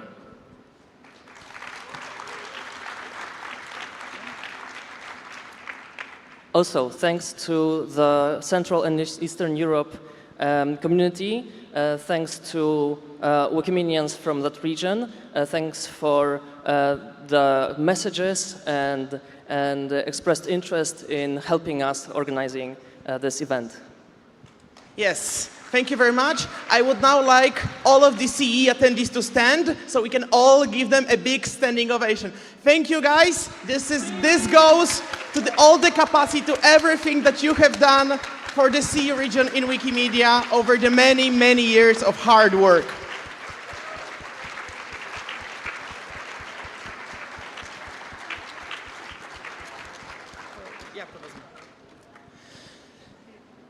Next Wikimania will continue the tradition of all of the previous Wikimanias. We want to globally celebrate all of our communities, all of our contributors, all of our editors. We will work to our fullest and we will give it all we have to make sure that as many people can join us in person. But don't be afraid. This new post-COVID atmosphere also means that the conference will be hybrid. So wherever in the world you are, whether with us in person in Krakow or in the comfort of your own home, you will be able to join us and celebrate all of our global movement together. The area of Central and Eastern Europe spans from the Baltic Sea to the Mediterranean, spans from the fields of Central Europe all the way to Ural Mountains. So next year in Krakow, there is excellent possibility to meet all the people from this area.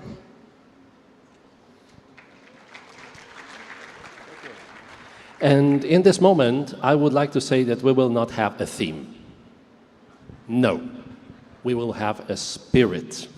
Join us next year to celebrate Wikimania in the spirit of the collaboration of the open.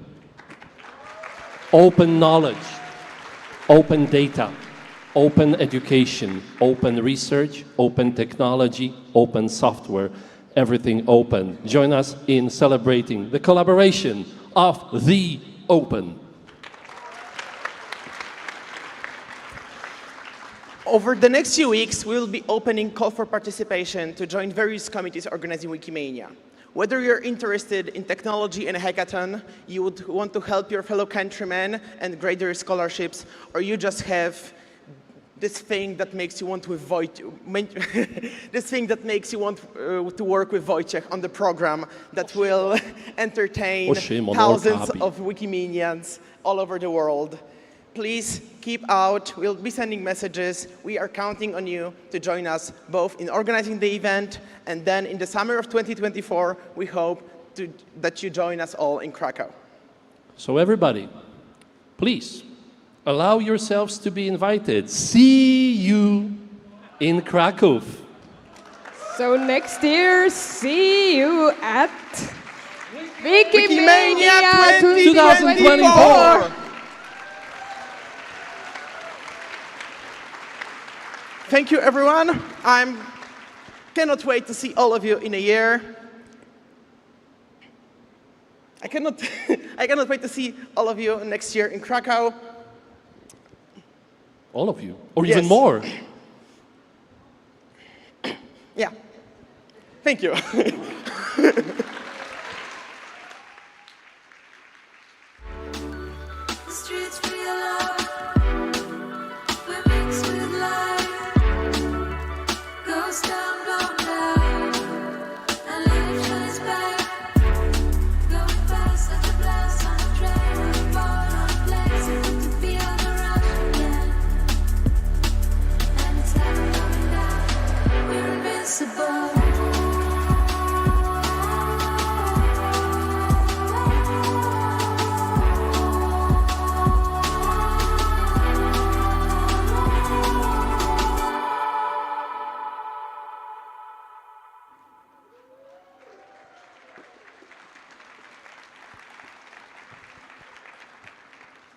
Hi, it's me again.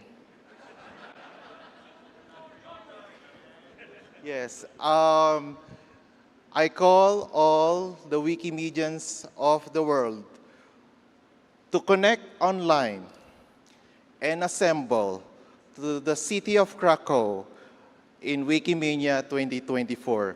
This concludes the closing ceremony of Wikimania 2023. We're signing off. Thank you. And I'll give it to Johan for kind reminders. All right. Everyone, Wikimania is done. It is over. We are not. Remember the evening party, Gardens at the Bay. Bring your badge. It is your ticket. Do not forget it. If you want more information, the main page of the Wikimania Wiki now has a link to more information about the evening party. There will be buses from level 1 downstairs, but they are not quite ready yet. So I want all of you to go down to the concourse on level 3. That is the lunch and coffee area, one level down, and wait there. We will guide you to the buses. Please head downstairs.